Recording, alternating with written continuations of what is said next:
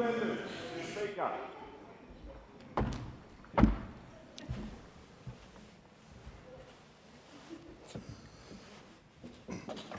I acknowledge the Ngunnawal and Ngambri peoples who are the traditional custodians of the Canberra area and pay respect to the elders past and present of all Australia's Indigenous peoples. Almighty God, we humbly beseech thee to vouchsafe thy blessing upon this Parliament. Direct and prosper our deliberations to the advancement of thy glory and the true welfare of the people of Australia. Our Father, who art in heaven, hallowed be thy name. Thy kingdom come, thy will be done in earth as it is in heaven. Give us this day our daily bread, and forgive us our trespasses, as we forgive them that trespass against us. And lead us not into temptation, but deliver us from evil. For thine is the kingdom, and the power, and the glory, for ever and ever. Amen.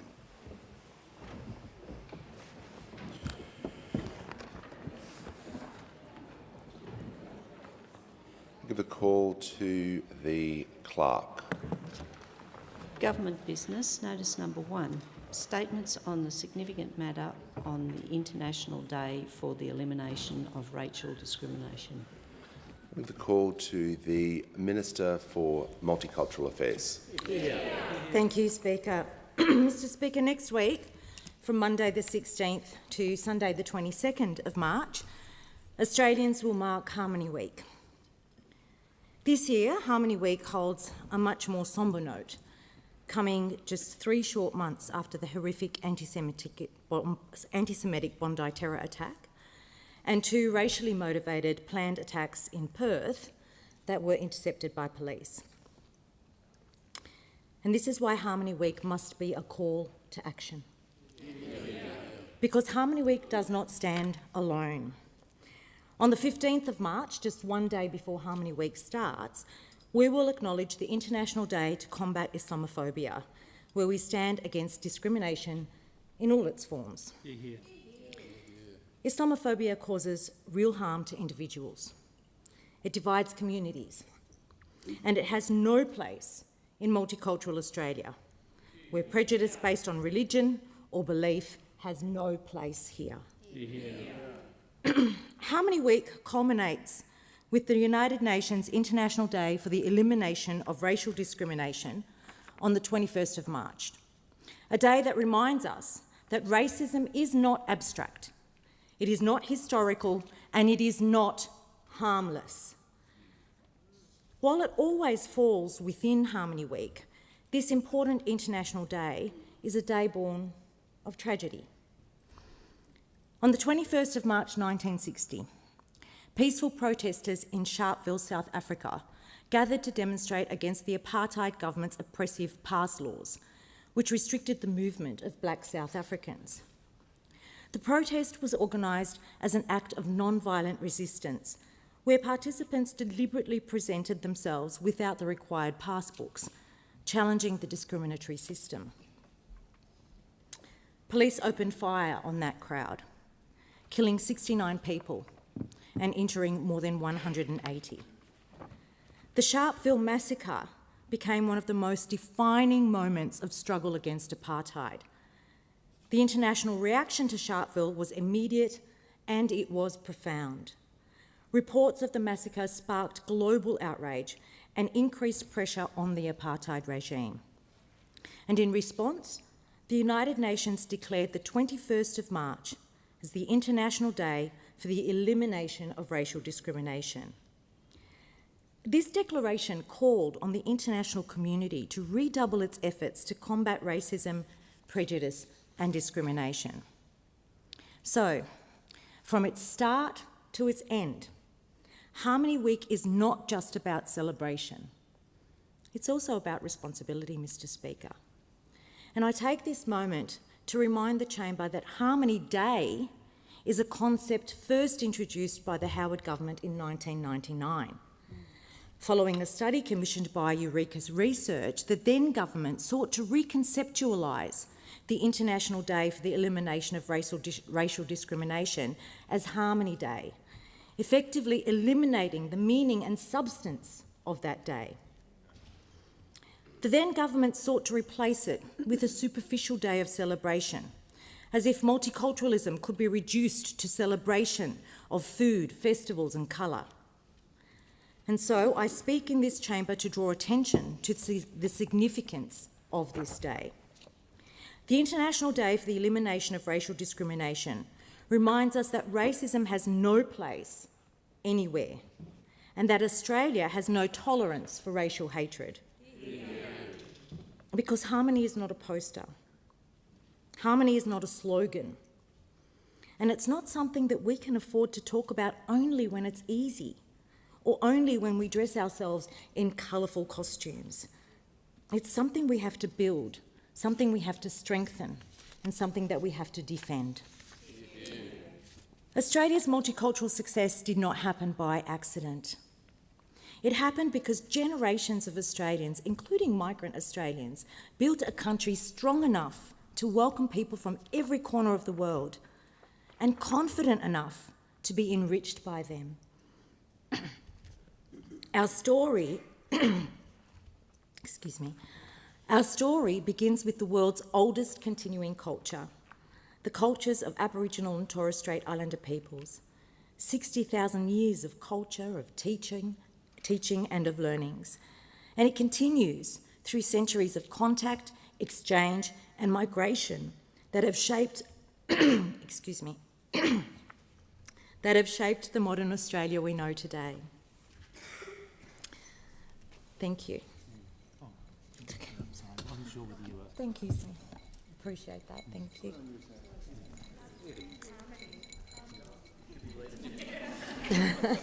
Yes, a perfect example of harmony. I appreciate that from the member opposite.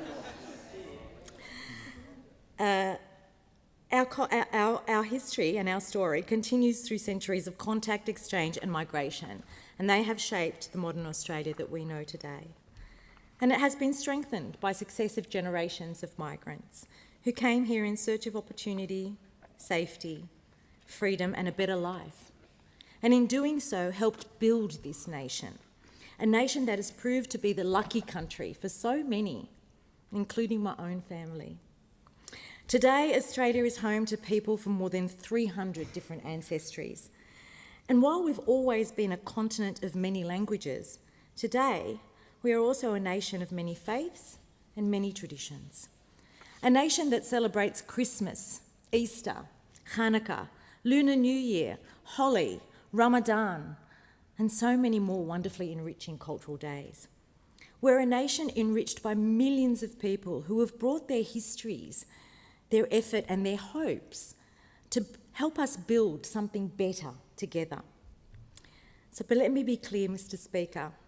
People who have chosen to come to Australia are here because they want to embrace our democratic values and share in our way of life. A fair go, mutual respect and equal opportunity, regardless of gender, circumstance or where you come from. That is what a modern multicultural Australia represents. Not a loss of identity, not a weakening of values, but shared values, shared responsibility and shared belonging. I know this personally. I said in my first speech in this place that it is not the circumstances of my birth that define me. I said that I was not born in Australia, but I am surely born of her. Like so many Australians, my story is shaped by opportunity and by belonging. I know what it means to be given the chance to build a life in this country, to be part of a nation that is strengthened, not threatened, by diversity. And this sense of belonging is central to a socially cohesive community where every Australian feels that they can participate fully in our shared civic life. And this matters. It matters because our social cohesion is not abstract. It's what allows neighbours to trust one another, children to feel safe at school, people of different backgrounds and faiths to live together with mutual respect. It's what makes our diverse nation not just possible, but strong. And when our social cohesion is put in jeopardy, we must defend it, not just with words, but with practical actions. The Albanese Labor government is supporting communities to build connection and to build resilience at the local level. We're strengthening the organisations that do that important work of bringing people together. We're investing in initiatives that promote inclusion, belonging and mutual respect. Because building harmony requires more than goodwill and more than just motherhood statements. It requires work, real, serious, ongoing work. It requires governments to lead, institutions to act, and communities to be supported. And in Australia, mutual respect is not optional. Let me be equally clear about this.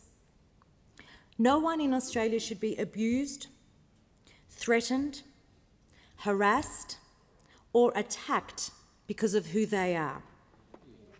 No one should be made to feel like they have to hide their identity to stay safe. No one should be told they are not a real Australian because of the colour of the skin, the clothes they wear, their accent or their heritage. No one should have to second guess wearing a cross, a kippah, a hijab, a turban or speaking their language in public. No one should be forced to carry the burden of proving that they belong. Racism is not just a personal offence. It's a direct attack on the values that hold this country together. History teaches us that racism does not stay contained. It starts with exclusion and suspicion, with language that diminishes people's humanity, with the idea that some Australians, are somehow the lesser, less entitled to dignity, less entitled to safety, less entitled to respect than others. And when that thinking is left unanswered, it corrodes the social fabric, it undermines trust and legitimises hatred. And as we have seen, it can lead to violence. That's, Mr. Speaker, that's why we can't be complacent. That's why we can't wave racism away as if it's somebody else's problem.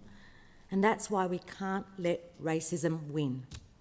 Because multiculturalism is not self-sustaining. Social cohesion is not guaranteed. And respect cannot be taken for granted. These things must be nurtured. They must be defended. And they must be renewed by each generation. So on this Harmony Week, let us all say clearly, we will celebrate our diversity. Yeah? But we'll also defend it. We'll honour difference, but we will reject division. We will back belonging with action, and we will continue the work of building an Australia where every person from every background can live with dignity, with safety and with respect. That's the kind of Australia I know. That's the kind of Australia that Australians deserve. And that's the kind of country that this Albanese government is determined to continue to build.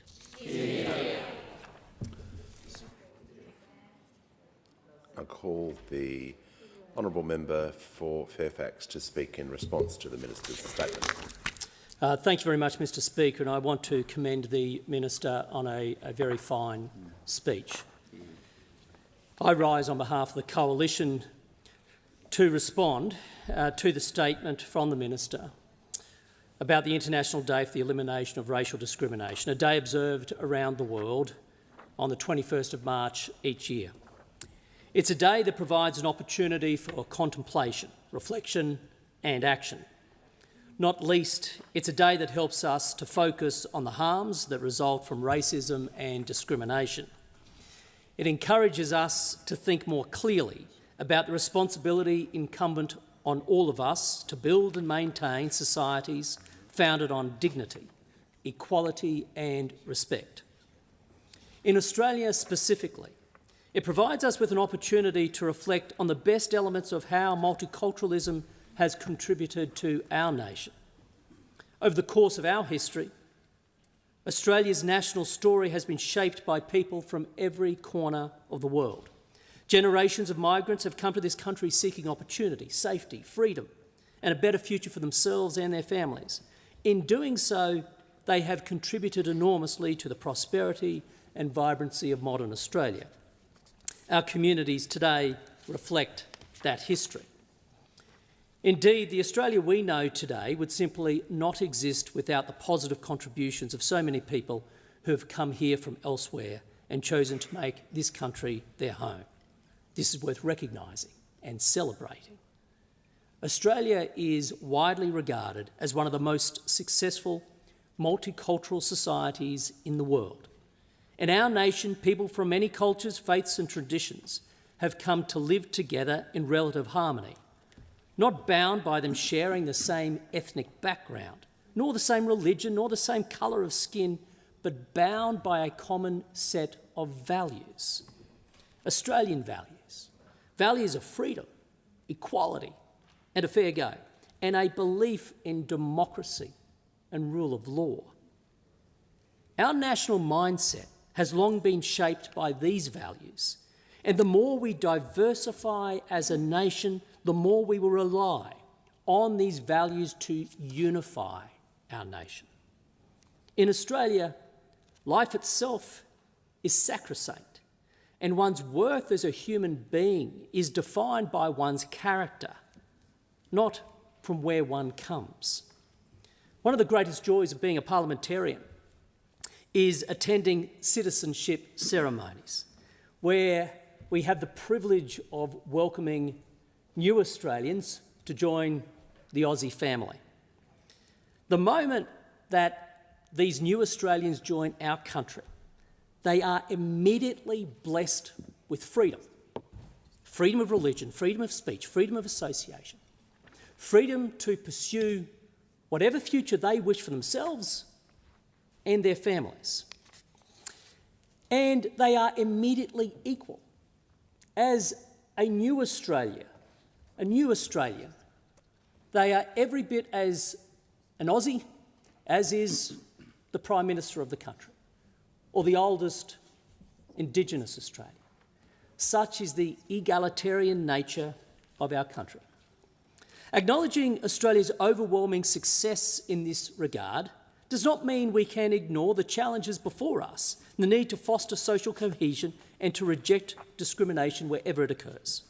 In recent years, we have regrettably witnessed a series of events that have concerned all reasonable and fair-minded Australians. I refer here in particular to the disturbing increase in anti-Semitism, the hateful rhetoric, harassment and attacks directed at Jewish Australians and Jewish institutions. The Bondi massacre of the 14th of December last year, now nearly 3 months ago, was the worst terrorist attack on Australian soil and one of our darkest moments. It represented a continuation of a shameful pattern of abuse and hostility towards Australians of Jewish faith, with synagogues and businesses firebombed, homes vandalised, schools targeted, and appalling behaviour on university campuses, in the arts sector and elsewhere. At public rallies, we have heard calls to globalise the Intifada, a call which is being used to incite violence and terrorism against Jews. Australia's Jewish community has been subjected to horrifying vilification, intimidation and abuse, despite their extraordinary contribution to Australia's intellectual, cultural, economic and civic life. They are an integral part of our Australian community. And on a personal level, I'm proud to call many Jewish Australians my friends. No Australian should ever be made to feel unsafe because of their faith, their heritage or the community to which they belong. An attack on any one Australian on such grounds is an attack on all Australians, and by extension an attack on the Australian values which should unite us. Prejudice and hatred, if left unchecked, will corrode the social bonds and mutual respect that allow a diverse country like ours to flourish. The fight against racism requires moral clarity. We cannot be selective We cannot condemn hatred in one context while ignoring it in another, or speak loudly about discrimination against some groups while remaining silent when it targets others. Racial discrimination must be confronted in all its forms. A lesson I have learnt in recent years is the importance of meaningful debate about these issues. Too often, complex issues are reduced to slogans, chants, or media campaigns. But serious prejudice and discrimination cannot be satisfactorily addressed in these ways. It requires a deeper understanding of history, culture, and values that allow diverse societies to live together in peace. We must get better at agreeing to disagree without ourselves becoming disagreeable. Australia's success as a multicultural nation has not been derived from performative, partisan outrage and activism. It has come from a deep commitment to shared civic values: freedom, equality, a fair go, respect for the rule of law, respect for life and the lives of others. These values provide the framework within which our diversity can be our strength and not our weakness. For these values allow people of different backgrounds to live alongside one another peacefully while contributing confidently and positively to the greatest country in the world, and one that can become even greater still. Over our history, we have seen countless examples of Australians coming together. We have seen it in schools, where children from different cultural and racial backgrounds play together, learn together, and bond together. We have seen it in workplaces, where people from different backgrounds collaborate together. They create and they innovate, not despite their differences, but because of their differences. We have seen it in community groups and sporting clubs, where people from different cultural backgrounds come together and they work or they play on the same team. We have seen it in the success of migrant families who have arrived with little to their name other than the steely and clear-eyed determination they hold, before they then proceed to build families, businesses, careers, and along the way earn the respect of their fellow Australians. And so we look ahead to the International Day for the Elimination of Racial Discrimination. And as we do, let us reflect not only on the importance of confronting prejudice wherever it appears, but on the remarkable success of Australia, not because we fluked it, but because we've worked on it. We've worked on our social cohesion. Our diversity can be our unity. Diversity and unity must coexist. And that can only happen if we continue to anchor to a common set of values, of freedom, of equality, and of a fair go. Thank you, Speaker. Give the call to the Minister. Thank you, Speaker. I move that further statements on the International Day for the Elimination of Racial Discrimination be permitted in the Federation Chamber. I'll put the question. Those opinions say aye. Against no. I think the ayes have it. Call the clerk. Government business, notice number 2. Statements on the significant matter of the Royal Commission into the Robodebt scheme. Call to the Attorney-General.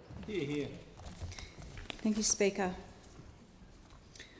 On the 7th of July 2023, when then Commissioner Catherine Holmes ACSC handed the final report of the Royal Commission into the Robodebt scheme to the former Governor-General, she noted there was an additional chapter of the report which recommended the referral of certain individuals for civil action or criminal prosecution.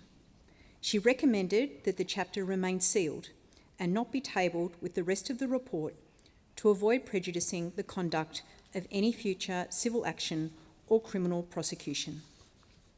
Yesterday, the National Anti-Corruption Commission published its report of the corruption investigation into the 6 persons referred to it by the Royal Commission. Deputy Commissioner Kylie Kilgore, who led the National Anti-Corruption Commission investigation into the referrals, informed me that she does not consider there is any risk to NAC processes from tabling the sealed chapter now that the investigation is complete. The Albanese government is committed to integrity, honesty and accountability in government. It is why we established the Royal Commission into the Robodebt scheme. It is why we established the National Anti-Corruption Commission. And it is why I am tabling the sealed chapter of the report today. In tabling this chapter, I can confirm that individuals referred to the National Anti-Corruption Commission, Australian Public Service Commission and the Australian Federal Police have had their matters dealt with.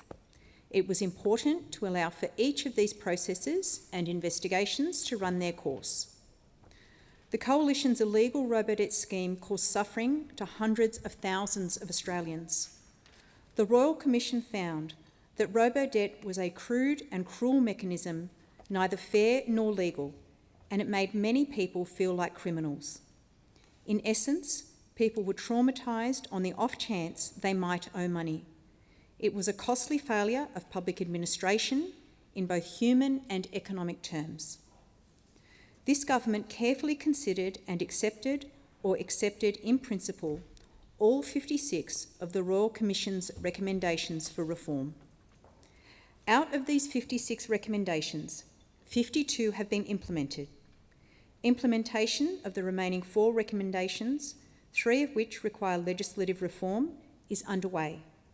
I am encouraged by the positive findings in the National Anti-Corruption Commission report about the reforms progressed in response to the Royal Commission.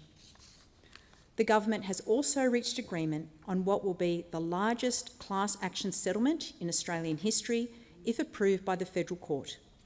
This would see the Commonwealth pay $475 million as compensation for the harms caused by the Robodebt scheme. I acknowledge the many thousands of Australians who are affected by the unlawful Robodebt scheme. The illegal Robodebt scheme was a betrayal of everyday Australians, resulting in human tragedy and untold misery. The Royal Commission was clear in its findings, and we must work to ensure this can never occur again. To those who shared their experiences with the Royal Commission and who campaigned tirelessly to raise the alarm bells about the Robodebt scheme, thank you. The government acknowledges the serious effects the Robodebt scheme had on those affected and their families.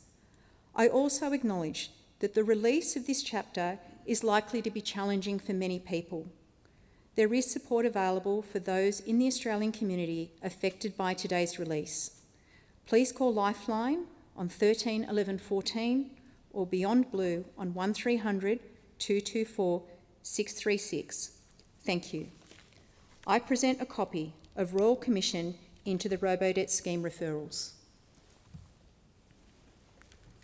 I give the call to the Honourable Member for Barrow to speak in response to the Minister's statement. Thank you, Mr Speaker. I rise to speak on this matter of significance regarding the findings of the National Anti-Corruption Commission and the Robodebt Royal Commission. Let me start by saying that the Coalition has apologised for Robodebt and repeated this apology in the Parliament when the Royal Commission's report was released, and let me repeat that apology again today. The Coalition acknowledges the National Anti-Corruption Commission's report into the investigation of 6 people referred to it by the Royal Commission into the Robodebt scheme. We note that the NAC made findings of corrupt conduct against 2 of those 6 people, being Australian public servants. We note that no adverse findings were made against former ministers. The Coalition cancelled Robodebt and ensured that those affected received a refund or had their debts zeroed. We're committed to a strong and effective public service that provides frank and fearless advice to government. It's worthwhile reading from the Commission's determination in relation to Operation Myrtleford, which was the NAC investigation report released yesterday into the referrals made by the Robodebt Royal Commission. This is from paragraphs 1306 to 1309 of the Operation Myrtleford report. With respect to the referral made by the Royal Commission in relation to Ms Halbert, I'm satisfied that Ms Halbert did not engage in corrupt conduct. With respect to the referral made by the Royal Commission in relation to Ms Mussolino, I'm satisfied that Ms Mussolino did not engage in corrupt conduct. With respect to the referral made by the Royal Commission in relation to Ms Campbell, I'm satisfied that Ms Campbell did not engage in corrupt conduct. And with respect to the referral made by the Royal Commission in relation to Mr Morrison, I'm satisfied that Mr Morrison did not engage in corrupt conduct. This is an important suite of findings. It deserves to be recorded in our Hansard and in our public records. Let me also read into the Hansard the statement of former Prime Minister Scott Morrison, which deserves to be on the public record. It states as follows: Statement regarding NAC rejection of Robodebt Royal Commission findings regarding Morrison conduct, 11 March 2026. I welcome the findings of the investigation report of Operation Myrtleford conducted by the NAC that rejects key findings of the Robodebt Royal Commission into my conduct. Specifically, the NAC investigation found that I did not engage in corrupt conduct in relation to the Robodebt scheme. Furthermore, the findings of the NAC, 1, clear me of the allegation that I misled Cabinet as to the true nature of the proposed measure and its unlawfulness as alleged by the Royal Commission, and 2, demonstrate that my evidence was not untrue as regards to the long-standing practice of income averaging. As noted in the investigation report, the facts disclosed by evidence given in the NAC's investigation presented a different complexion to that during the Royal Commission. The evidence in the NAC's investigation is that there was also a long-standing practice of applying averaging as a last resort, where after thorough examination the compliance officer was unable to find sufficient information to make an informed assessment. In her concluding statement, Deputy Commissioner Kilgore found as follows: I do not accept that Mr Morrison should have realised that the NPP was misleading, and accordingly I do not consider that his failure to detect the NPP was misleading was in breach of any personal obligation of honesty or good faith. Like other ministers, Mr Morrison was expected to rely on the advice of his department and on the NPP and the Finance Green Brief, and he did so. His failure to detect that the NPP was misleading was caused by the failure of DHS and DSS, particularly of DSS, to advise him and other concerned ministers that legislative amendment was required and to ensure that the need for legislative amendment was noted in the checklist. A thorough reading of the report also reveals that the Robodebt scheme proposal was not conceived or originated by myself but by my departmental officials. As Minister, I had no involvement in the administration of the Robodebt scheme as it commenced implementation after I'd left the relevant portfolio, and a safeguard measure was included in the original submission taken to Cabinet to conduct a pilot program to identify any potential adverse implementation issues prior to its commencement. The findings of the NAC investigation have rightly rejected the false political narrative, inferences and perceptions created and promoted by the Labor government regarding my conduct and involvement in the Robodebt scheme. The NAC came to very different conclusions to the Royal Commission in relation to my conduct. The NAC findings therefore validate my previous rejection of the conclusions made by the Royal Commission into my conduct on this matter. That said, there were significant failures that occurred in Robodebt. Once again, I express my deepest sympathy to all those who are adversely impacted by the Robodebt scheme. However, as the NAC found during my time as Minister, these failures were the result of department officials not providing accurate advice to their ministers. The NAC has rightly concluded that ministers must be able to rely on the accuracy of the advice provided by their departments, especially on matters... Expired. Speaker, may I seek an extension of time to finish reading Mr Morrison's statement?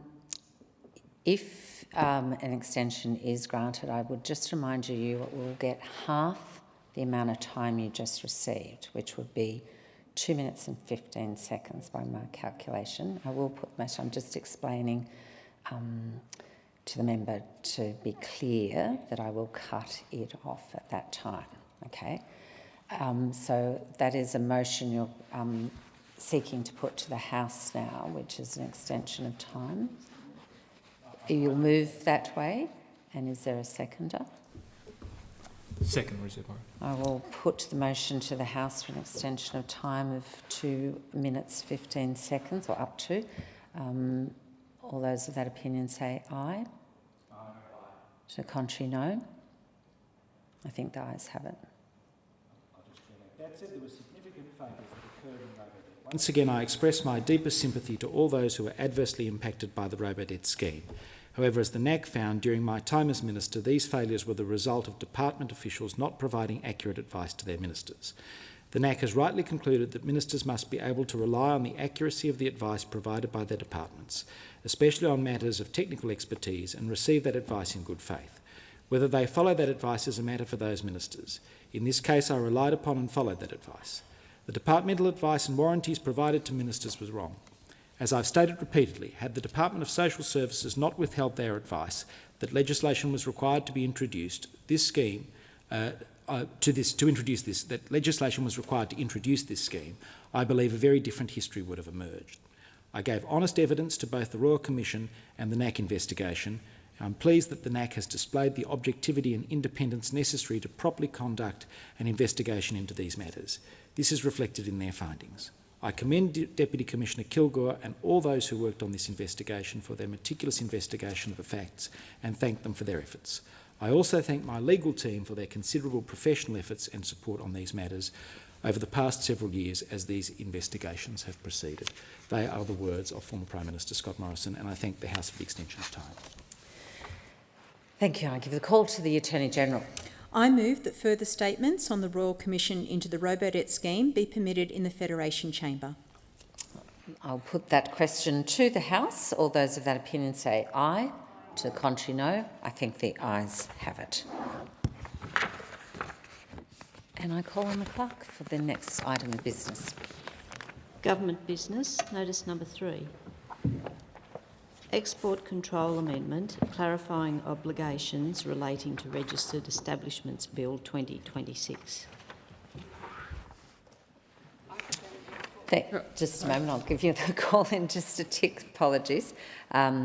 I do give the call to the Minister. Thank you, Deputy Speaker. I present the Export Control Amendment clarifying obligations relating to Registered Establishments Bill 2026 in the explanatory memorandum. Thank you, Clerk.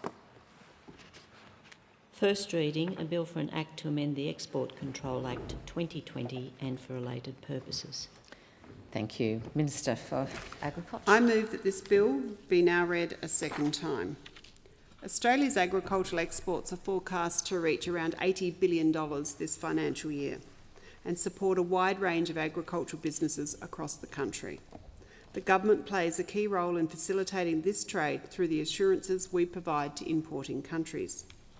Our regulatory system demonstrates the high standard of Australian agricultural goods, and our government-to-government communications assure importing countries that their requirements are being met. These requirements are ever evolving, and our regulatory approach needs to adapt accordingly. The Australian Government is conducting an export assurance reform project that will strengthen the regulatory oversight of goods including wool, honey, pet food, skins and hides, rendered goods, pharmaceuticals, food and beverages, stock feed and feed additives.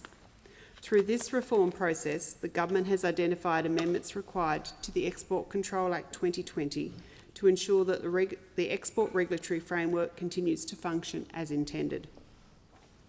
Many places where goods are processed and prepared for export are regulated as registered establishments under the Act. In these cases, the Act stipulates that all operations for prescribed goods at the establishment must be included in the registration. This includes operations that do not otherwise require registration, creating excessive regulatory burden for Australian businesses. This bill will remove the burden by enabling occupiers of registered establishments to conduct these operations without contravening the Act. The new provisions would ensure that only operators who carry out export operations that are not covered by their registration but should be are penalised. This would align penalty provisions across the Act and its rules. Without this amendment, export operations across some of Australia's key agricultural industries could be forced to complete extensive processes to register operations that do not, in themselves, justify registration. This bill will remove all that red tape for industry and increase government efficiency. The bill also broadens the scope of what documents the government can issue under the Act to support trade. This addresses a growing gap where documents that our trading partners require are not catered for under our legislation.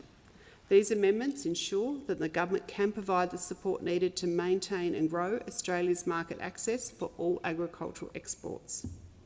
The bill underpins the government's commitment to support the growth of Australia's agriculture sector by increasing the efficiency and effectiveness of our export regulatory system and paving the way for broader reform across a range of commodities.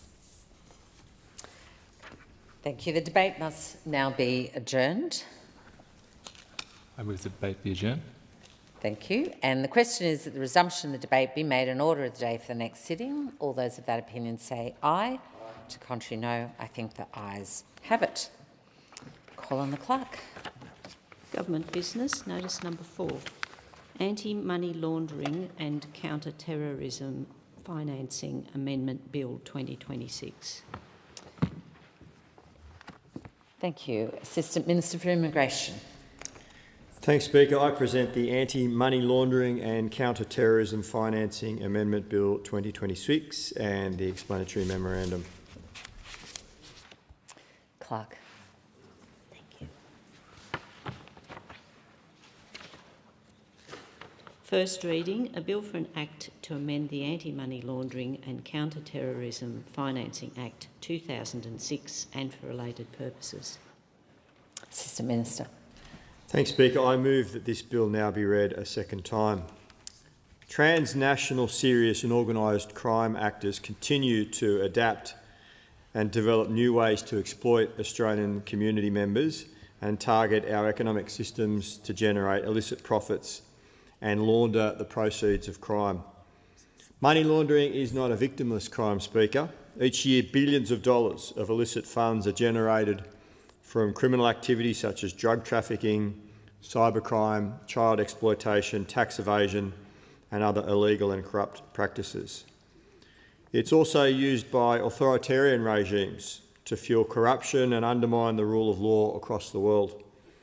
AUSTRAC has observed that crypto ATMs are one of these new mechanisms, linked from everything to money laundering, to scams and fraud, to illicit substances, to child exploitation. When AUSTRAC looked at the top 90 most prolific users of these ATMs in 2024, it found that 85% of these users were either scam victims or money mules who had been tricked or coerced into moving money. While not everyone that uses these ATMs are linked to illicit activity, the observations of our law enforcement agencies is that, unfortunately, a substantive amount of their use contributes to criminal gain. The Anti-Money Laundering and Counter-Terrorism Financing Amendment Bill 2026 responds to crypto ATMs and the broader modern financial crime environment, which facilitates serious crimes and harms both Australia's financial systems and the community. Schedule 1 of this bill, Speaker, will introduce a new framework in the Anti-Money Laundering and Counter-Terrorism Financing Act 2006 to empower the AUSTRAC CEO to restrict or prohibit businesses regulated under the Anti-Money Laundering and Counter-Terrorism Financing regime from using a high-risk product, service, delivery channel or thing to protect the Australian community. Speaker, this implements a commitment made by the Home Affairs Minister at the National Press Club on the 16th of October 2025 to combat the significant harms being caused by organised crime and scams across the country. The Australian Institute of Criminology estimates that serious and organised crime cost Australia up to $82.3 billion in 2023-24. causing misery and financial hardship for victims. The illicit profits are also reinvested in further serious crimes that cause untold harm to the Australian community and our region. The emergence of new technologies in recent years have presented great opportunity for the economy and the community. However, these same opportunities can be exploited by criminal actors. We've seen criminal groups exploiting high-risk mechanisms, coerce everyday people to move and launder money from scams and illicit drug sales. For example, cryptocurrency ATMs are often exploited by criminal coercing individuals to exchange money for virtual assets. These high-risk mechanisms are used because they make it harder for our law enforcement and intelligence agencies like AUSTRAC to trace the movement of that money. To ensure the new power is appropriately targeted, the AUSTRAC CEO must be satisfied of the significant harm of the high-risk mechanism before exercising the power, and that a restriction or prohibition is necessary in the public interest. The new power is intended to support AUSTRAC's flexible, risk-based response to emerging and evolving money laundering and terrorism financing risks, while still allowing reporting entities to use innovative technologies and business models. Schedule 2 of the bill will make technical amendments to the meaning of financing of terrorism in Section 5 of the Anti-Money Laundering and Counter-Terrorism Financing Act to reference new offences introduced into the Criminal Code for financing a state sponsor of terrorism. This definition will also be updated to reflect developments in Australian sanctions laws on terrorism financing, including by allowing new sanctions offences to be prescribed in the future. These amendments will also ensure Australia unequivocally meets its commitments as a member of the Financial Action Task Force, the global anti-money laundering and terrorism financing watchdog. Schedule 3 of the bill, Speaker, contains technical amendments to the Anti-Money Laundering and Counter-Terrorism Financing Act that were identified through the implementation of the significant reforms enacted by this government through the Anti-Money Laundering and Counter-Terrorism Financing Amendment Act in 2024. The 2024 reforms were a critical and long overdue step in Australia's compliance with international standards and ensuring that we do not become an international backdoor for illicit funds. The technical amendments will make compliance easier for Australian businesses who have obligations under these laws while still delivering strong anti-money laundering outcomes.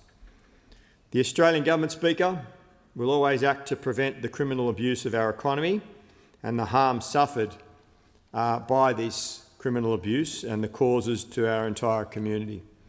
For those who think crypto ATMs provide a new loophole to turn cash into crypto and evade law enforcement, know this: we will close those loopholes. We will track you down. You are in our sights. I commend the bill to the House. The debate must now be adjourned. Member for Groom. I move that the debate be adjourned. So the question is that the resumption of the debate be made in order of the day for the next sitting. All those of that opinion say aye. To the contrary, no. I think the ayes have it. Give the call to the member for Bennelong. Thank you, Deputy Speaker. On behalf of the Parliamentary Joint Committee on Intelligence and Security, I present the following reports. Review of the listing of the Islamic Revolutionary Guard Corps as a state sponsor of terrorism under the Criminal Code, and an advisory report on the Royal Commission's legislation amendment, Protections for Providing Information Bill 2026, incorporating a dissenting report. And I ask leave of the House to make a short statement in connection with these reports. Thank you. Is leave granted? Leave's granted. Member for Bennelong. Deputy Speaker, on behalf of the Parliamentary Joint Committee on Intelligence and Security, I present two reports. Firstly, the review on the listing of the Islamic Revolutionary Guard Corps, or the IRGC, as a state sponsor of terrorism under the Criminal Code. The committee supports the continued listing of the IRGC as a state sponsor of terrorism. The committee is satisfied that the appropriate process has been followed and that the Islamic Revolutionary Guard Corps meets the definition of a state sponsor of terrorism. Specifically, the committee concurs that the IRGC is a foreign state entity which has directly or indirectly engaged in, prepared, planned, assisted in, or fostered the doing of a terrorist act that was targeted at Australia. Lastly, Speaker, the committee stands with the Australian-Iranian community in this time of considerable distress, uncertainty, but also hope. Throughout this important review, Deputy Speaker, the committee received more than 180 submissions and held a public hearing with a wide range of organisations representing the Australian-Iranian community. The overwhelming majority of submissions and evidence strongly supported the IRGC's continued terrorist listing. On behalf of the committee, I extend my thanks to all those who participated in this review. Deputy Speaker, we heard some harrowing evidence from people with lived and shared experiences of the IRGC's reign of terror. I thank those who shared personal experiences of suffering. This would not have been easy. The committee recognises the courage and convictions of these individuals who have willingly contributed to our democratic and parliamentary process and spoken out against the repressive activities of the IRGC despite clear and potential risks to their own personal safety. The committee considers that the IRGC's demonstrated willingness to engage in violence, intimidation and transnational repression, including against Australian targets, meets and exceeds the threshold intended by the Parliament when establishing the State Sponsor of Terrorism framework. The listing strengthens Australia's ability to disrupt and deter IRGC-linked activity within Australia, including financing, facilitation and intimidation. It also sends a clear signal that hostile, state-directed activity targeting Australian communities will not be tolerated. The listing makes support of the IRGC illegal in various ways, and the committee calls on the Australian-Iranian community and the wider community to be vigilant and report any intelligence they hold to the Australian Federal Police's 24-hour national security hotline on 1800 123 400. Overall, Deputy Speaker, the committee supports the listing of the IRGC as a state sponsor of terrorism under the Criminal Code and finds no reason to disallow the legislative instrument. The committee also makes 3 recommendations directed at ensuring the listing is appropriately implemented in practice, including an important recommendation to promote proactive engagement from government with the Australian-Iranian community, including in languages other than English where required, to encourage and report back on information sharing. The second report I present, Deputy Speaker, is the advisory report on the Royal Commission's legislation amendment, Protections for Providing Information Bill 2026. This bill proposes changes to the Royal Commission's Act 1902 and the Criminal Code Act 1995 to establish a framework for the provision of intelligence or operationally sensitive information to a prescribed Royal Commission. The bill will provide immunity from secrecy provisions where a person provides information as long as the provision of information is consistent with an arrangement entered into between a Commissioner of the Royal Commission and the Commonwealth or the heads of the relevant Australian intelligence entities. The current Royal Commission on Anti-Semitism and Social Cohesion responds to the shootings at Bondi Beach in December, which is now considered to be the worst terrorist attack ever to have taken place on Australian soil. The Royal Commission's work is both urgent and important. While secrecy provisions are an important part of the national security legislative framework, the committee is concerned that the work of the Royal Commission and potentially other future Royal Commissions is currently impeded. For Royal Commissions to be effective, witnesses need to know that they are protected from breaching secrecy provisions when they provide information. The committee considers that the proposed amendments appropriately balance the strong public interest in Royal Commissions having unimpeded access to information and those providing that information from being protected from prosecution, with the equally important public interest in ensuring intelligence and operationally sensitive information is protected from public disclosure. The report recommends that the bill be passed as soon as possible by the Parliament. Deputy Speaker, I commend both reports to the House. Thank you. I call on the clerk for the next item of business. Government business, notice number 5. In relation to the Commonwealth Scientific and Industrial Research Organisation Black Mountain Greenhouse Redevelopment Approval of Work. And I give the call to the Assistant Minister for Productivity, Competition, Charities and Treasury.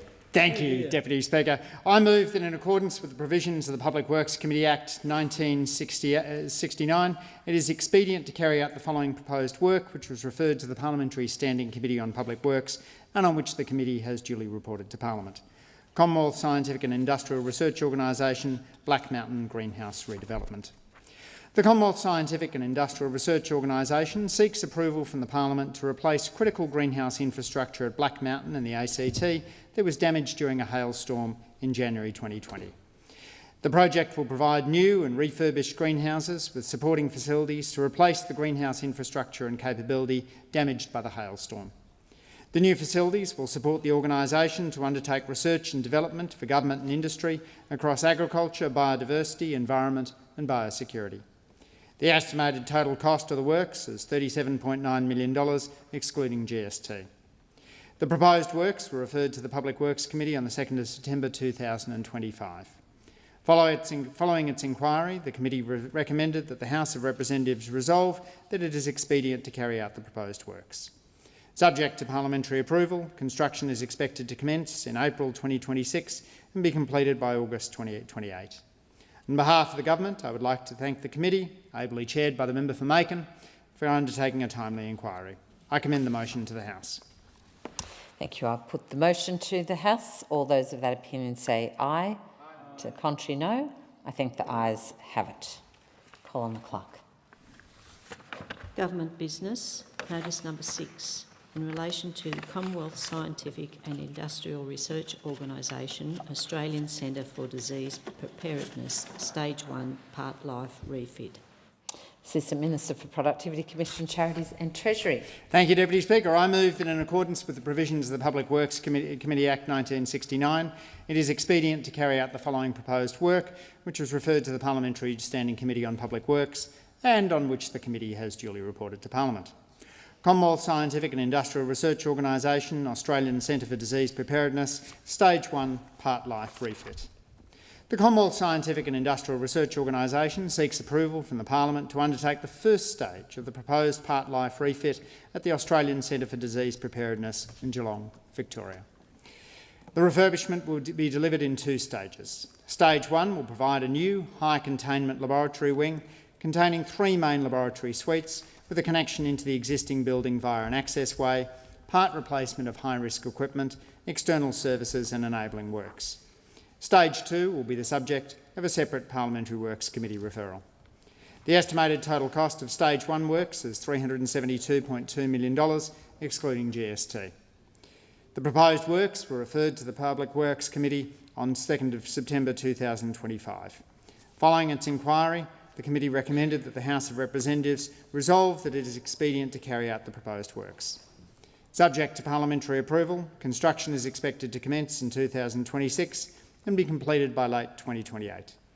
On behalf of the government, I would like to thank the committee, ably chaired by the member for Macon, for undertaking a timely inquiry. I commend the motion to the House. I'll put the motion to the House. All those of that opinion say aye. To the contrary, no. I think the ayes have it. You can call on the clerk. Government business, notice number 7. Australian Taxation Office proposed fit-out of leased premises levels 5 to 10, 152 Wharf Street, Brisbane. Assistant Minister for Productivity, Competition, Charities and Treasury. Thank you, Deputy Speaker. I move that in accordance with the provisions of the Public Works Committee Act 1969, it is expedient to carry out the following proposed work, which was referred to the Parliamentary Standing Committee on Public Works and on which the committee has duly reported to Parliament. Australian Taxation Office proposed fit-out of leased premises levels 5 to 10, 152 Wharf Street, Brisbane. The ATO seeks approval from the Parliament to fit out levels 5 to 10 of their existing leased premises at the Wharf Street, Brisbane site. The estimated total cost of the works is $29.2 million, excluding GST. The proposed works were referred to the Public Works Committee on the 2nd of September 2025. Following its inquiry, the committee recommended that the House of Representatives resolve that it is expedient to carry out the proposed works. Subject to parliamentary approval, work will commence in June 2026 for practical completion in November 2026. The committee also recommended that the ATO continue to enhance and refine their change management practices, ensuring that it incorporate robust staff consultation procedures for the design and delivery stages of proposed works to effectively capture all affected staff. The ATO has accepted this recommendation and advised that the committee's recommendation will be reflected in subsequent ATO Public Works proposals that are referred to the committee. On behalf of the government, I would like to thank the committee, ably chaired by the member for Macon, for undertaking a timely inquiry. I commend the motion to the House. I'll put the question. All those that appear to say aye. To the contrary, no. I think the ayes have it, and I call on the clerk. Government business, notice number 8. Services Australia proposed fit-out of leased premises at 90 Crown Street, Wollongong, New South Wales. Approval of work. Call on the Assistant Minister for Productivity, Commission, Charities and Treasury. Thank you, Deputy Speaker. We're halfway there.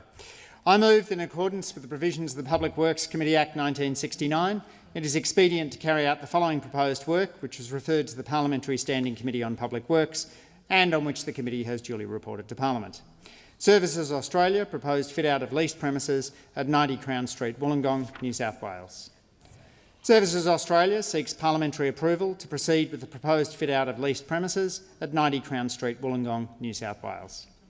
The works seek to provide fit-for-purpose office space and consolidate the non-customer-facing staff in the Illawarra region into one site by 2027. The estimated total cost of the proposed works is $22.34 million, excluding GST. The project was referred to the Public Works Committee on the 2nd of September 2025. Following its inquiry, the committee recommended that the House of Representatives resolve that it is expedient to carry out the proposed works. Subject to parliamentary approval, construction is expected to commence in March 2026 and be completed by February 2027. On behalf of the government, I would like to thank the committee, ably chaired by the member for Macon, for undertaking a timely inquiry. I commend the motion to the House. I'll put the question. All those in favour say aye. Aye. Against? The ayes have it. And I call the clerk. Government business, notice number 9. Attorney General's Department proposed fit-out of existing leased premises at 3 to 5 National Circuit, Barton, Australian Capital Territory. Approval of work. Calling Assistant Minister. I move that in accordance with the provisions of the Public Works Committee Act 1969, it is expedient to carry out the following proposed work, which was referred to the Parliamentary Standing Committee on Public Works and on which the committee has duly reported to Parliament. Attorney General's Department proposed fit-out of existing leased premises at 3 to 5 National Circuit, Barton, Australian Capital Territory. The Attorney General's Department seeks approval from the Parliament to fit out existing leased premises at 3 to 5 National Circuit, Barton, ACT. The project will enable the Department to consolidate from 3 buildings into 1 building in Canberra and reduce its leased space in Canberra by 6,817 square metres, or by 26%. The estimated total cost of the proposed works is $39.93 million, excluding GST. The project was referred to the Public Works Committee on the 8th of October 2025, and following an inquiry, the committee recommended that the House of Representatives resolve that it is expedient to carry out the proposed works. Subject to parliamentary approval, construction is expected to commence in June 2026 and be completed by December 2027. The committee also recommended that the department exercise its 2 lease renewal options at the expiration of its current lease on 3 to 5 National Circuit in 2036 to maximise value for money to the Commonwealth of the proposed works unless significant considerations prevent such an extension. The department has noted this recommendation and advised that it will consider exercising lease renewal options in the context of planning for the 2036 expiry of the department's current lease. On behalf of the government, I would like to thank the committee, ably chaired by the member for Macon, for undertaking a timely inquiry. I commend the motion to the House. I'll put the question. All those in favour say aye. Aye. Against? The ayes have it. Call the clerk. Government business, notice number 10. Department of Home Affairs, Yungar Hill Immigration Detention Centre, Hawke Compound Redevelopment. Approval of work. I call the Assistant Minister. Thank you, Deputy Speaker. I move that in accordance with the provisions of the Public Works Committee Act 1969, it is expedient to carry out the following proposed work, which was referred to the Parliamentary Standing Committee on Public Works and on which the committee has duly reported to Parliament. Department of Home Affairs, Yungar Hill Immigration Detention Centre, Hawke Compound Redevelopment.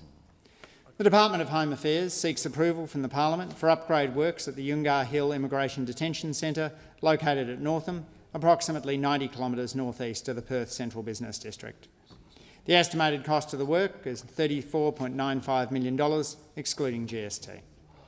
The project was referred to the Public Works Committee on the 2nd of September 2025, and following its inquiry, the committee recommended that the House of Representatives resolve that it is expedient to carry out the proposed works. Subject to parliamentary approval, construction is expected to commence in mid-2026 and be completed by March 2027. The committee also recommended that the department ensures that current staff involved in the day-to-day operations of the Yungar Hill Immigration Detention Centre are consulted on the proposed works and provided an opportunity to provide feedback on the proposed design. The committee further recommended that the department include a full accounting of its staff consultation processes for the proposed works in the post-implementation report of the project. The department has advised that it notes the committee's recommendations and will provide full information about the staff consultation processes for the proposed works in the post-implementation report of the project. On behalf of the government, I would like to thank the committee, ably chaired by the member for Macon, for undertaking a timely inquiry and for the committee's consistent focus on the inclusion of the voice of public servants in Public Works Committee approvals. I commend the motion to the House. I'll put the question. Those in favour say aye. Aye. Against? The ayes have it. Call clerk. Sorry.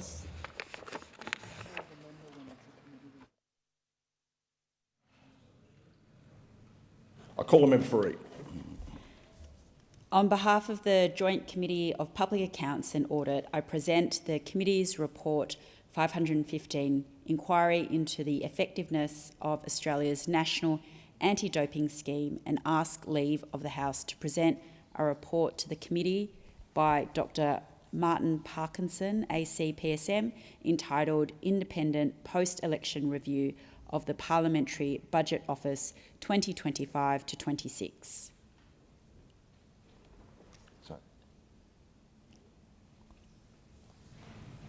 Yes. Is leave granted? Granted. Call the member for Reid. I present the Independent Post-Election Review of the Parliamentary Budget Office 2025 to 26, and I ask leave of the House to make a short statement in connection with the reports. Is leave granted? Leave is granted. On the independent review of the Parliamentary Budget Office, the Joint Committee of Public Accounts and Audit, in accordance with its legislative responsibilities, requested an independent post-election review of the Parliamentary Budget Office after the 2025 federal election. The review was conducted by Dr. Martin Parkinson, AC PSM, and examined the effectiveness and efficiency of the PBO, the appropriateness of its mandate, its resourcing and service demand levels, stakeholder feedback, and the impact of its work on public debates. The review makes it clear to the committee that 13 years after its establishment, the PBO continues to be a highly regarded institution in the public policy landscape, and its work is considered to be insightful and highly credible. The review concluded that the PBO's mandate continues to be appropriate and should remain unchanged, and that altering it could jeopardise the PBO's established credibility and strong working relationships. It identified opportunities to further strengthen engagement with parliamentarians, parliamentary parties and the broader public. The review made 23 recommendations across themes including enhancing credibility, improving transparency, strengthening the PBO's service offering and maximising its long-term impact. Together, the recommendations are intended to facilitate more efficient support to parliamentarians and to strengthen the ability of the PBO to continue delivering high-quality, credible support on all dimensions of its mandate going forward. The committee extends its appreciation to Dr. Parkinson and the PBO Review Secretariat for their work, and the committee will further consider the findings and recommendations as part of its ongoing oversight of the PBO. In relation to Report 515, Inquiry into the Effectiveness of Australia's National Anti-Doping Scheme, this inquiry of the JCPAA examined Sport Integrity Australia's management of Australia's National Anti-Doping Scheme. SIA is Australia's national and anti-doping organisation and holds the primary authority and responsibility to collect and test athlete samples and for detecting potential anti-doping rule violations. The Australian National Audit Office conducted an audit to assess the effectiveness of Sport Integrity Australia's management of the National Anti-Doping Scheme. Overall, it found that SIA's management of the scheme was partly effective. The inquiry evidence was consistent with the ANAO audit findings. The committees examined aspects of SIA's regulatory activities included SIA's approach to preventing, detecting and responding to anti-doping rule violations, its governance arrangements, its regulatory approach to managing Australia's anti-doping testing program, and the robustness of its investigative framework and quality assurance practices. During the inquiry, the committee was particularly concerned to find that SIA's approach to regulation, specifically in relation to sports that pay for their own anti-doping testing, is not consistently risk-based. SIA has chosen to administer the arrangements for these sports in a manner different from those who receive government-funded testing.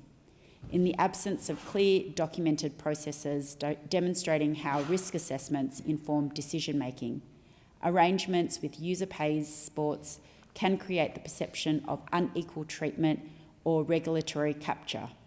The committee is not satisfied that SIA has demonstrated adequate controls to mitigate regulatory capture risks or ensure consistency in its regulatory activities. As to SIA's approach to investigations of potential anti-doping rule violations, critical to maintaining the integrity of Australia's anti-doping system, shortcomings were found in investigative practices, quality assurance processes, documentation, and adherence to procedures. The committee makes 3 recommendations in this report to SIA. First, SIA must prioritise the development and implementation of effectiveness and efficiency performance measures for its key regulatory activities in line with the Commonwealth Performance Framework. Secondly, that SIA establish, publish and actively communicate a formal policy of gifts and benefits to clearly set professional boundaries with the regulated population. And thirdly, that SIA require information from sports to include documented risk factors to strengthen transparency and support SIA to make risk-based and data-informed decisions. The committee acknowledges that SIA has undertaken a body of work in response to issues identified by the ANAO. However, as demonstrated throughout the audit and this inquiry, policies, procedures and documentation alone are not sufficient. The practical application of these controls and assurance that they are operating as intended is critical. I acknowledge the Chair, Deputy Chair and members of the committee for their considered contributions to this inquiry. I also thank the ANAO and SIA for their cooperation and the committee secretariat for its continued professionalism and support. I commend the report to the House. The member for Calare is seeking the call. Yes, Deputy Speaker. I move that so much of the standing and sessional orders be suspended as would prevent the following from occurring immediately. 1, the Stopping Wind Farms in State Forest Bill 2025 being called on. 2, debate on the second reading of the bill proceeding immediately for a period of no longer than 1 hour. And 3, any questions required to complete passage of the bill then being put without delay. Deputy Speaker, this bill requires the urgent attention of this House. In the last Parliament, I introduced a game-changing bill which would stop the building of wind farms in softwood pine plantations, which are state forests. I've brought it back again. I introduced this bill in the first place because the pain, the anguish and the anger that many of our local residents are feeling over wind farm proposals in these areas just continues. The pain is real and the anguish is real. And since bringing this bill to the House, the situation on the ground for our communities has not improved, and the House needs to hear it. The pain and the anguish has not gone away, and politicians of all persuasions have failed to act, and they've let our communities down. So I'm once again bringing this bill back to the House, and it needs to be passed into law. And I'm giving all members the opportunity to vote on it again. Now, Deputy Speaker, I'm not against renewable energy, and neither are our communities. But what our communities are crying out for is reasonable and common sense balance. I've attended many community meetings and consultations over these proposals, and what residents are experiencing is really concerning. And I have to tell you that bogus consultation is a major feature of these wind farm companies moving into our area. It's fly-in, fly-out, ticker-box consultation from developers without meaningful engagement and genuine dialogue. And this has been a feature of our residents' experiences. These developers fly into our communities, and then this elaborate charade of consultation commences. And what they do, these companies, is they assiduously tally up all of the contacts with community members so that this can appear in documents to support their development approvals.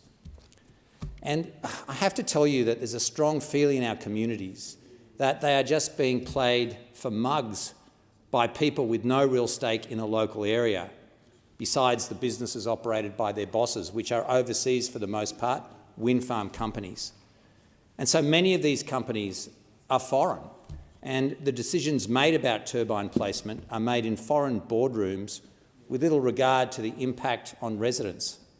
It's all about the money, and it makes a mockery of the consultation process. The people on the ground from the turbine companies say they feel the pain of local residents, but this rarely translates into meaningful change. Now, city people may think that putting turbines in state pine forests means that they're out in the back blocks, far from having impacts on local residents. Some people in our area think that as well, but this is not the case at all. The developers are putting them close to the power lines and to road access, which means they're extremely close to towns, villages and community members. They are literally surrounding some of our communities and some of our isolated farmhouses, for example, and not so isolated farmhouses.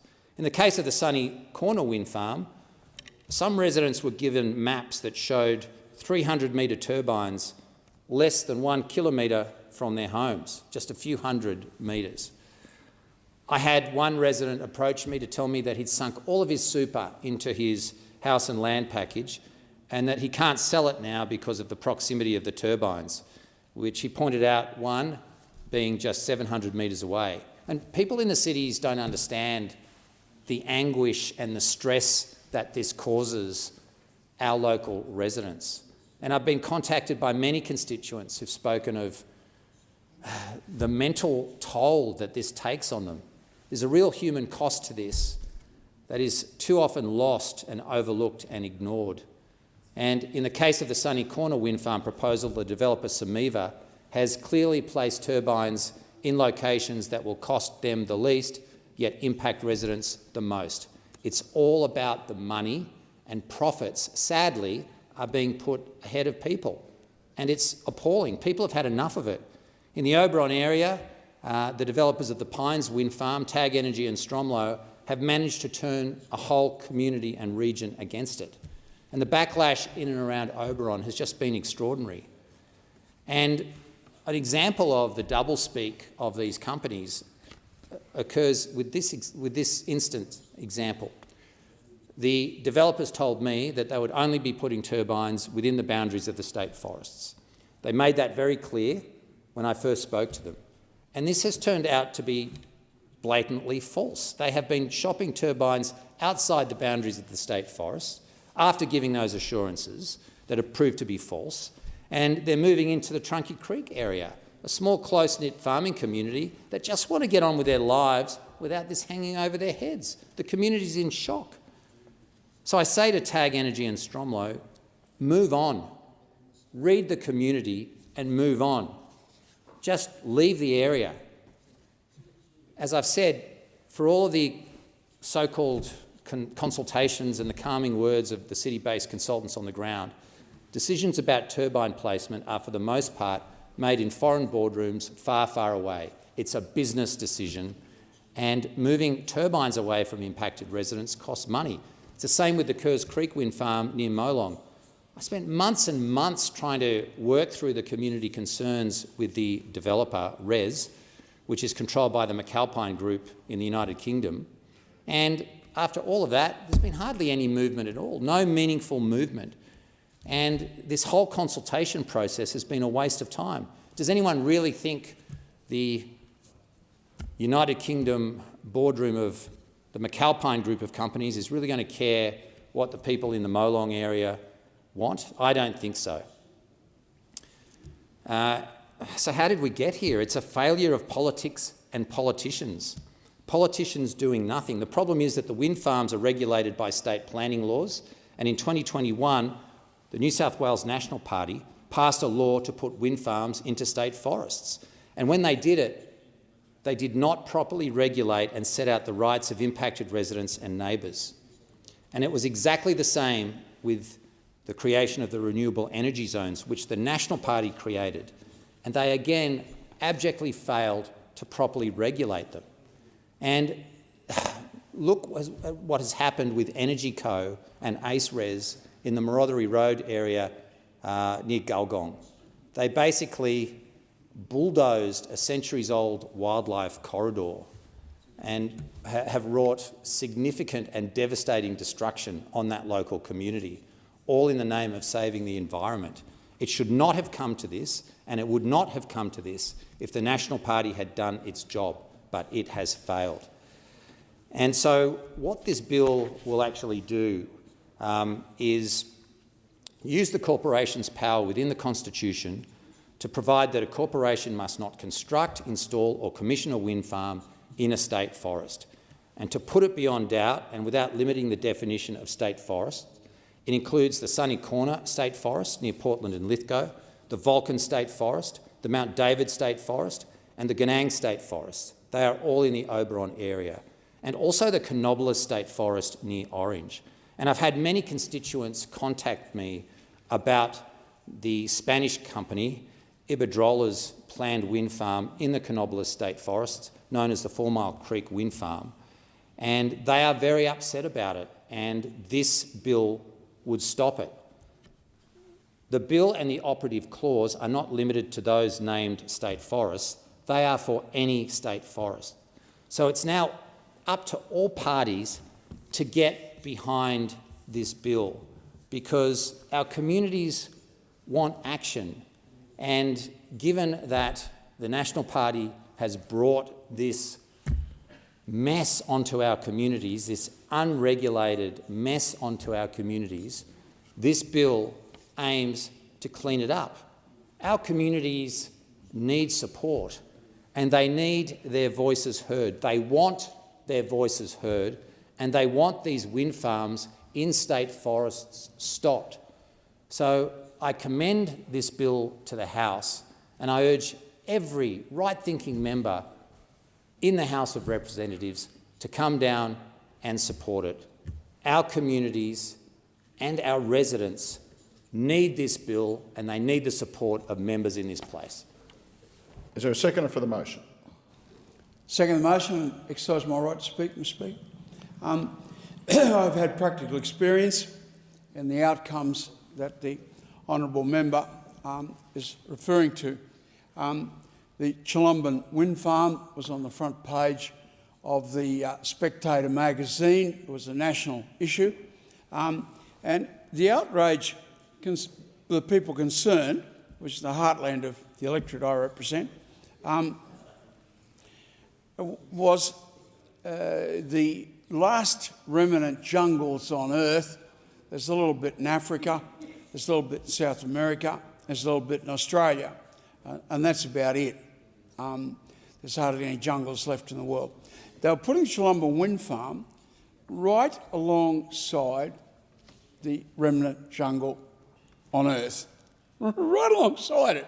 So the flying foxes, which are myriads when they fly out, the birds when they fly out, chop, chop, chop. But the outrageous suggestion, it's on top of the Great Dividing Range, and you have to clear 100 metres wide path where you're going to put these wind farms. So now we have no ground cover, because you have to clear the grass away too because of fires, on top of the Great Dividing Range, with the World Heritage declared, quite rightly so, some of the last remnant jungle on Earth. That was the proposal for Cholumban. And it was spectacularly fought in the national media, on the front page of the Spectator magazine, to quote but one example, and numerous national media outlets. And eventually, Minister Plibersek, quite rightly, put the mocker on it. Now, she took a risk because the Greenies think this is the answer to all of their prayers, a wind farm. The ridiculous nature of the costs, that alone would prohibit any sane person from proceeding down this pathway. And I speak with authority because I was the Minister for Electricity in Queensland, and I put the first standalone solar system in Australia in 1982 or 83, before most people in this house were actually born. It was put in. But I had to do my homework on the alternative proposal for wind farms. And would you believe that the solar proposal that we implemented on Coconut Island, the incoming Labor government put wind farms. I mean, a wind farm on a tiny little island of about 10 acres. I mean, whoomp, whoomp, whoomp. You go to bed every night with whoomp, whoomp, whoomp, and desecrating and polluting paradise. Mr. Speaker, a wind farm only lasts for about 20 years. The wind farm at Ravenshoe had to be dismantled by law, when it comes to its end of life, and they dumped all of the wind, the fan blades. They just dumped them on the ground on properties owned by the Kidners, a very prominent and well-loved and popular local family. They just dumped it on the ground and walked away. When people proceeded to take legal action on it, the company had vanished. It didn't exist anymore. There was no one you could sue or take action against it. So here we are, desecrating paradise. This is some of the last remnant jungles on Earth. They just dumped the stuff in the middle of the jungle and said, now, again, it attracted national publicity, but this House and the State House in Queensland have taken no action upon this. So I commend the member for bringing this matter forward, of very great importance to the people of Australia. Now, why they go to put it in national parks is because you can't be far away from the grid. So you've got to find somewhere near the grid, there's a lot of people live near a grid, a national electricity grid. So national parks are a place where people don't live, so we'll put them in the national parks. And of course, people live adjacent to the national parks. But I mean, why do you have a national park? To keep it as it is or as it was for 100,000 years or whatever. We want to keep a little bit of Australia the way it was. And I think every Australian would agree with that concept. Well, now you are doing the exact opposite. You're putting wind farms in there. Now, the cost of electricity generated by wind is about 3 or 4 times the cost. The member's time has expired. Order. The question is that the motion be agreed to. There being no further speakers, I'll put the question. All those in favour say aye. Aye. Against? No. I think the noes have it. Ayes have it. Division required. Ring the bells for 4 minutes.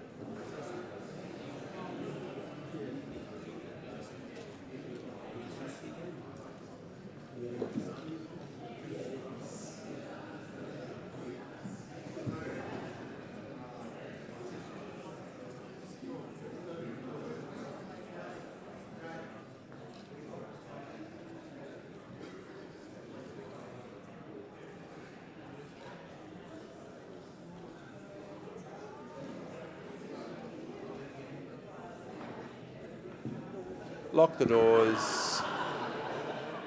Order. As there are fewer than 7 members on the side for the ayes in this division, I declare the question negatived in accordance with Standing Order 127. The names of those members who are in the minority will be recorded in the votes and proceedings. Members can return to their seats quickly and quietly.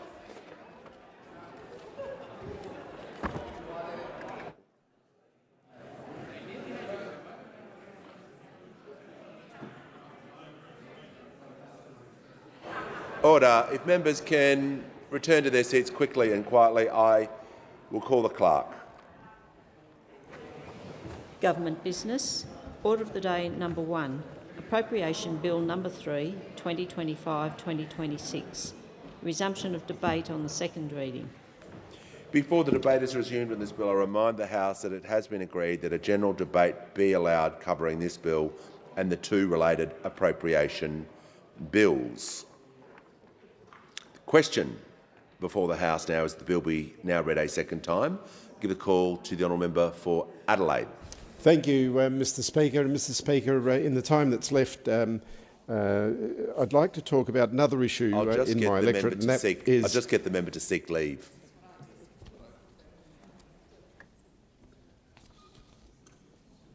Because you're speaking a second time, I'll just ask you to seek leave. Seek leave in continuation, Mr Speaker. Is leave granted?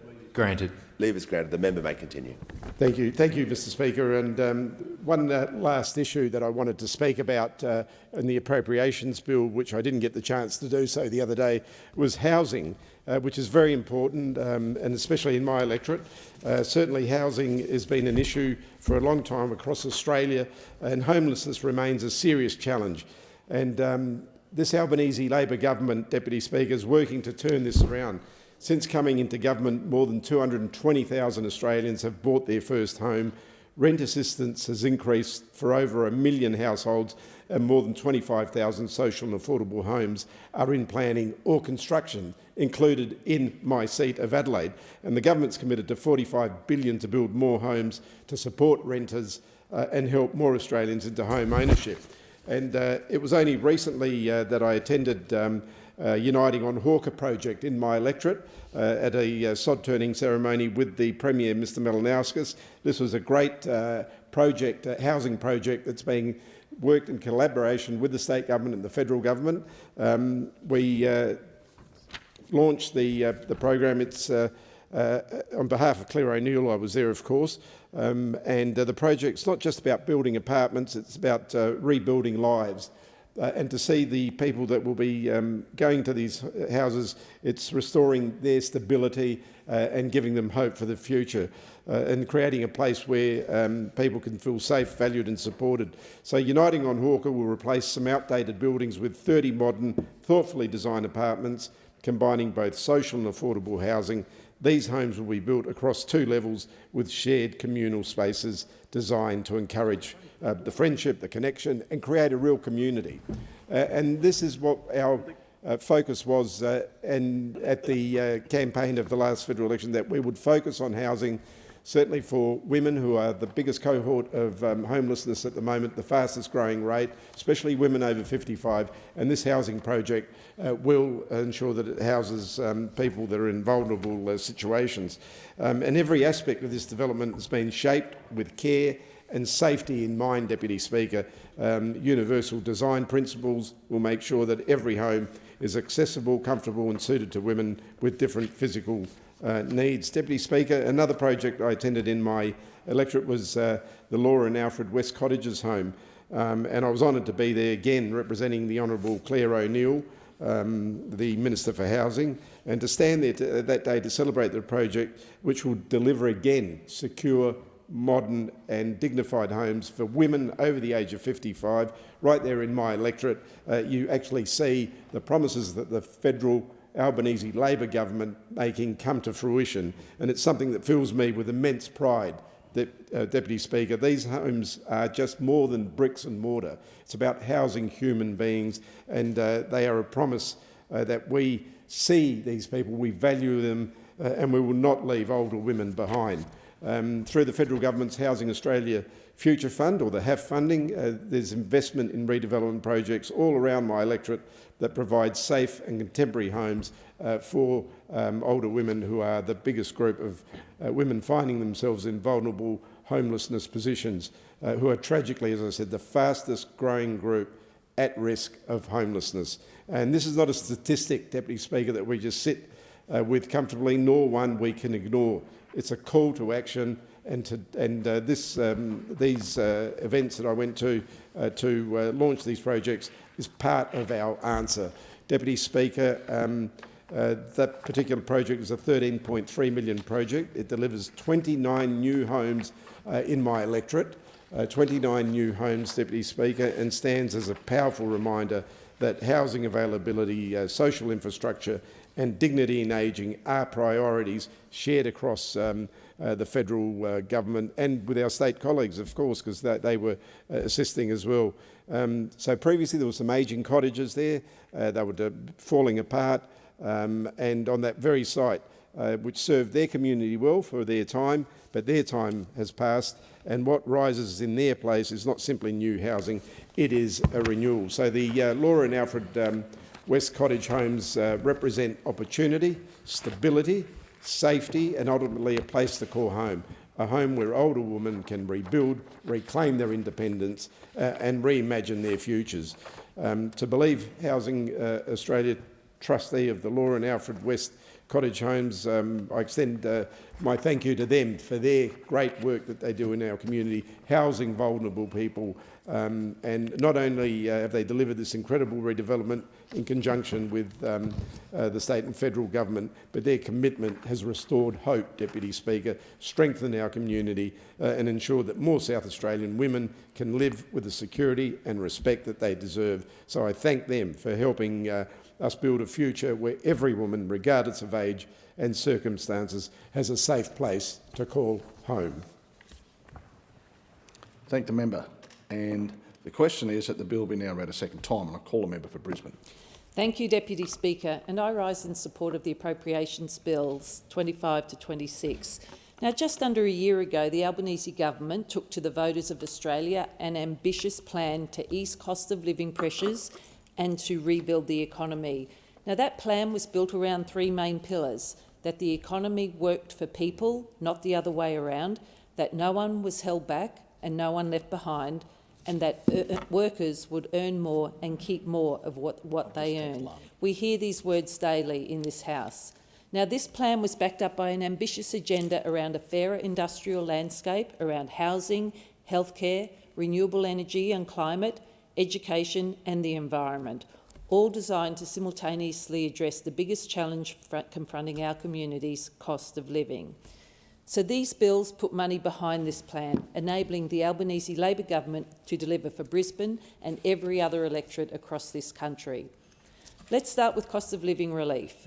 Under Labor, 14 million Australian taxpayers will get a new tax cut this year and next. Last year, Australians received $150 in energy bill relief. And in Queensland, the former state Labor government delivered consecutive energy bill rebates, which meant many residents in Brisbane didn't pay an energy bill, some for over a year, until recently. Labor has cut 20% off student debt. This is going to help Patrick, Angus, Jack, Nathan, Emily and Josie in my electorate, who, amongst others, will see their student debt cut, some up to $10,000. This will help almost 34,000 students and graduates with student debt living in Brisbane. Now, young people voted for this, Deputy Speaker, and we are delivering this much-needed cost of living relief. Labor's making free TAFE permanent and is providing paid prac for nurses, midwives, social workers and teachers. This not only helps with cost of living, but it provides an incentive for workers to join these professions. And we will continue to deliver affordable childcare closer to home. There'll be more childcare centres and 3 days of early childhood education guaranteed, which started this year. This will save many families, on average, almost $1,500 a year. Deputy Speaker, this sort of change and this sort of package makes it easier for mums, dads and carers when they're having those dinner table conversations and wondering whether or not both parents should be working or not. It makes it easier for them to decide yes, because history shows that when the answer is we can't afford it, it's usually the woman who stays at home. And we know the negative impact this has long term. It makes women poorer in retirement, not to mention their lost contribution to our communities and our economy. As Minister Rishworth has said, Labor backed wage increases for low-paid workers in each of the last 3 annual wage reviews. Now, this has helped workers in aged care, healthcare and early childhood education. They got bigger paychecks, and these went to especially women who make up the majority of workers in the care sector. And late last year, I had the privilege of meeting some early childhood education workers in my electorate with Minister Walsh. Not only did we see the wonderful care our educators deliver, but we got to hear firsthand how getting more money in the pocket makes a difference to many families. Those workers, it helps them get their food on the table, pay their bills. But very importantly, and something that's not often talked about, is the fact that carers felt more valued and appreciated. We can't underestimate the impact this can have on the confidence, performance and commitment to workplaces and the children that go to these centres. For too long, the work of these people have been undervalued and women have been financially disadvantaged, including into retirement with less super than their male counterparts. Now, just to give you a sense of the scale of the increases, for aged care nurses alone, Labor is delivering $2.6 billion to increase their award wages from 1 March 2025. $3.6 billion will support a historic wage increase for early childhood educators and care workers. The wage increases, combined with tax cuts, means workers across Brisbane, especially the lower paid, especially women and especially young people, will earn more and keep more of what they earn. As has been said in this chamber before, Deputy Speaker, Labor created Medicare and Labor will always protect it. And access to affordable quality healthcare is something I wanted to see improve and campaigned hard on. Coming from a family of 8 siblings, my family relied on Medicare when I was growing up. And during the campaign, too many people in my community found it too difficult to see a doctor when they needed it. That's why I'm proud to be part of a Labor government that is strengthening Medicare by delivering $7.9 billion for more bulk billing so Australians can see a GP for free. We have made medicines even cheaper, and all you'll pay for a PBS script, as many people in this House have heard before, it's $25 or $7.70 if you're on concession. We're expanding our growing network of Medicare urgent care clinics, making it easier for Australians to get the urgent medical care they need. The Albanese government has already opened 87 of these centres across Australia, with 50 more in the works, and this includes one in the inner north of Brisbane, which I really campaigned hard for. And I can say that just a few weeks ago, I had the pleasure of opening the new Medicare urgent care clinic in Kelvin Grove. It's in the heart of the Brisbane electorate, and I really would like to thank the team at the clinic and the Brisbane North PHN, who worked hard to make it a reality. Deputy Speaker, 9 out of 10 GP visits are expected to be bulk billed by 2030, with the goal of around 4,800 fully bulk billing practices across the country by 2030. We're already seeing more of this in Brisbane, and we need to see more. The Albanese Labor government is also increasing support for our quality public hospital system with an additional $1.8 billion in funding. On top of this, we're supporting hundreds more government-funded GP training places, with 2,000 places per year by 2028. 400 more postgraduate scholarships for nurses and midwives to extend their skills. For too long, women's health has been overlooked, underfunded and misunderstood. Now, under this Labor government, women's health has been put front and centre. We've invested $800 million to deliver more choice, lower cost and better health care for women. We've heard some of these examples before, but they are absolutely worth repeating. First oral contraceptive pills were listed on the PBS in over 30 years, Yaz and Yasmin. The first PBS listing for new menopausal hormonal therapies in over 20 years. Women with specific low levels of reproductive hormones will have earlier access to the combination therapies through PBS, and there will be more endometriosis and pelvic pain clinics treating more conditions, including menopause. Let's move on to housing, Deputy Speaker. Housing is a human right and an important foundation in anyone's life. As a child with foster siblings, I saw firsthand how a safe home can be life-changing. The challenges we have in housing are complex, and they are the result of decades of inadequate attention under the former LNP government. This Labor government has made the single biggest investment in housing since World War II. Our $43 billion plan sees investment across homelessness, social housing, home ownership, support for low and middle income earners and additional rent assistance. Labor is working to deliver over 55,000 social and affordable homes and support for more than 100,000 home buyers to own their own home. In Brisbane alone, we are seeing progress and we'd like to see more. There are approximately 2,100 Brisbane residents using the 5% deposit scheme. There are over 9,000 recipients of the Commonwealth Rent Assistance Program, 80 social and affordable homes in Lutwyche and Windsor under the Housing Australia financing programs. 12 dwellings for women experience family and domestic violence. We need a big uplift there. And almost 2,900 dwellings is part of the Build to Rent program. More than 485 construction trade apprentices have benefited from our $5,000 incentive payments. But we do need to do more.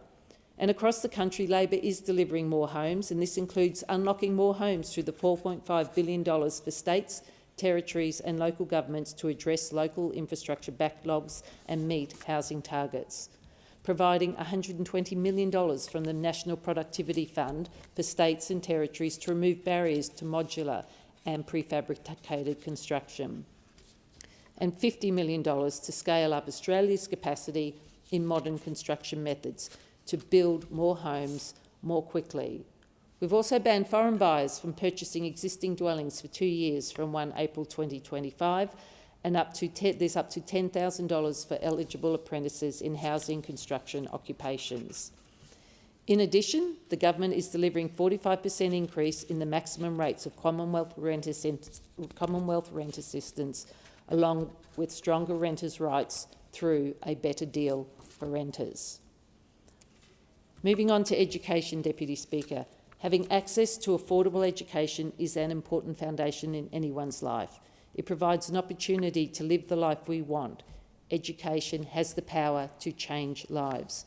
My mum's childhood meant she missed out on a full education and unfortunately didn't reach her dream of becoming a teacher. No one deserves this. And that's why I'm proud to be part of a government who is delivering a better and fairer education system for all. And this includes $3.6 billion to fund wage increases for those in early childhood education, almost $450 million for the 3-day guarantee.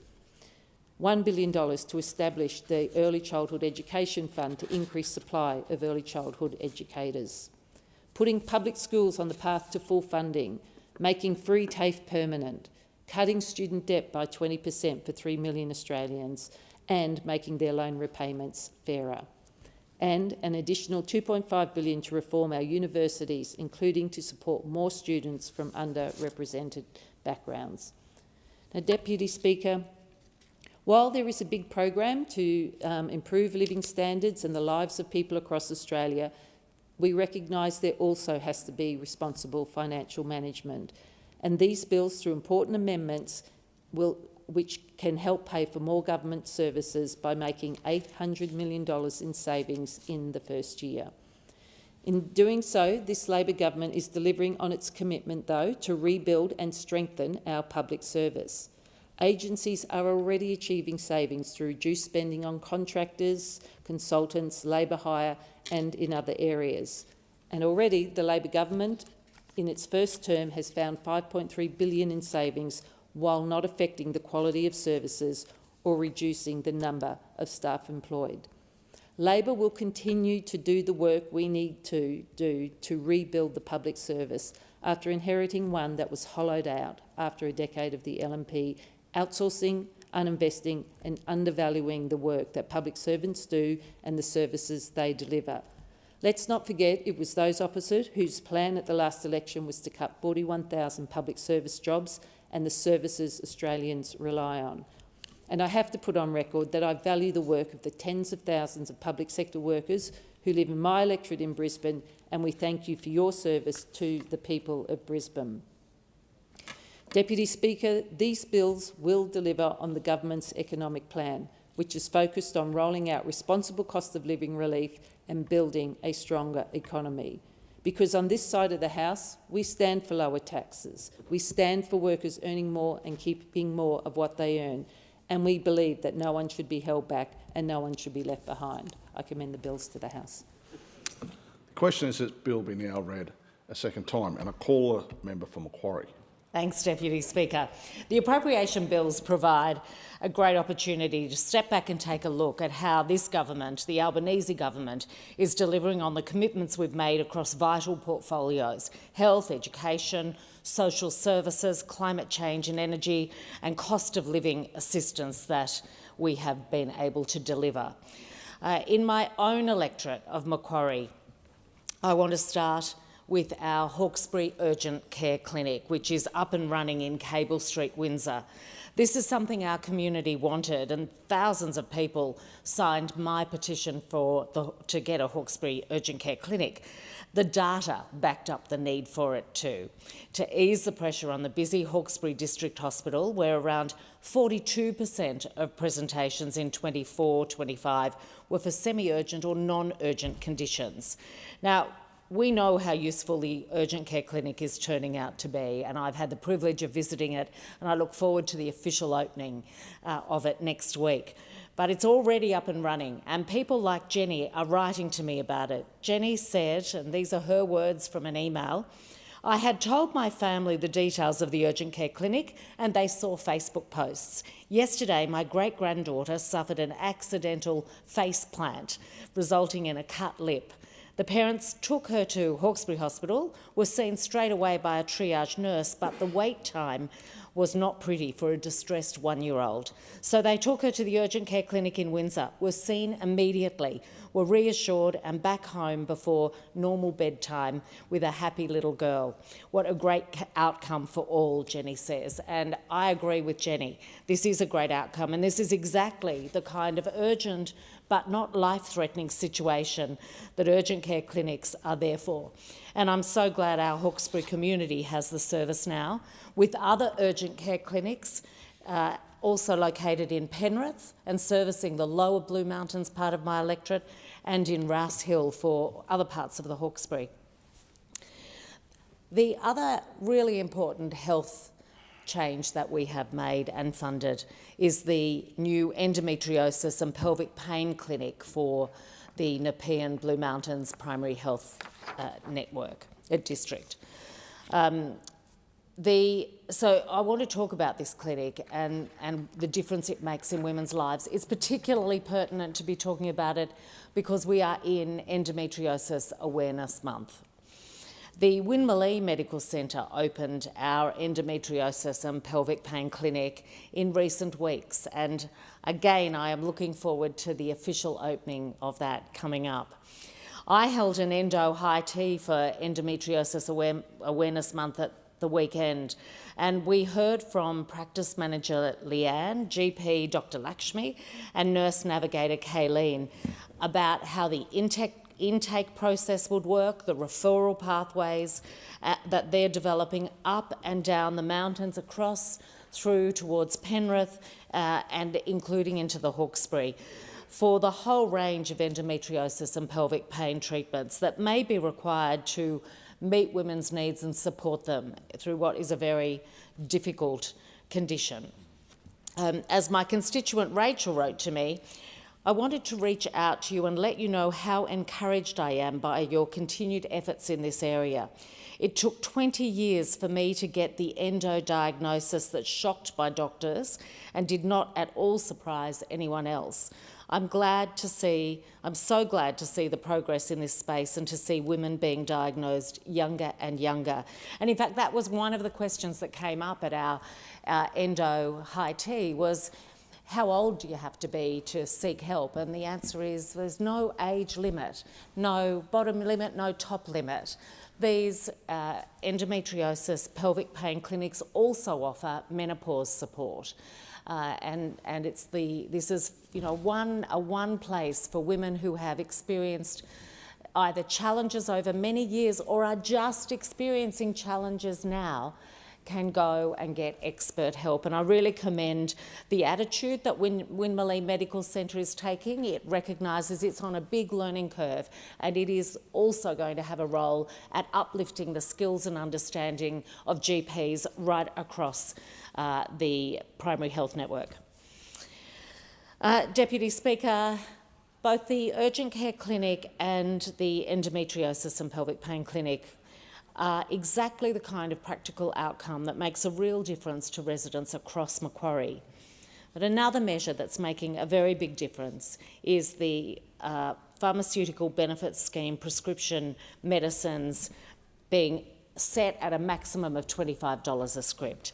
And we've frozen the cost at $7.70 for concession card holders, and of course that lasts till the end of the decade. For stable health conditions, the 60-day prescriptions are a convenient and cost-effective pathway for patients. We've also added new PBS listings for a wide range of medications and conditions: contraceptives, menopausal hormone therapies, prostate cancer treatments, Parkinson's disease treatments, things for neuroblastoma, endometrial cancer, cystic fibrosis and melanoma, just to name a few. And these are things that make a tangible difference to people's lives and make a huge difference to their cost of looking after themselves. Continuing on the health deliverables that we've had, we've got 1-800 Medicare, and that means that you can ring up a free 24/7 helpline where you speak to a registered nurse about any health condition. I've used this service. I needed some advice before I jumped on a plane to Perth, and the nurse was able to talk to me about my symptoms, guide me to the right steps, the most sensible things that I could do. So whether it's looking after yourself at home or getting help from a health service in your area or just getting advice before you hit the road, the 1-800 Medicare is there. You can also access key health information, electronic prescriptions and more through the 1-800 Medicare app, all on your phone. Now, these are things that the Albanese government believes in, because we know that your health is the first step to being able to really fulfil the potential of your life. It is an absolutely fundamental need. One of the things that drove me to politics was a desire to see improvements in the way mental health issues are treated, and I am very pleased that we have been able to establish much greater access to mental health services, and I want to take a moment to talk about some of those. I want to start with the Medicare Mental Health Centre that is already operating in Richmond and the one in Penrith, which provides walk-in support without a referral or mental health treatment plan being needed. Now, what this appropriation bill covers is our expansion of this service. We're expanding these walk-in Medicare mental health centres, and I want to point out that many of them are open 6 or 7 days a week, and they're not confined to Monday to Friday, 9 to 5, because anyone who knows anything about mental health challenges knows it rarely happens in Monday to Friday, 9 to 5. The times where support and action is needed are often outside those times. So we're expanding into digital support with the Medicare mental health check-in. Now, when you first start thinking about getting support for mental wellbeing, it's really easy just to have a picture of long appointments, big emotional conversations, or really complex therapy. And for some people, that's exactly what's needed. But for others, especially when they're just starting to see symptoms, a more practical kind and more immediate sort of help can make a difference. And that's where Medicare mental health check-in starts. It offers a starting point for better wellbeing, giving you some straightforward everyday skills to help you feel steadier, more supported, more in control, and it is up and running now. You don't need a diagnosis or a referral. You don't even need to know exactly how you're feeling. You just need to be finding things tougher than usual. And so this is a free national service that offers early support for people beginning to experience mental health concerns or symptoms. It's designed to be really easy to access, and so there is no need for a referral, for a diagnosis, or even to explain what's wrong. You can dig into trusted information, everyday tools. You can see real stories from people with different backgrounds and experiences. What's really significant is that from the end of March, the service offers programs that will take around 6 weeks that you can work through over that time with a trained mental health practitioner. And they will focus on ways to cope with common challenges. So we've got the first level of it. This next level comes in at the end of March. And then from late May, self-guided programs will also be available, allowing you to participate in structured modules on your own with support available if you want it. The service focuses on helping people cope with stress, anxiety, worry, panic or low mood, and it's based on a very safe and evidence-based approach called cognitive behavioural therapy, CBT. That's something that many psychologists use in their counselling sessions. It's recognised for its effectiveness in helping manage symptoms and regain a sense of control.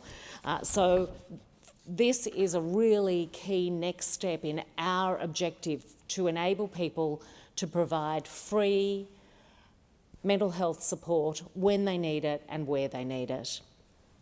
And of course, for young people needing mental health support, we have Headspace centres, and in my electorate there in Hawkesbury, there's one in Penrith just outside the electorate but still handy, and Katoomba, supporting young people and family to be mentally healthy and engaged in their communities. Now, Deputy Speaker, while I'm speaking of young people, one of the big changes that has come in that actually has alleviated a lot of stress for a lot of people, particularly young people, is a cut to student debt. More than 3.2 million Australians have now had their student debt cut by 20%. Whether you call it HECS or fee help, in total the Albanese government's cut more than $16 billion in student debt. The ATO has sent more than 2.8 million messages notifying people of their cut. The average student debt was cut by the average student debt is or was $27,600, and we took $5,500 off that. This will help students as they plan for their future. It'll help former students as they're establishing their post-student lives. Less debt gives them a firmer foundation on which to build those lives. And from student debt cut being cut to prac placement payments and programs like Free TAFE and the Key Apprenticeship program, we are backing Australians to get the skills they need for the jobs that we need. The apprenticeships in clean energy sector, for instance, are on the rise, with more than 17,000 apprentices choosing careers in new energy industries such as solar, automotive and smart technology.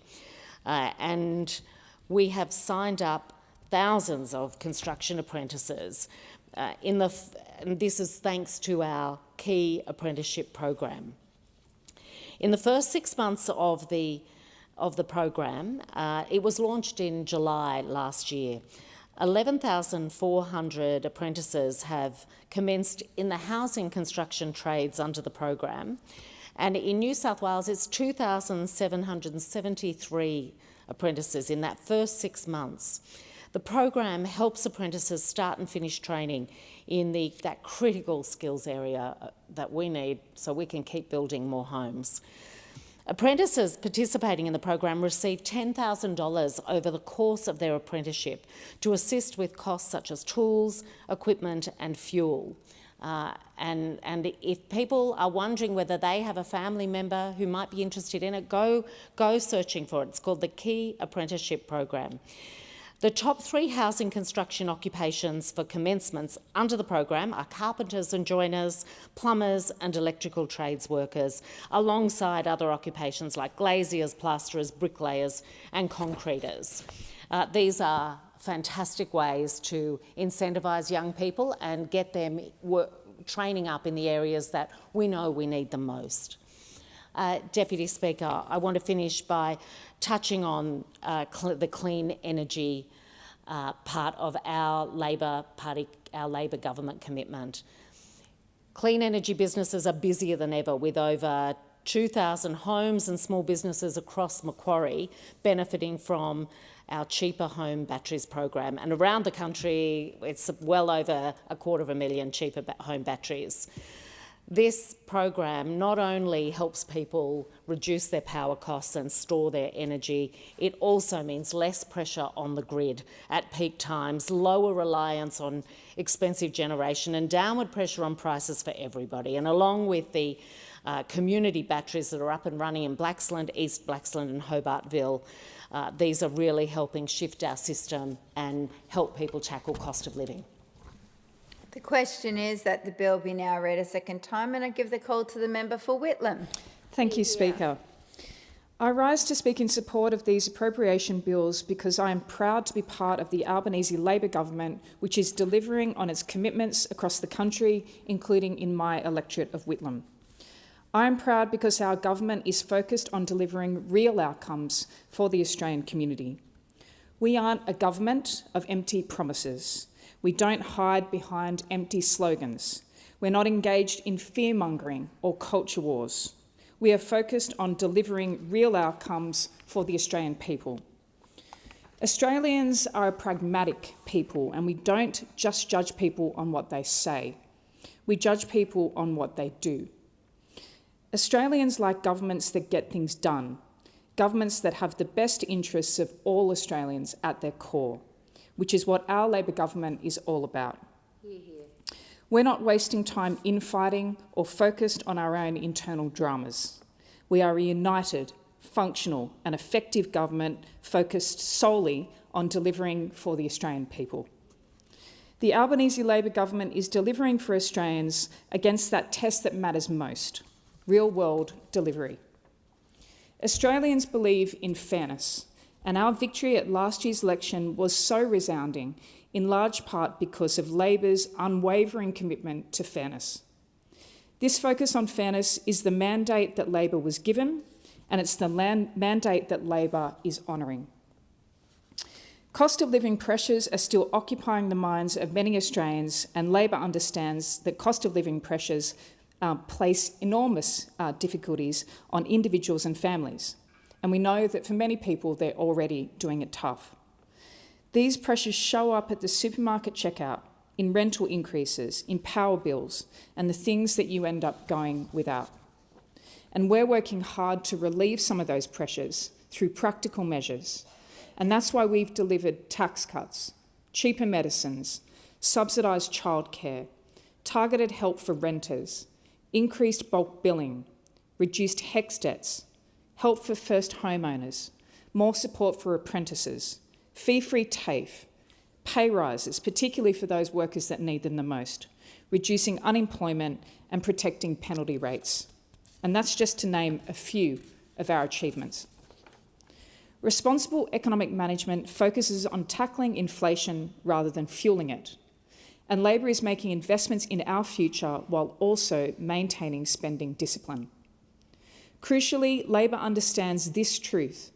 Cost of living isn't just about prices, it's about wages. For too long, Australians were told that wage stagnation was inevitable, that insecure work was the new normal, that if you wanted flexibility, you had to give up security. Labor has rejected that false choice. The Albanese Labor government has worked to get wages moving again by backing pay rises for low-paid workers, supporting collective bargaining and restoring fairness to workplace laws that have been deliberately weakened. Labor has stood with aged care workers, early childhood workers, cleaners, hospitality staff, people who keep this country running but have not always been appreciated for it. And what's the result? Wages are growing again. Job security has been restored. Casualisation has been reined in. And working Australians are getting a fairer share of the prosperity they helped to create. And that's what fairness looks like in modern Australia. Healthcare is another area of investment where Labor's values translate into delivery. Australians believe deeply that healthcare should be based on need, not wealth. But after years of neglect, bulk billing was in decline. GP clinics were under pressure and people were putting off care because they simply couldn't afford it. The Albanese Labor government stepped up and has reversed that trend. By strengthening Medicare, expanding bulk billing incentives and making essential medicines cheaper, we are restoring confidence in a system that defines who we are as a country. The Albanese Labor government is making the single largest investment in Medicare since its creation over 40 years ago, with an $8.5 billion package that is delivering on our commitment to more bulk billing and more doctors. The latest data shows that Australians can now access over 3,400 Medicare bulk billing practices across the country. In my electorate of Whitlam, we now have 25 practices that are fully bulk billing, up from 9, a huge increase since the government's incentive programs began. In the 3 months to the end of January 2026, the bulk billing rate for all Australians jumped to 81.4% nationwide. This is the largest quarterly jump in bulk billing in 20 years outside of the COVID pandemic. For Australians aged between 16 and 64, there has been a 6.9% percentage point increase in the bulk billing rate, the largest quarterly increase on record. There has been an increase in the bulk billing rate in every state and territory, and there are more fully bulk billing practices in every state and territory, which is a fantastic outcome. The Albanese Labor government's reforms mean over 95% of Australians are now within a 20-minute drive of a registered Medicare bulk billing practice. In October 2023, before the Albanese Labor government tripled the bulk billing incentive for GPs who bulk bill children under 16 and Commonwealth concession card holders, the bulk billing rate was just 75%. Our investment in bulk billing is extremely important because it means people can see a doctor when they need to, not just when they can afford to. Speaker, the Albanese Labor government's rollout of Medicare urgent care clinics across the country has also been extraordinarily successful. These clinics are open for extended hours, 7 days a week, and you do not need to make an appointment. Importantly, Medicare urgent care clinics are fully bulk billed, which means there is no out-of-pocket expenses. And this means an enormous amount for people across the country, and this means an enormous amount for people in my electorate. There have been over 2.5 million presentations at Medicare urgent care clinics since the first sites opened in June 2023. In my electorate of Whitlam, a Medicare urgent care clinic opened in Dapto in 2024 and another opened in Shell Harbour just last month. A significant benefit that flows from opening an urgent care clinic is that it takes pressure off our local hospitals. In my electorate, that includes Shell Harbour and Wollongong hospitals, where around 55% of presentations are non-urgent and semi-urgent. Data from the New South Wales Bureau of Health shows that semi-urgent presentations to New South Wales emergency departments have dropped by 5.1% since Medicare urgent care clinics began opening, while non-urgent presentations have dropped by 8.7%. I note that last Sunday was International Women's Day, and I'm proud that just over a year ago, the Albanese Labor government announced its landmark $792.9 million women's health package, an investment that is delivering more choice, lower costs and better care for Australian women and girls. Speaker, when healthcare works properly, it doesn't just save money, it saves lives. It reduces stress. It keeps people at work. It strengthens communities and families. And Labor understands that investing in health isn't a cost, it's one of the smartest investments we can make. If you want to know what kind of country we're building, look at how we treat families and children. Labor knows that raising kids has become harder, not just because parents aren't working hard enough, but because, and that's not because parents aren't working hard enough, it's because the system hasn't been working for them. That's why Labor has made childcare more affordable and accessible, helping parents, especially women, return to work if they choose, or increase their hours without being punished by impossible fees. For example, the Albanese Labor government has introduced the 3-day guarantee, which means that every child is eligible for 3 days of subsidised early learning each week, no matter what their parents do. And First Nations families will be eligible for 5 days a week of subsidised early learning. About 100,000 families who previously were eligible for fewer than 3 days are expected to benefit from the 3-day guarantee, and most of these families are low-income households. This reform is part of the Albanese government's broader plan to give every child access to quality early learning. It sits alongside a 15% pay increase for early childhood educators and investment in new centres through the $1 billion Building Early Education Fund. Speaker, this isn't just good social policy, it's good economic policy. Because when parents can work, businesses grow. When women's workforce participation rises, productivity improves. When kids get quality early education, outcomes improve across their whole lifespan. And this is what smart government looks like: policies that support families and strengthen the economy at the same time. Labor is also delivering for Australians by investing in skills and opportunity. For too long, Australia relied on short-term fixes rather than long-term planning. Skill shortages were ignored, training was underfunded, young people were told to take on a debt for education that didn't always lead to secure jobs, and Labor is turning that around. By expanding fee-free TAFE places, investing in apprenticeships and rebuilding respect for vocational education, Labor is opening doors, not just for young Australians, but for workers of all ages who want to retrain, upskill or change careers. This year marks the 3-year milestone for free TAFE since its introduction Australia-wide by the Albanese Labor government. Free TAFE has seen 725,000 enrolments and more than 210,000 course completions around the country since the start of the program, putting hundreds of thousands of Australians on pathways to jobs in sectors including nursing, construction, aged care, the tech sector, and early childhood education and care. This is about dignity and it's about choice. And it's about making sure Australia has the workforce it needs for the future, not just today. One of Labor's greatest achievements has been restoring trust in economic management. Over 1.2 million jobs have been created since we won government in 2022.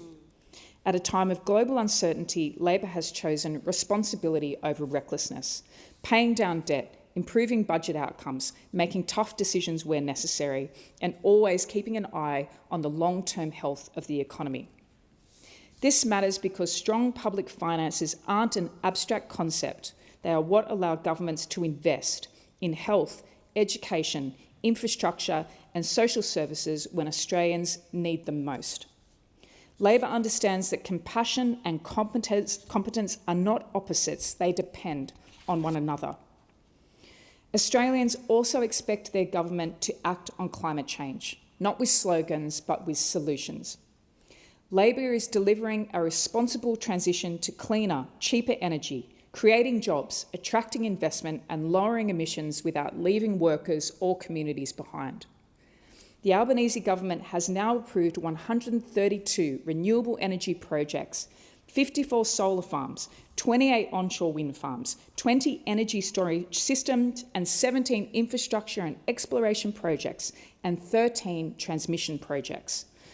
These projects are estimated to reduce greenhouse gas emissions by over 70 million tonnes of CO2 each year, which is the equivalent of emissions from about 22.7 million passenger cars. Together, the projects will generate more than 43.5 gigawatts of renewable energy and storage around the country, enough to power every household in Australia. Renewable energy is the cheapest and cleanest form of energy available and will help us meet our ambitious and achievable 2035 target and to achieve net zero by 2050. This is about seizing opportunity, not fearing change. Renewable energy isn't just good for the planet, it's good for power bills, regional development and national resilience. Labor is ensuring Australia competes in the industries of the future, rather than clinging to the past. Finally, Labor is delivering something that can't be measured in dollars but matters just as much: integrity and decency in government. We will remain focused on what we have been elected to do, which is to not fight amongst ourselves but to focus on getting the job done. Australians deserve leaders who respect democratic institutions, tell the truth and take responsibility when things go wrong. And Labor believes in accountability and respects the public service. We believe in building relationships with local governments, with states and territories, and within our local communities and around the world. We have shown that governing can be calm, serious, and focused on outcomes.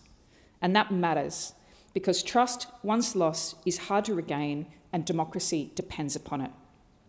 So, Mr. Speaker, Labor is delivering for Australians. We're delivering relief for families under pressure, fairer wages and stronger healthcare. Thank you. The question is that the bill be now read a second time, and I give the call to the Minister for Veterans Affairs and Defence Personnel. Thank you, Deputy Speaker. In communities right across Perth's south-eastern suburbs, families are working hard every day to give their kids the best possible start in life.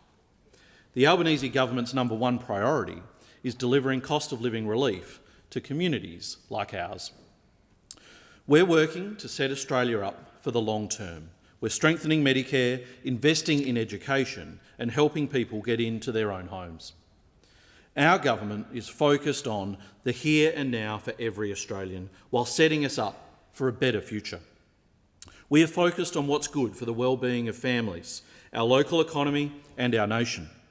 We're building a better Bert, changing the story of our community for the better, and that starts at the beginning.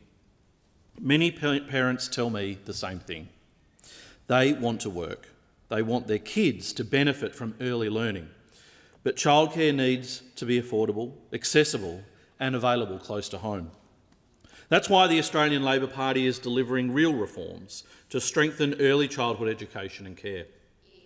First, we've introduced the 3-day guarantee, ensuring every child can access funding for at least 3 days of subsidised early childhood education and care each week. In growing communities like Byford, across the city of Armidale and the city of Gosnells, where so many young families are moving in, this is making a massive difference. I don't want to see any more parents needing to contend with the mountains of paperwork or be in a situation where they're weighing up whether they can afford to go back to work or study after having kids. Our increases in childcare subsidy, pay improvements for childcare workers and our 3-day guarantee are all about making accessing and affording childcare easier for families. This means more children able to access early learning for all the educational and social outcomes that this brings. And I want to see parents getting back into the workforce because it's good for our local economy too, it's great for career progression and for their family incomes as well. This guarantee means more certainty for families and a better start for children across our community. We're enabling that with long overdue pay rises for early childhood educators. Anyone who has spent time in childcare centre knows how dedicated these workers are. They help our children learn, to build confidence, to develop the skills they need before they even step into primary school. But for too long, these educators have been underpaid for the critical work that they do, and I'm proud to be part of a government that has turned that around. We're recognising the value of early childhood educators, helping keep them in the workforce for longer and attracting new workers into this vital profession. Early childhood education isn't just childcare, it is nation building. It supports parents who want to work, it strengthens our local economy, and most importantly, it gives every child the best possible start in life. And that's exactly what families in Burt deserve. Because when we invest in our children, we invest in the future of our community. Education is one of the most powerful investments a country can make in its future. Every child deserves the chance to succeed, no matter where they live, what their background is, or what school they go to. That's why fully funding our public schools matters so much, especially in communities in Perth's southeastern suburbs. Across our electorate, thousands of students attend local public schools. They're learning, they're growing and building the skills that will shape the future of our community. But for too long, public schools across Australia have not been funded to the level that they should have been. That means teachers have been working harder with fewer resources. It means schools trying to stretch budgets to support students who might need some extra help. And it means families worrying about whether their kids are getting the support that they deserve. And that's not just support in the classroom. Many of the schools in my communities also offer and run breakfast clubs to make sure that kids can rely on a good meal every morning. Fully funding public schools is about changing that. It means making sure every school has the resources that it needs to support our students to thrive. It means smaller classes, more support staff, and the programs that help children who might otherwise fall behind. In communities like Burt, where our community is incredibly diverse and where many families rely on a strong public education system, this investment is making a real difference. It means extra support for students learning English. It means help for kids with additional learning needs. It means making sure that teachers can focus on what they do best, teaching and inspiring our young people. Schools are right at the heart of our community. They're where friendships are formed and talents are discovered. Over the almost 10 years that I've been proud to represent the community of Burt in our nation's parliament, I've visited schools across our community. I've visited classrooms all across Perth South East, met with teachers, principals, parents and of course students. What I see time and time again is dedication. Teachers who go above and beyond every single day for their students, in fact for the whole school community. Of course, doing what they do best in the classroom, but with so many other things as well, like robotics competitions, sports program, music, programs for parents, and the bravery to try something new. But dedication alone shouldn't have to fill the funding gap. That's why fully funding our public schools is so important. It ensures that the commitment of our teachers is matched by the resources that they need to do their job.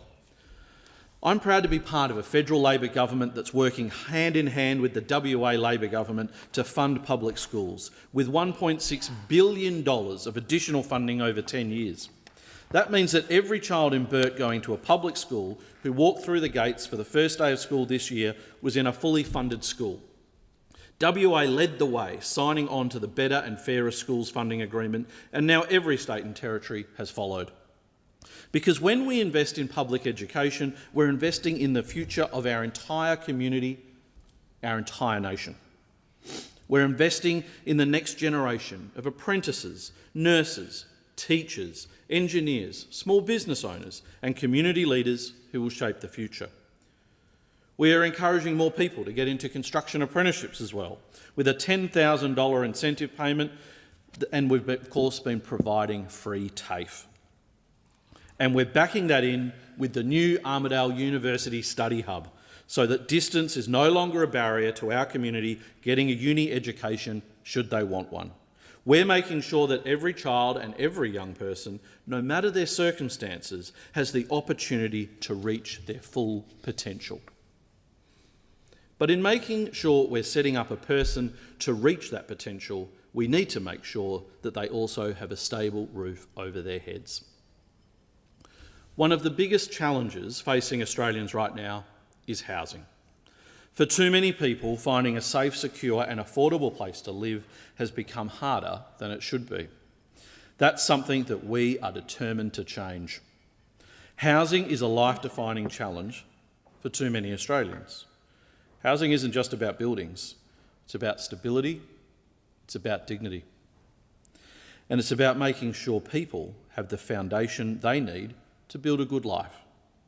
That's why our government created the Housing Australia Future Fund, the single biggest investment in social and affordable housing in more than a decade. And importantly, those investments are happening in our community. In Kelmscott and in Byford, the Housing Australia Future Fund will deliver new social and affordable homes for people who need them most, including women and children escaping family and domestic violence, older women at risk of homelessness, and low-income families doing it tough. These homes will provide not just a roof over someone's head, but the security and stability that comes with knowing you have somewhere safe to call home. For our community in Burt, this matters enormously. We know that housing pressures have been felt across Perth's southeast. Families are feeling the squeeze, rents have risen sharply, and community organisations are seeing more and more people needing help. That's why we've taken action, not just with one program, but with a comprehensive housing agenda designed to boost supply and help people get into homes sooner. Through the Housing Australia Future Fund, we're delivering 30,000 new social and affordable homes across the country. We're also delivering thousands of additional homes through the Social Housing Accelerator and other programs working with states, territories and community housing providers. But we know building homes takes time, so we're also acting to support renters and first home buyers. We've increased Commonwealth rental assistance by around 50% for people who need help the most. And we've expanded the Help to Buy scheme to help more Australians purchase their first home. And of course, we have our 5% deposit scheme as well. And we're working with states and territories to unlock land and accelerate construction so that more homes can be built where people want to live. Because the solution to Australia's housing challenge is clear. It is about supply. We need to build more homes. We need to make sure that the homes we build include social and affordable housing so that everyone has a place in our communities. The investments we're seeing across the southeastern suburbs of Perth are a really important part of that. They're about making sure people in our community are not left behind. They're about strengthening our local community. They're about ensuring that people who need support the most have a safe place to live. Housing security should never be out of reach, nor should a good education.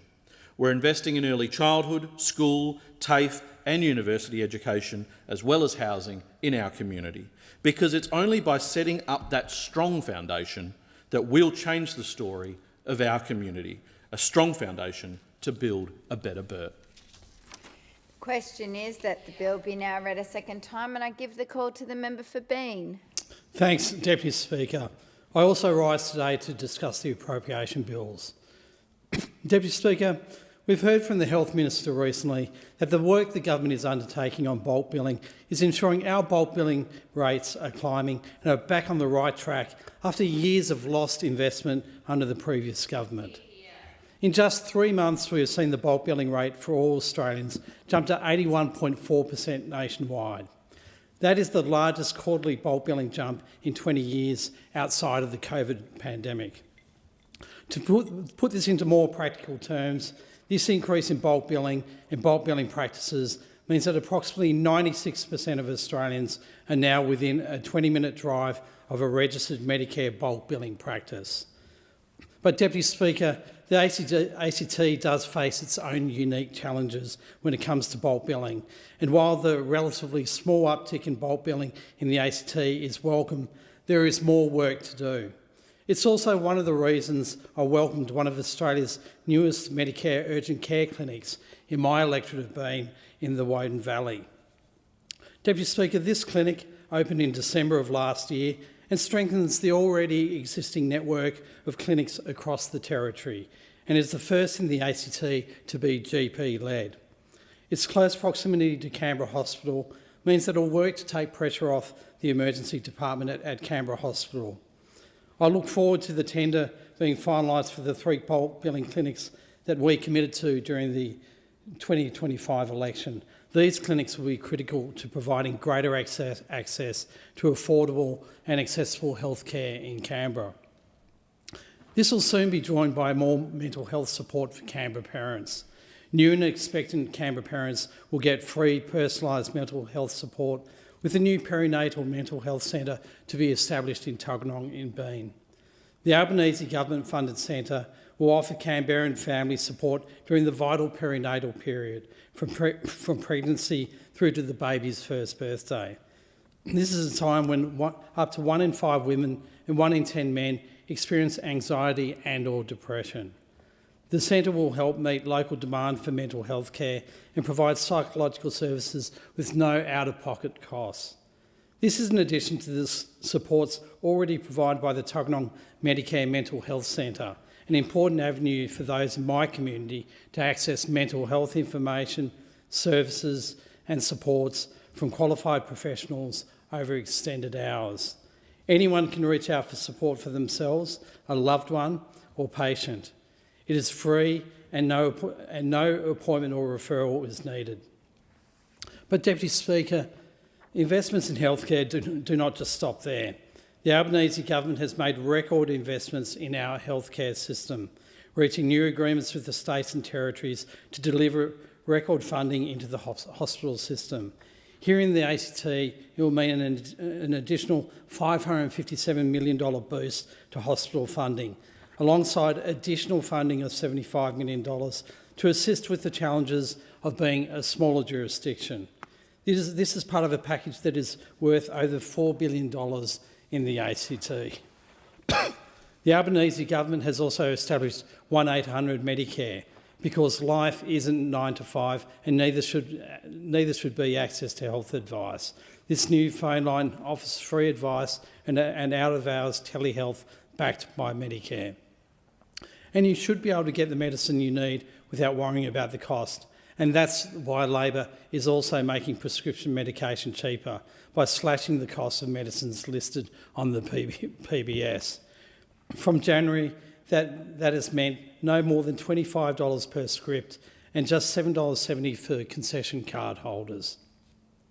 Deputy Speaker, you have heard many members on this side of the chamber discuss the importance of this policy as well as key stakeholders. Every week, more than 400,000 prescriptions will now cost no more than $25, putting up to $6.60 back in patients' pockets for every prescription. It makes medicine the most affordable it's ever been. The cost of medicine for those without a concession card is reducing to $25. That's the lowest amount since 2004, and only the second time in history that the price of medicine in Australia has been reduced. These are direct quotes, not actually from the government, but from the Pharmacy Guild of Australia and their national president, Trent Toomey.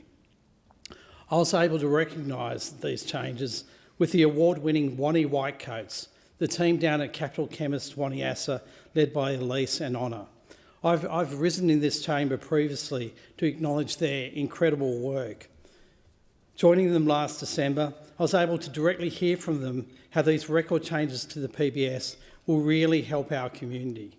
Like many community pharmacies, they had noticed the cost pressures on constituents and had advocated for change. Deputy Speaker, I'm fortunate enough to be able to say that this pharmacy isn't the only award-winning pharmacy in Bean.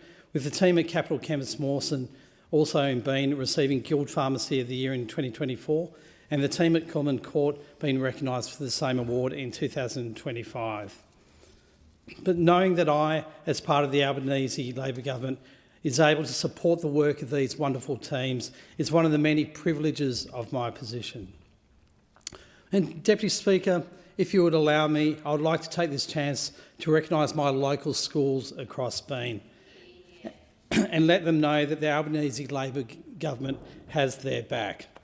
We have great schools across Bean, underpinned by dedicated and caring principals, educators and staff, and supported by volunteers and P&Cs. And look, whilst it's a little overdue, I wish to welcome back all the local schools in Bean for the 2026 school year. To my local schools, a new school year brings fresh opportunities along with new challenges, and your ongoing commitment to creating a safe, inclusive and engaging environment for students is truly valued. It's a busy time of year for parents, particularly in Term 1, as they worry about setting up their children for the new year with stationery, uniforms and restarting the school lunches and routine. But the good news is the Albanese Labor government is giving parents one less thing to worry about, making sure all schools will be fully funded no matter where you live. Deputy Speaker, this increase in funding represents an extra $16.5 billion over the next decade and an extra $49 billion in the decade after that, meaning millions of extra dollars being invested in schools, teachers, educators and students right across Bean. This is the biggest new investment in public schools by any Australian government, and it will ensure that students get the best start to schooling, not just across local schools in Bean, but right across the country. Deputy Speaker, just over in Whitlam, not only a great Prime Minister, but one of our newest suburbs in Bean, last month the Albanese and ACT governments announced that they have reached a historic agreement delivering $10 million through the $1 billion Building Early Education Fund to deliver more not-for-profit early learning at the Whitlam School in Canberra. This Albanese Labor government funding will go towards building a new early childhood education and care service at the new Whitlam School, delivering 130 new early childhood education and care places for families in 2028. This is a crucial investment being provided in the fastest growing area of our community. And I wish to thank the Federal Health Minister and the ACT Deputy Chief Minister Yvette Berry MLA for this investment. It again highlights the importance of having two strong, united Labor governments working together for our community.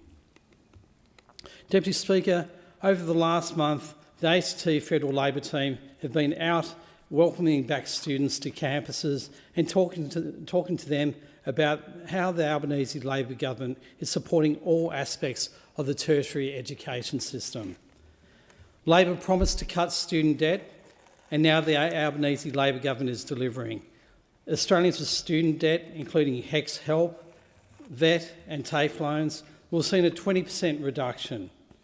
No application, no forms, just real cost of living relief. We have made free TAFE permanent, opening the door to secure work for more young people right across my community.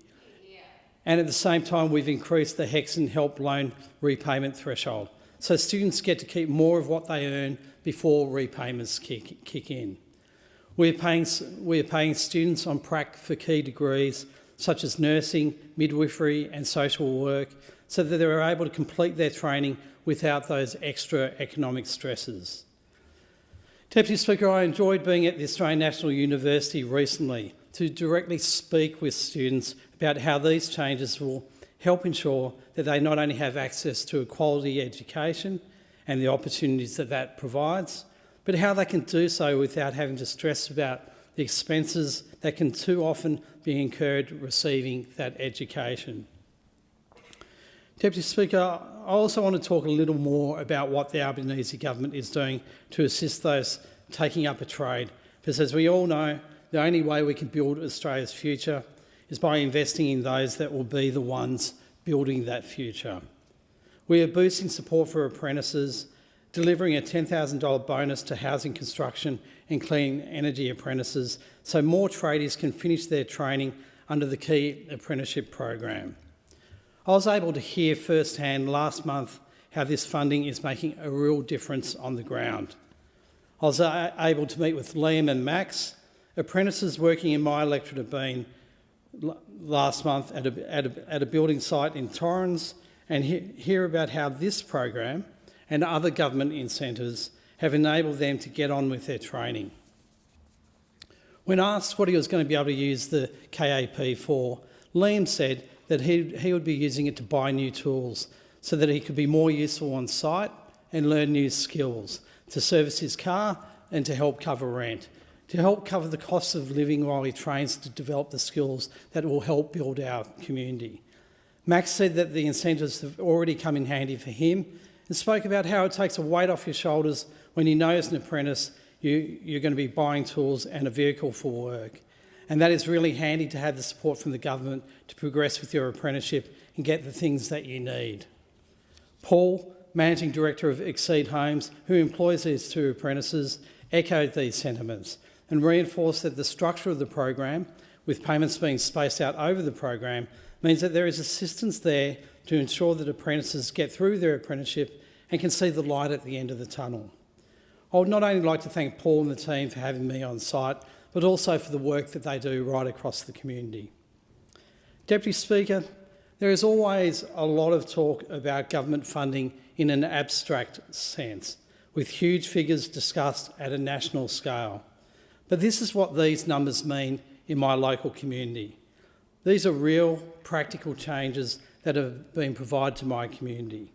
These are real, practical improvements to the hip pocket, delivered to the hip pocket right across my community.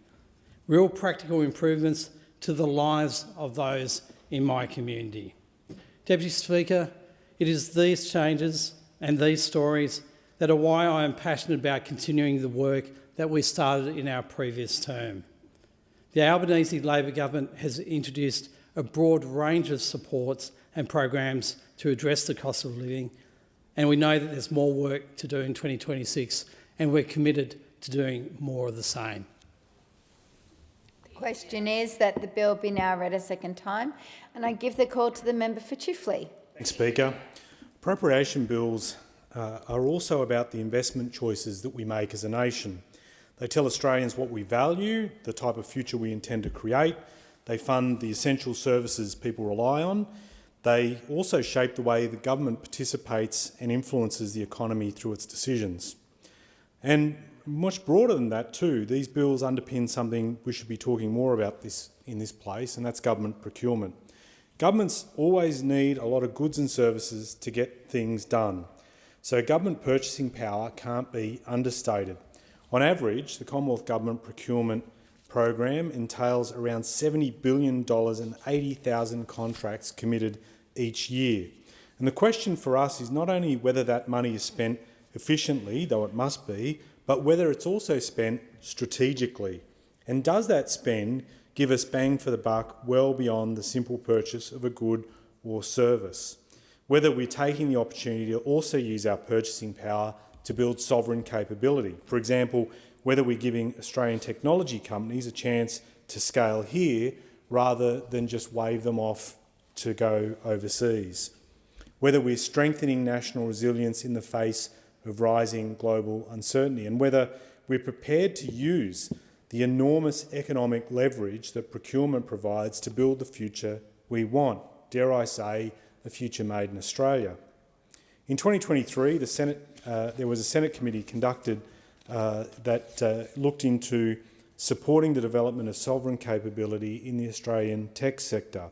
The committee report states, I quote, "The increasingly globalised nature of the tech sector increases the risk of economic disruptions resulting from geopolitical tensions, natural disasters, pandemics, supply chain volatility, raw material shortages, and overseas regulations and policies.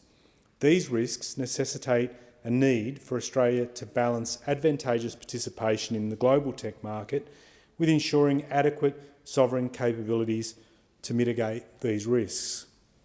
Why is this important? Well, fast forward to last week, where we were privileged to be addressed in this place by the Prime Minister of Canada, the Right Honourable Mark Carney, who at the World Economic Forum in Davos this year uttered words that would resonate deeply. He said, I quote, "When we only negotiate bilaterally with a hegemon, we negotiate from weakness. We accept what's offered. We compete with each other to be the most accommodating. That's not sovereignty, it's the performance of sovereignty while accepting subordination." When speaking about what it means for middle powers to, quote, "live in the truth," he said, "It means reducing the leverage that enables coercion, that's building a strong domestic economy. It should be every government's immediate priority.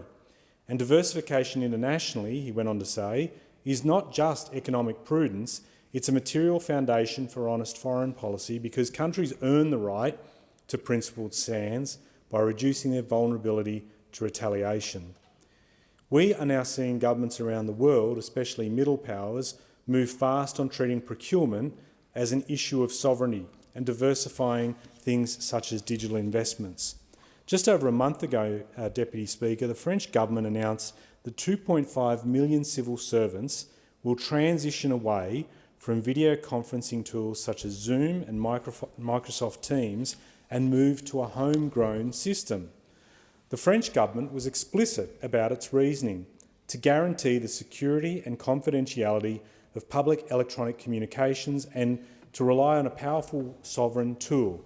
French ministers have spoken openly about the risks of sensitive data and strategic innovation being exposed to foreign actors. Other European jurisdictions have migrated public servant inboxes from Microsoft to open source alternatives, shifted file sharing from SharePoint to Nextcloud, and are exploring replacing Windows with Linux. At the European level, I should say, the push for digital sovereignty has become a formal policy agenda. The European Commission's leadership has warned that reliance on single countries or companies in critical digital infrastructure can be weaponised. The EU has paired strong regulatory frameworks with strategic investment and procurement levers designed to foster domestic capability. We don't have that kind of thought leadership occurring on national soil right now, and we should. Australia isn't insulated from these pressures. Our public sector relies extensively on global cloud and software providers. We've introduced important safeguards, including reforms to critical infrastructure security and competition law, yet the aforementioned inquiry found that there is, quote, "a significant procurement capability gap in the APS, which is characterised by risk aversion, interagency fragmentation and non-compliance." Procurement is often obsessively framed in this place in terms of achieving, quote, "value for money," ensuring probity, avoiding waste. All of that's essential, but you cannot be blinkered around those concepts. Value for money is not confined simply to the lowest upfront price. It can and should incorporate long-term strategic value. The European Union recognised this explicitly through its cloud sovereignty framework introduced late last year, where procurement decisions are weighted to consider strategic sovereignty, legal and jurisdictional sovereignty, data and AI sovereignty, technological sovereignty and more. Australia does this in some sectors, and that's the good news. For example, defence procurement is explicitly linked to sovereign industrial capability priorities. We recognise that certain capabilities must be sustained domestically for reasons of national security and strategic autonomy. The question is, why would digital capability more broadly be treated any differently? Digital systems underpin our energy grids, our health records, our financial transactions, our education systems and our defence platforms. They're critical to national resilience as traditional industrial assets. And if we default to the largest global incumbents in every single category, Australian firms are denied the anchor customer they often need to grow. Venture capital will then flow offshore, intellectual property migrates, our brightest engineers, for example, will build foreign platforms rather than nurture domestic ecosystems. Conversely, when government deliberately creates space for local providers through clearer pathways into procurement panels, proportionate contract requirements, genuine consideration of sovereign capability, that catalyses growth. Technology markets tend towards concentration. That has been seen time and again. Network effects and scale advantages and reinforces incumbency. Without deliberate counterweights, smaller domestic firms struggle to compete for large public contracts, regardless of their innovation or quality.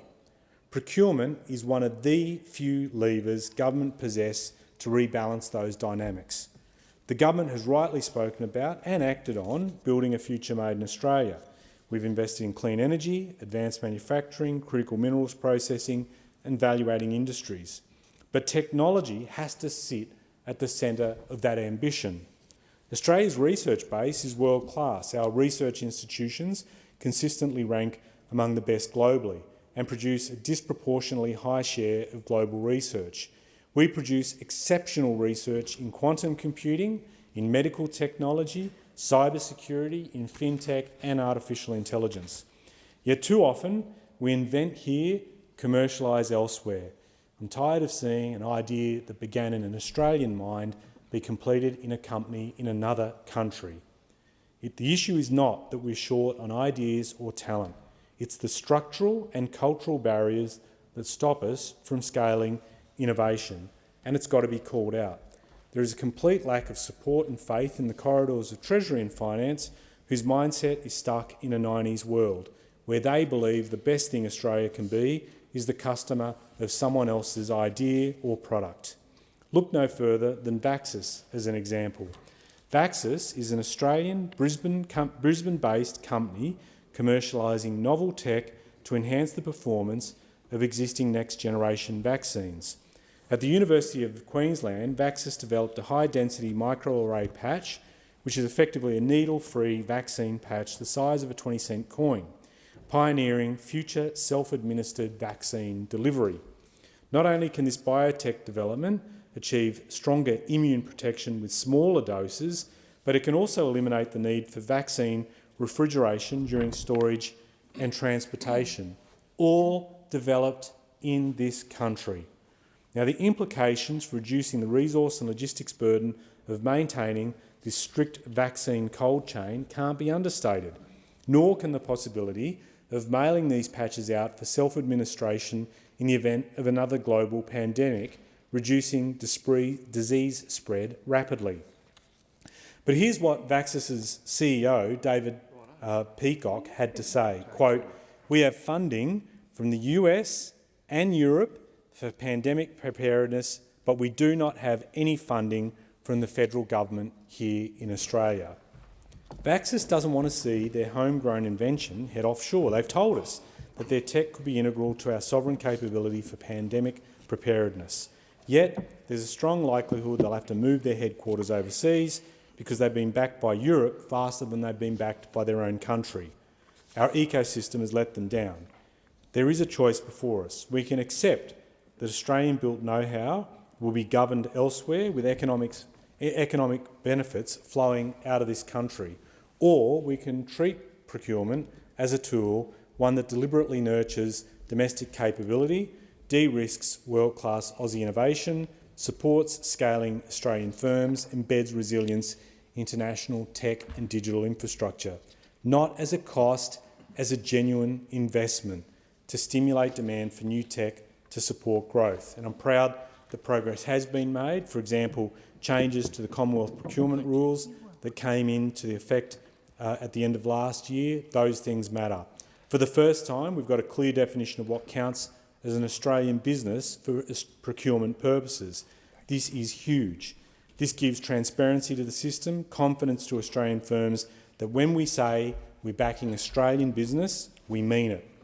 Too often in the past, procurement processes favoured those with the resources to navigate complex tenders rather than those with the best ideas or most innovative solutions. In October last year, the updated Commonwealth procurement rules gave that definition practical effect. From 17 November 2025, non-corporate Commonwealth entities have got to prioritise Australian businesses for procurements below the relevant procurement thresholds, and this update, amongst others, will provide Australian businesses with access to approximately 31,000 Australian government contracts valued at almost $2 billion.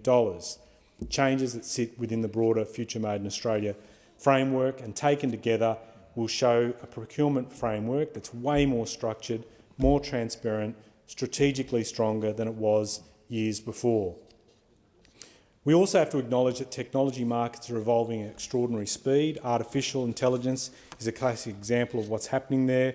The platforms and standards being locked in today will shape productivity, security and economic growth for decades. We can't afford to treat that as business as usual.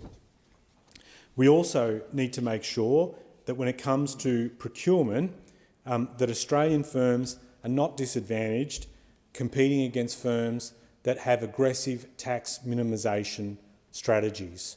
If there are firms that refuse or minimise the amount of Australian tax they pay, those firms should not be entitled to reap the Australian revenue that flows to them through procurement, and we should take a much stronger stand on that. We do need to create space in procurement for alternative providers, particularly Australian firms, creating opportunities for local tech, and we anchor capability. We give our researchers and engineers commercialisation pathways in this nation. It doesn't mean excluding international firms. We're an open trading nation, but we want to benefit from global innovation and investment fairly and in a way that does not lock us in to being completely dependent on global supply chains that can reduce our independence as a result. We should be asking, are our procurement frameworks adequately weighting considerations of digital and tech sovereignty? Are we lowering barriers for innovative Australian SMEs to compete for government contracts? Are we systematically assessing long-term strategic implications of vendor concentration in critical digital services? Because when we appropriate billions of dollars in procurement, we're not simply paying invoices, we're shaping markets, we're signalling priorities, we're determining which firms will grow, which technologies will dominate, and where the next generation of innovators will build their careers. The finance portfolio additional estimate statements of 25-26 state that finance will advance regulatory reforms and procurement integrity agenda and focus on enhancing our data and digital capabilities internally. There's also been a focus on the application of artificial intelligence as we strengthen and implement AI for Australian public service. I look forward to these developments, but more importantly, I look forward to Australian procurement backing Australian business. The question is that this bill be now read a second time, and I call the member for Hasluck. Thank you, Deputy Speaker. Appropriation bills are about priorities. They are about what we value as a nation and whether we are prepared to back those values with sustained investment and service delivery. Over the last 4 years, the Albanese government has demonstrated that we are prepared to do just that, to invest in climate action that lowers bills, in a health system that puts people first, and in a national disability insurance scheme that is sustainable and fair, in a defence force that is ready for the strategic challenges ahead, and in a multicultural society that remains cohesive, confident and secure. The appropriations in these bills reflect those priorities in practical terms. The Department of Climate Change, Energy, the Environment and Water will receive over $2.9 billion, predominantly to continue support for the Cheaper Home Batteries program. In Western Australia, and in particular in my electorate of Hasluck, this really matters. Households across suburbs like Dayton, Naranda and Guildford are already embracing rooftop solar at remarkable rates. We in the West have recently led the nation in household solar uptake. But until now, too many families have generated clean power during the day and have seen it flow back into the grid and then had to buy it back at peak prices in the evening. Home batteries, it flips the script. They allow families to store their own power, reduce reliance on the grid at peak times and cut their bills. It's a win-win for the environment and it's a cost for the cost of living. Labor is delivering. The Cheaper Home Batteries program builds on the work we've already undertaken, from energy bill relief to investments in grid stability and renewable generation, to ensure that climate action and cost of living relief go hand in hand. In Hasluck, I speak regularly with families who are doing everything that they can to manage household budgets. They want practical solutions, not slogans. Supporting home batteries is exactly that. Practical, local, immediate relief combined with long-term emissions reductions. It's more than 2,100 batteries installed in my electorate at last count. 2,100 and climbing. That's over 2,100 families who are not waiting for the coalition to come on board with net zero or with renewables. That's 2,100 families voting with a space on their garage walls.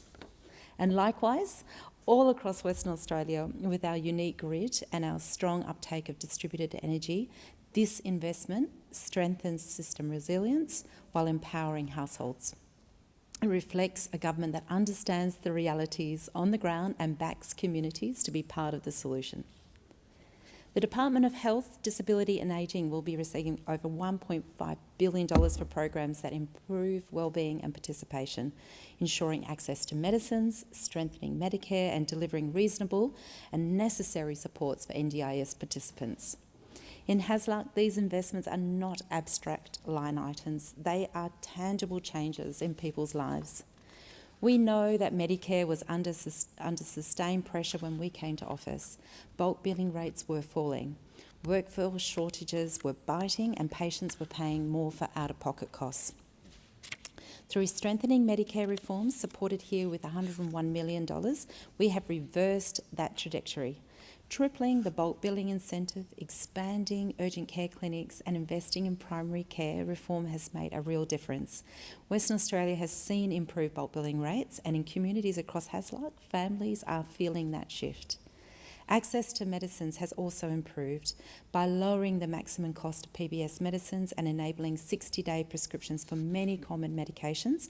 We have reduced costs for patients with chronic conditions. For older Australians and families managing long-term health needs, that is not marginal, it is meaningful. Members' office really do need to get on board with this. Medicare is popular and cheaper medicines are popular because they relieve cost pressures at the very time when people need help the most, when they or their loved ones are unwell. The Australian people voted for this, and I know firsthand that the people in Hasluck voted for this both in the 2020 election and again resoundingly in 2025. It really is on the coalition to create some sort of health policy prior to the next election that takes account of the fact that the community want investments in healthcare. And then there is the National Disability Insurance Scheme. The further appropriation includes $876 million for the National Disability Insurance Agency to provide that reasonable and necessary support for NDIS participants. The NDIS is one of Australia's most significant social reforms, but it must be sustainable to endure. In Western Australia, thousands of participants rely on the scheme for support that enables independence, employment and social participation. In Hasluck, I regularly meet with families who speak of the transformative impact of properly delivered supports, therapies, assistive technologies and community participation. Over the past 4 years, we've undertaken some serious reforms to stabilise the growth, reduce fraud and ensure that the funding is going where it is genuinely needed. That work has required cooperation across jurisdictions, including with the Western Australian Government, and also with community members, people who identify and call out where they see is alleged fraud. People like Drew and Pete, who have written recently to me to bring my attention to concerns that they are seeing, where some NDIS providers are allegedly in breach of the contractual obligations that they have to the NDIS, and that is something that we take seriously and we are absolutely clamping down on. It reflects this shared commitment that we have from participants to the providers to the government across all tiers and to the individuals who are the beneficiaries themselves to protect the integrity of this scheme and safeguard participant outcomes. This appropriation ensures continuity of support while reform continues. It is responsible, it is compassionate and is focused on long-term sustainability. The Department of Defence will receive over $1 billion, including $985 million brought forward to implement the 2024 National Defence Strategy and the 2024 Defence Integrated Investment Program. Western Australia is central to Australia's defence posture. From HMAS Sterling to the broader defence industry ecosystem in our state, WA plays a critical role in maritime capability and strategic presence in the Indo-Pacific. The updated National Defence Strategy recognises that we live in a more contested and uncertain strategic environment. Investment must be aligned with that reality. Bringing forward expenditure is about ensuring readiness, modernisation and capability, not in some distant future, but now. For Western Australia, that translates into jobs, industry participation and sovereign capability. It means supporting local defence industry, businesses that contribute to sustainment, shipbuilding and advanced manufacturing. It means training and employment pathways for young Western Australians looking to build careers in defence and related industries. In Hasluck, many residents work in defence, in the defence industry and related supply chains, particularly around sustainment. And very soon we will have not just the home of Army cadets, but a home for Army reserves as well. So strategic investment supports secure, skilled employment, and it reinforces Australia's ability to protect its interests. National security is not a slogan. It is a serious responsibility. These appropriations reflect a government that is meeting that responsibility with clarity and foresight. The Department of Home Affairs will receive $881 million to implement programs that safeguard Australia's domestic interests, respond to crises and threats, support the government's response to the anti-Semitic Bondi terrorist attack, and maintain our cohesive multicultural society.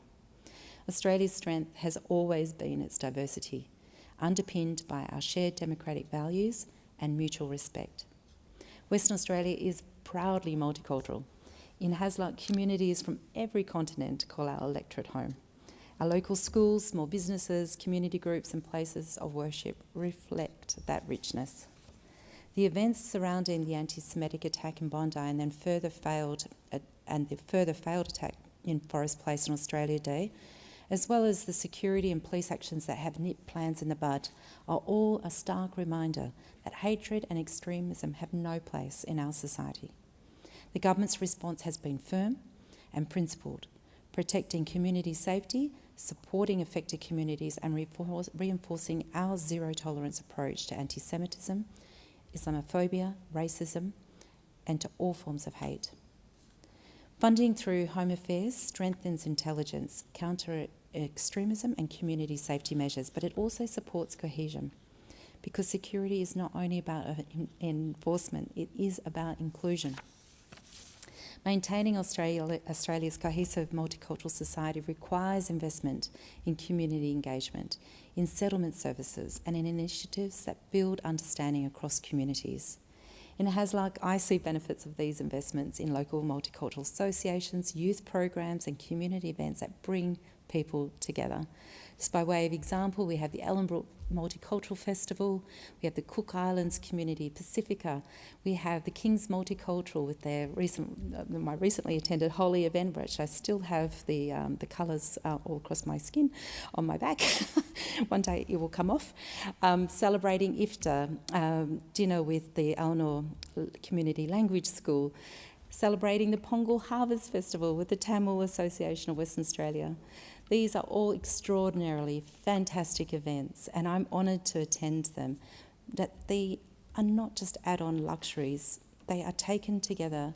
They are the very foundations of our society and of social stability. They are something that we are deeply proud of within my community, to be able to celebrate culture and language, dance, music, but also traditions, respecting those who have come from different parts of the world with different perspectives, and having an open mind and a willingness to learn and build bridges perhaps where there are differences, but having that respect for each other is what I'm absolutely proud that the appropriation for this area will go towards strengthening. The Housing Australia Future Fund is a Labor legacy program that I am proud to have supported in this place. Already in HESLAC, funds have been committed through the first rounds of the construction of 537 social and affordable homes in Ellenbrook, Bassendean, Woodbridge and Midland. And all of them are right adjacent to the railway line, which is now completed from stations through to the extension of the rail line out to Ellenbrook.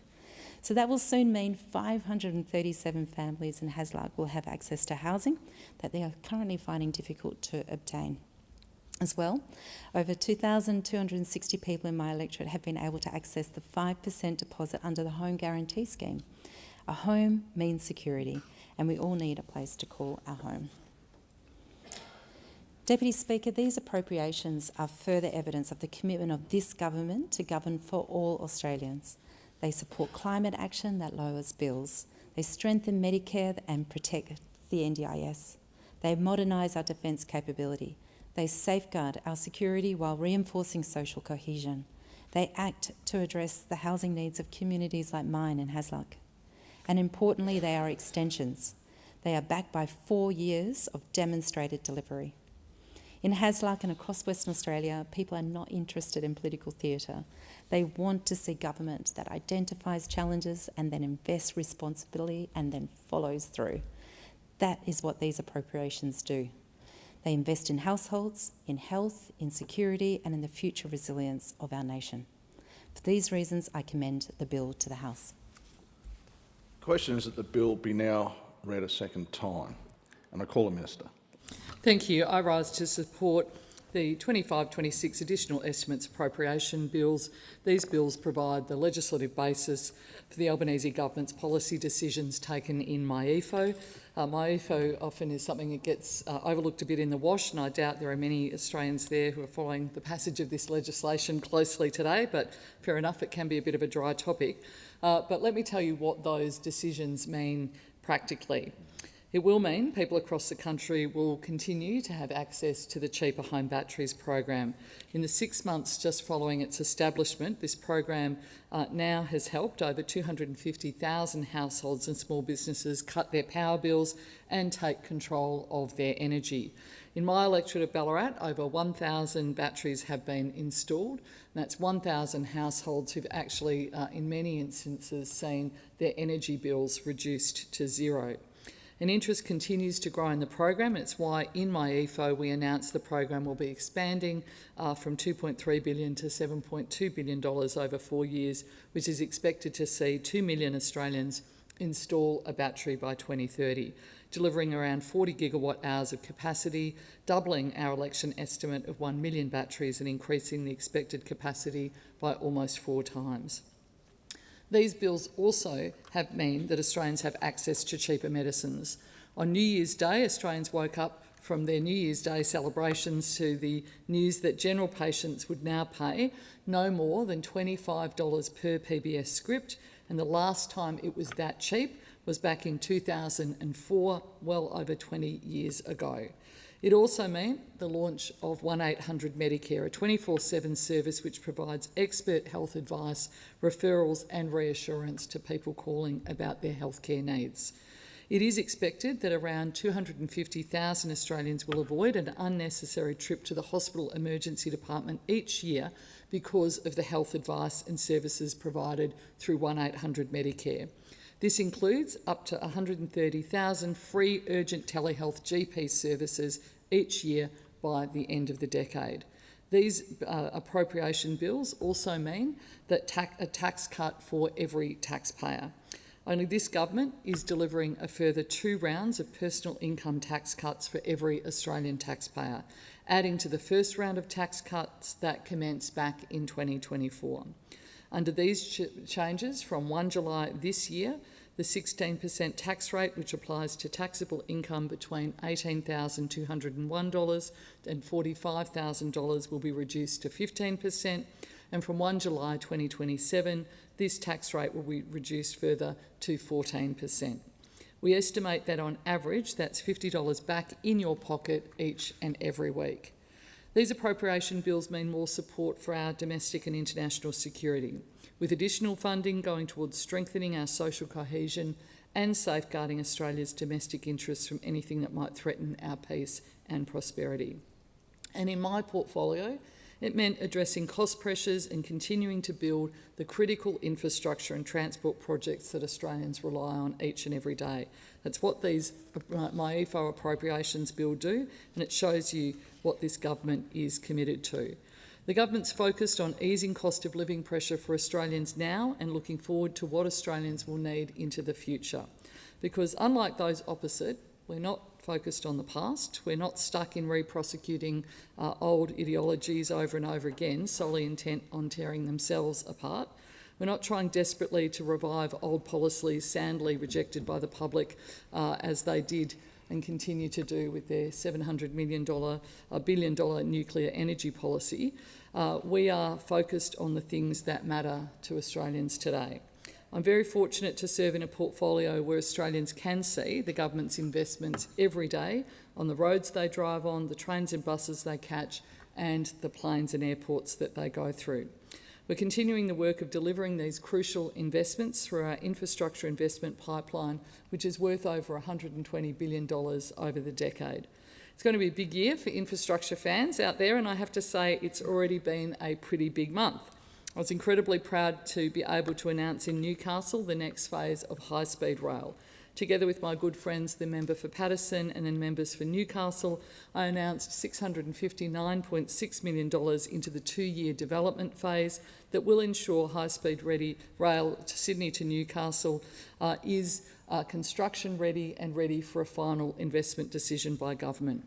High-speed rail is ambitious, but its benefits are enormous. The business case, which I also released at the time, shows the economic activity generated by high-speed rail Sydney to Newcastle is around $250 billion, 99,000 jobs are expected to be created from building this line, stretching from advanced manufacturing to increased tourism opportunities, and 160,000 homes unlocked along the line. We are a purposeful government doing the cautious, diligent work to build the infrastructure Australia will need well into the future. We've learnt the lessons from previous projects, such as the disastrous rollout, frankly, of Inland Rail, which was announced with no idea about where it would start or end or how much it would actually cost. High-speed rail is the example of the kind of project a serious government can deliver. Of course, it doesn't stop there. This year we'll see the opening of the Western Sydney International Airport to freight and to passengers. Started 12 years ago under then the Infrastructure Minister, now Prime Minister. Sydney will finally have its much needed second airport. In Victoria, I was pleased to recently attend the start of early works on the Sunshine Super Hub, the next step in building the Melbourne Airport rail link, much anticipated. Like high-speed rail and Western Sydney Airport, a rail link to Melbourne Airport has been talked about for a long time. Under this government, it is starting to be delivered. In Western Australia, we've just heard the construction of Metronet is complete, with the final 23rd and concluding project, the new Midland Station, now open to passengers.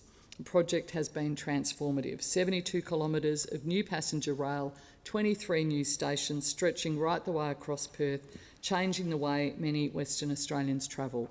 It's unlocked new business opportunities, new housing and new community infrastructure as well.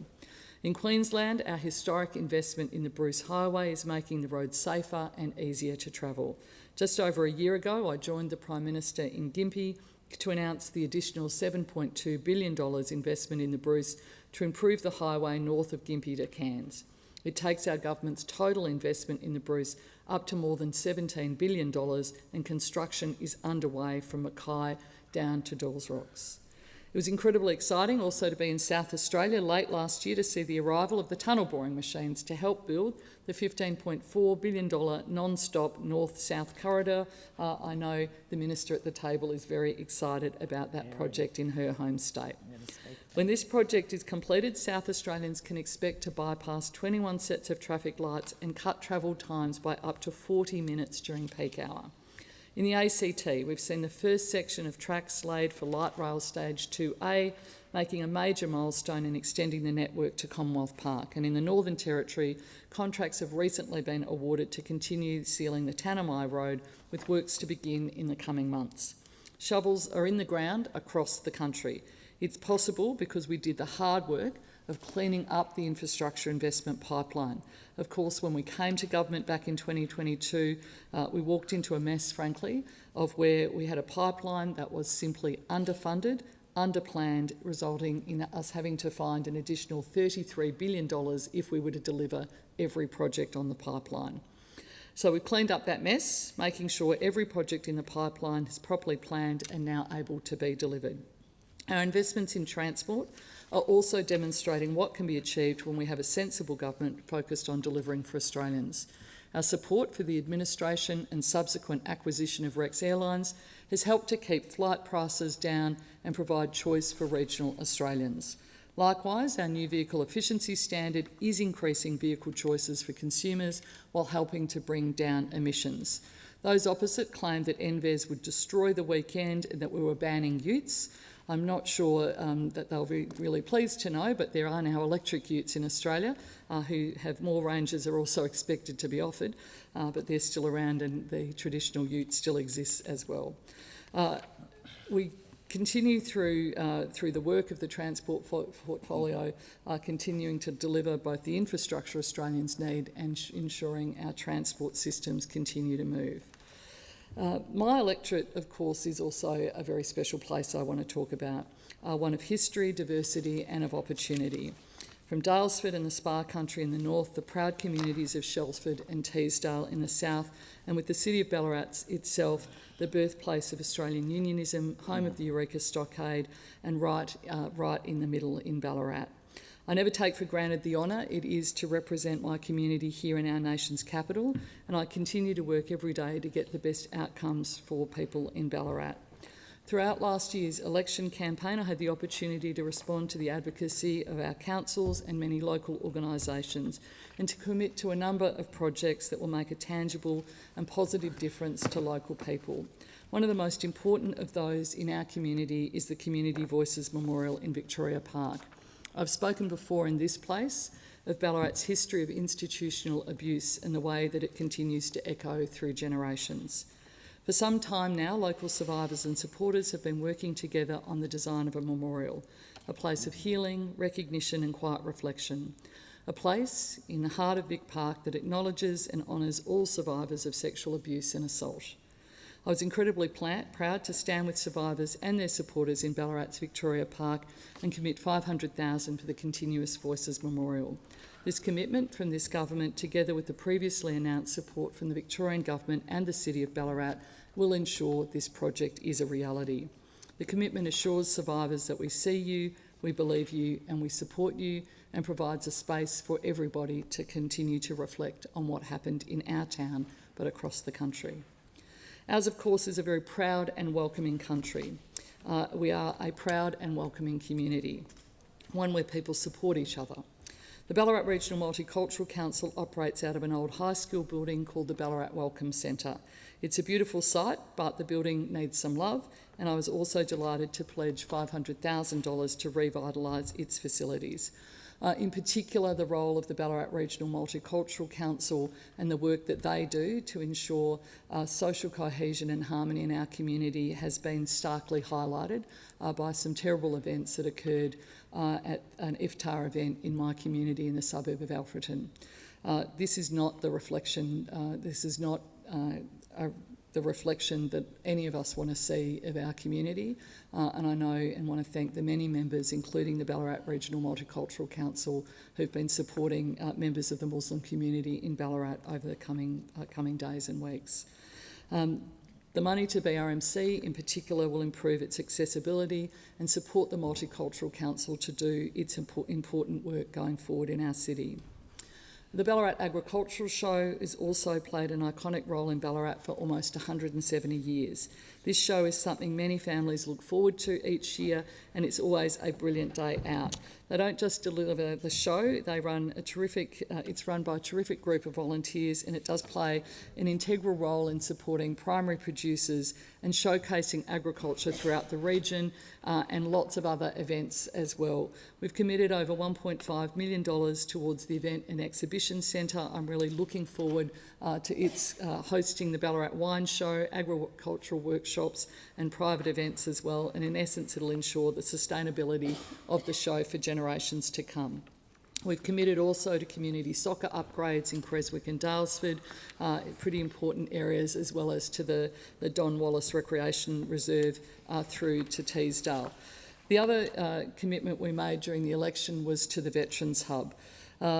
It will be a place of connection and practical support for the servicemen and women to whom we owe so much in our community, and also for their families and their supporters. Our work is well underway in making sure that that Veterans Hub becomes a reality, and I do want to thank and particularly acknowledge Andrew Hamilton and the team behind the Ballarat Veterans Assistance Centre for their many years of advocacy for this project, but also for the City of Ballarat for being prepared to step forward with premises to actually now make this hub a reality. I'm looking forward to the progress across all of these election commitments from 2025. We've recently seen some of the 2022 election commitments now opened, cutting the ribbon on the Vickers Street Community Hub, a terrific new facility, a multi-generational facility in my electorate, the Central Springs Recreational Reserve, and works progressing on other projects across the electorate. I would recommend a visit for anyone's keen to go to the Springs in Dalesford. It is a beautiful place, featured on the block just last year, and I know they've seen visitors go up as a result of that. I'm thrilled again to be able to have the opportunity to represent my community. It's the proudest job I have, but also to lead the infrastructure and transport portfolios, and to do so within a government that is committed to delivering for all Australians, and I commend the appropriation bills to the House. I thank the Minister for Infrastructure. The question is that the bill is now read a second time, and I call the member for Macon. Oh, sorry. Deputy Speaker. Sorry, the Minister was seeking the call. Sorry, I'm speaking next. Oh, sorry. I'm sorry, the member for Macon. I call the Minister. Thank you, Deputy Speaker. I rise to speak on the Appropriations Bill, and it gives me great pleasure to be speaking on this bill because this bill is the next bill that actually focuses on our government's agenda of delivery. And our government has been delivering and delivering, and I'm really very proud of that. I wanted to start by speaking about delivery in my local electorate in the southern suburbs of Adelaide. Southern suburbs, I'm going to have to disagree with the Minister for Infrastructure. I think the southern suburbs of Adelaide is the most beautiful place in Australia, and indeed probably the world. It is the gateway to the Furey Peninsula, with an incredible coastline and beaches that run from Hallett Cove all the way down to Maslin's Beach. It's a wonderful community to live, work and raise a family, and has had its challenges over the last little while with the unprecedented algae bloom that has been persistent on our beaches, but I have to say, being down on our coastline, it is magnificent. I'd encourage anyone to get down and enjoy the South Australian coastline. There's businesses that are ready to take your order, ready to sell you something, ready to give you an experience that you will enjoy. Of course, in my local electorate, we continue to see really significant investment. And I did want to talk a little bit first about the investment in health that our government has made, particularly when it comes to the cost of medicines. We know the cost of medicine. If the cost of medicine is too high, then people will choose not to refill their script or will not actually do what is directed to them. And so I am so proud to be part of a government that has lowered the cost of scripts on the PBS for everyone with a Medicare card. Of course, the maximum co-payment is now the lowest it has been in 20 years, just $25 per script. And it has stayed frozen at $7.70 for concession card holders. This is making a real difference. And of course, it builds on our investment and our reform, quite frankly, and our quite important reform of, for example, 60-day dispensing. These are really important measures making a real difference to people in my electorate. Of course, we've also seen the investment in bulk billing in the electorate. And I'm proud that our investment is starting to turn around the really concerning numbers that happened under the Coalition when they were in government, their complete neglect of Medicare and bulk billing.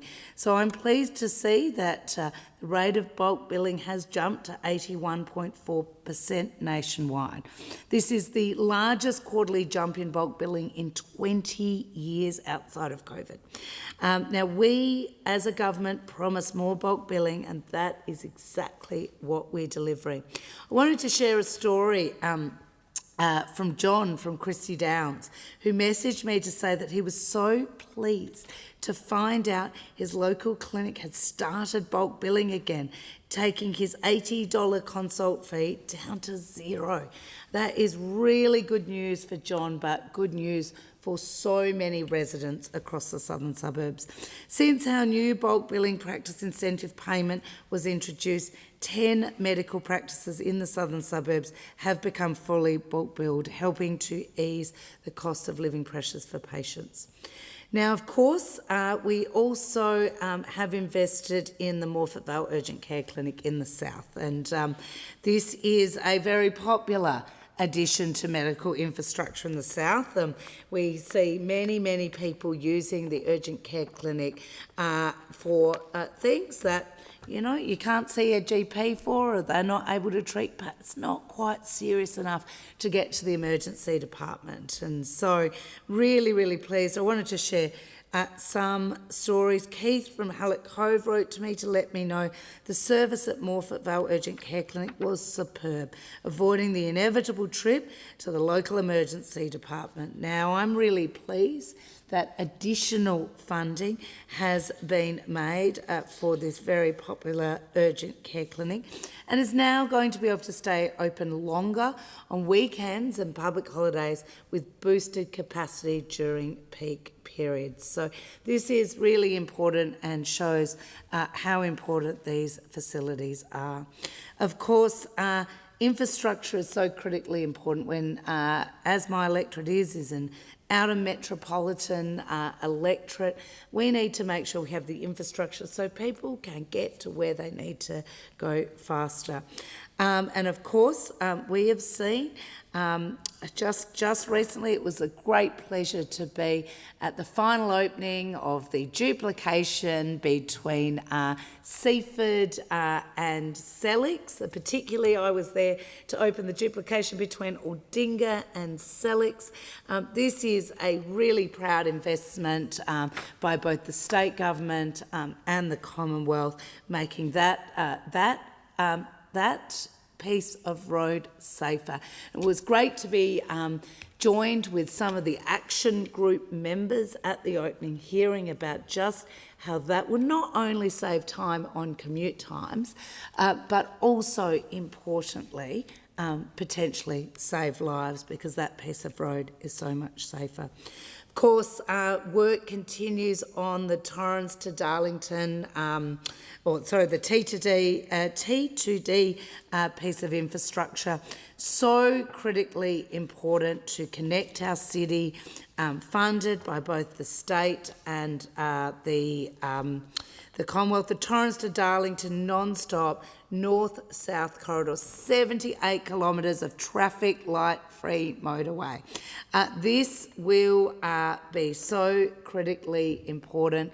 Of course, the down payment of that is the Majors Road interchange, which is now connecting the people of Shido Park and Trott Park and Flagstaff Hill and Aberfoyle Park much quicker to South Road.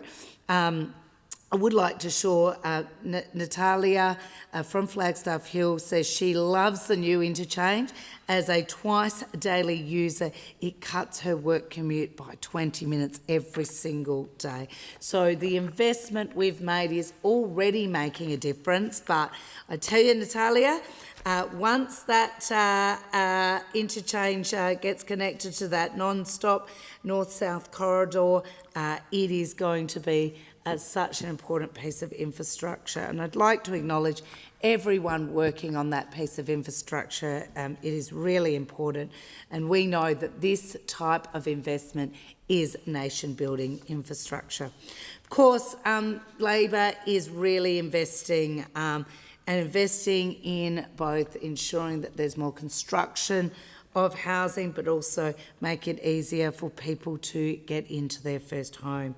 And the new Help to Buy scheme is having a big impact, including in my electorate, with just under 900 people in the southern suburbs have been able to purchase their first home with a 5% deposit or less. This is really important, good news for those, and that support is really, really important. So look, there is a lot happening, including investment in our local sporting facilities. Work continues to be underway on the Noarlunga swimming pool, aquatic centre. That will be super exciting when it's ready. It has not been updated for decades, and that investment from the Commonwealth Government under this Albanese Labor government is really critical to ensuring people can stay fit and involved in their local community. Of course, we're also investing in facilities, including the Cove Sports and Community Club. We made a commitment at the election to invest $5 million to go towards stage 2. I am really pleased and welcome the commitment by the state Labor member. If he is re-elected and if Labor is re-elected in South Australia, they will also contribute $5 million to that project, which will allow, along with a council contribution, to make a very important update to that sporting facility. Of course, we also made a commitment of $5 million for a new important investment in the South Adelaide Football Club, and I am continuing to work with the South Adelaide Football Club to ensure that we get a really, really good upgrade there. Of course, in addition to the investments in my local electorate, we continue to make progress in my portfolio of employment and workplace relations. There are really significant, we are starting to see the really significant benefits flowing from our agenda when it comes to making our workplace relations system fairer. And when we look at the increases that we've seen in wages, the increases in enterprise bargaining, of course, we have also closing the gender pay gap, which is at an equal record low of 11.5%. This, of course, doesn't happen by accident, and I did want to just highlight the investment we are making into breaking down gender segregation in workplaces. In the MyEFO, we were able to continue and to support the work done by both employer organisations and by trade unions to look at ways, practical ways, that we can break down some of the systemic barriers as well as the individual supports that can be given to support the breaking down of gender segregation. Because, as I've said to many of those industries with male-dominated workplaces, you're missing out on talent. And the construction industry and many of the trades, because we still have some structural barriers for women to participate. So there is still work to be done, and we will continue to be doing that work. We are really starting to see enterprise agreement making increase. Of course, enterprise agreements are really important where workers and their unions can sit down with their employers and negotiate what are the right wages and conditions to have it that meet those workplaces' needs. And so we're now seeing 2.65 million Australian workers now covered by enterprise agreements. This is good news. Of course, our changes that allowed for or improved multi-employer bargaining have led to early educators getting a 15% pay increase. And that work, I just wanted to highlight again, I've said this many, many times in this place, educating our youngest Australians is critically essential work, and this pay increase is a real recognition of the work that they do, and I wanted to pay tribute. Of course, our same job, same pay reforms are benefiting more than 8,000 workers, and this includes workers at a Queensland mine who had pay increases up to $60,000 a year, and domestic flight attendants securing pay increases for up to $20,000 a year. And that was by enforcing a pretty simple concept, and that is two people doing the same work should get paid the same amount, that temporary labour hire shouldn't be used to undercut the negotiated pay and conditions of workers. And so those pay increases, while they're very good for those workers when it comes to cost of living, they're essential in recognising the dignity of the work that those workers are doing and the value of that work. And I've spoken to many workers who said that the same job, same pay laws were critical in feeling valued.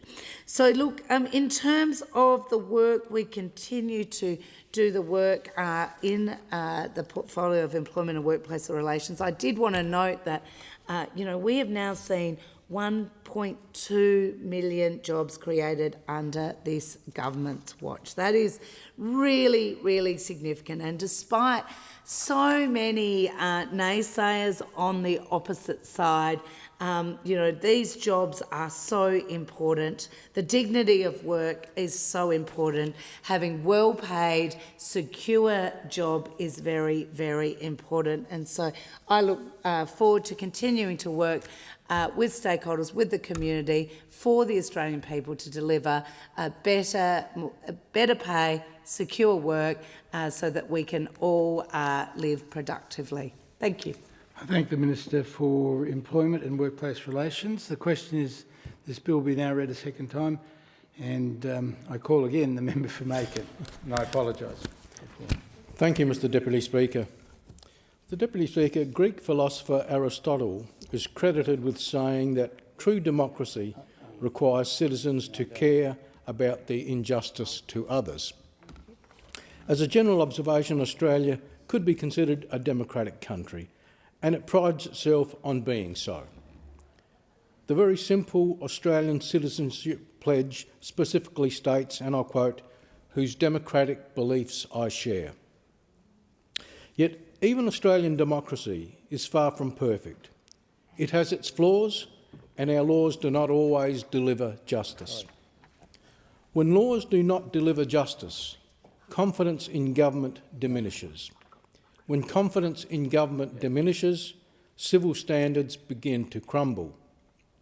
In Australia, the notion of a fair go used to be central to our character, but it is a characteristic that is rapidly fading. Maintaining civil standards is dependent on all Australians believing in those standards and calling out poor or bad behaviour when it occurs. Regrettably, all too often, when wrongdoing or malpractice is called out, the person calling out the wrongdoing is attacked and becomes the target. It happens in the private sector, it happens in government departments, it happens in sporting bodies, in religious organisations, and across so many other aspects of life. In recent years, there have been widely reported examples of whistleblowers who have exposed serious wrongdoing who are then themselves punished, prosecuted and even jailed. The common tactic by both government and the private sector is to smear, threaten and even prosecute those people who expose malpractice. The cases of the ATO whistleblowers Richard Boyle and ADF whistleblower David McBride are good examples of where acting in the public good can have devastating consequences for the whistleblower. The charging and prosecution of those two whistleblowers does not pass the pub test and highlights the need to further strengthen national whistleblowing laws. Recently, at a parliamentary briefing, Kieran Pender, the Associate Legal Director of the Whistleblower Project, Australia's first specialist legal service for whistleblowers, based at the Human Rights Law Centre, reported that since launching in mid-2023, the project has triaged over 600 whistleblowing inquiries and provided advice to over 200 whistleblowers. Mr Deputy Speaker, those figures alone are concerning, and I suspect that they are only the tip of the iceberg. We now have the case of an ASIO whistleblower who is known by the pseudonym Marcus. I recently wrote to the Attorney General about this matter. Marcus claims to have information relating to the Bondi shootings. However, it appears that ASIO is attempting to discredit him. His story went to air last month on the ABC Four Corners program. I hope that Marcus is able to provide evidence to the Bondi Royal Commission. When others see whistleblowers poorly treated, they remain silent and the wrongdoing continues. This issue is integral to our democracy and to the Australian people having confidence in our institutions. We need to do better, and I know that the Attorney-General is looking at strengthening the whistleblowing laws, and I commend her for that. And I look forward to those laws or those changes being brought to this Parliament so that we can indeed provide the protection to whistleblowers when they need it. One of the concerns that I also understand we have in this country is that there is a plethora of laws which govern whistleblowers or which protect whistleblowers, and just simply navigating through those laws is in itself a legal minefield. However, if we can improve that, I would certainly welcome it. Mr Deputy Speaker, the other matter that I wish to speak to is the issue of the world as it stands today. We live in very difficult times. Global instability is at its highest level since World War II. Global conflict, frequent devastating extreme weather events, global population growth and irregular immigration, cost of living pressures, transnational crime, and even rapid technology changes are all causing uncertainty, insecurity and fear across society. Australia has again been caught up in another US-initiated war, a war which has already cost the lives of hundreds of innocent people, including a reported 175 or so school children and staff at a school bombed in Iran, and around 750,000 people in Lebanon who are now displaced. A war which many reasonable observers question the legitimacy of. A war which is already having serious consequences for the world, including here in Australia. We are seeing the effects on fuel prices and indeed the flow-on effects that has here in Australia and indeed across the world again. And Mr Deputy Speaker, my view is that that is only the beginning. It is only a matter of time before other imported everyday products are also affected as shipping lanes are disrupted. It's in effect the kind of situation we saw when COVID struck this country some 5 years ago, where products suddenly became scarce and supply lines and supply chains became very, very difficult. I see that happening again, but what that also highlights once again is this, that whilst here in Australia we're very far removed from even the Middle East war, the reality is that it still does impact on us, as do other global events. And once again, it highlights the need for Australia to rebuild its manufacturing base, something that the Albanese government is committed to doing, and something that I think is so important. We used to have a country where just about every product was manufactured here. I can recall in the 1960s or thereabouts where there wasn't a single product that wasn't made here in Australia that was needed for everyday use in this country. We have, however, gone from an employment sector of something like 30% at the time that was employed by manufacturing to more like 5 or 6%, which just shows how much we have lost in terms of the manufacturing ability of this country. Again, it is not only important for Australia to rebuild its manufacturing base because we cannot continuously rely on importing products from overseas, but it is so important because, quite frankly, it not only builds skills, it gives us security, and to be frank, Mr Deputy Speaker, we have the ability to do so as we used to do in the past. Mr Deputy Speaker, the last issue I want to touch on is the issue of modern slavery. Whilst Australia has a Modern Slavery Act, and we have appointed former Senator Chris Evans as the first anti-slavery commissioner, we must do more to ensure that large businesses do not source products that are produced under slave labour. It is happening too often and in too many places. In fact, the number of people that are currently considered to be treated as slaves around the world is something like about 50 million. And the figure has actually grown in recent years. In a society and in a world where we would have thought that slavery ended 100 years or so ago, it's interesting to note that there are more people today that are working under slave conditions that there was in decades past. And I'm not entirely surprised by that because with nearly half, in fact I think it's just over half of the world's population living in either extreme or relative poverty, it just makes modern slavery an easy issue for those who want to exploit cheap labour. And we're seeing it throughout so many parts of the world in the form of whether it's human trafficking, forced labour, debt bondage, forced marriages, sexual exploitation and the like are all too common in so many other countries. But, Mr Deputy Speaker, this is a global problem and I don't pretend that we can solve it alone here in Australia. But we can play our role in reducing modern slavery throughout the world, as other countries have done and are doing.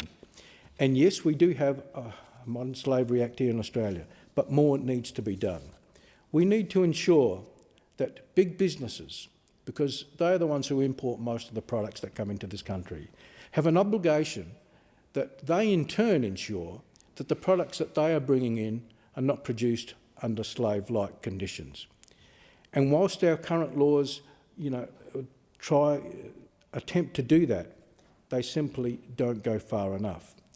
And I accept that there are a lot of businesses in this country that indeed do the right thing. Countries who try to sort their products from ethical manufacturers overseas.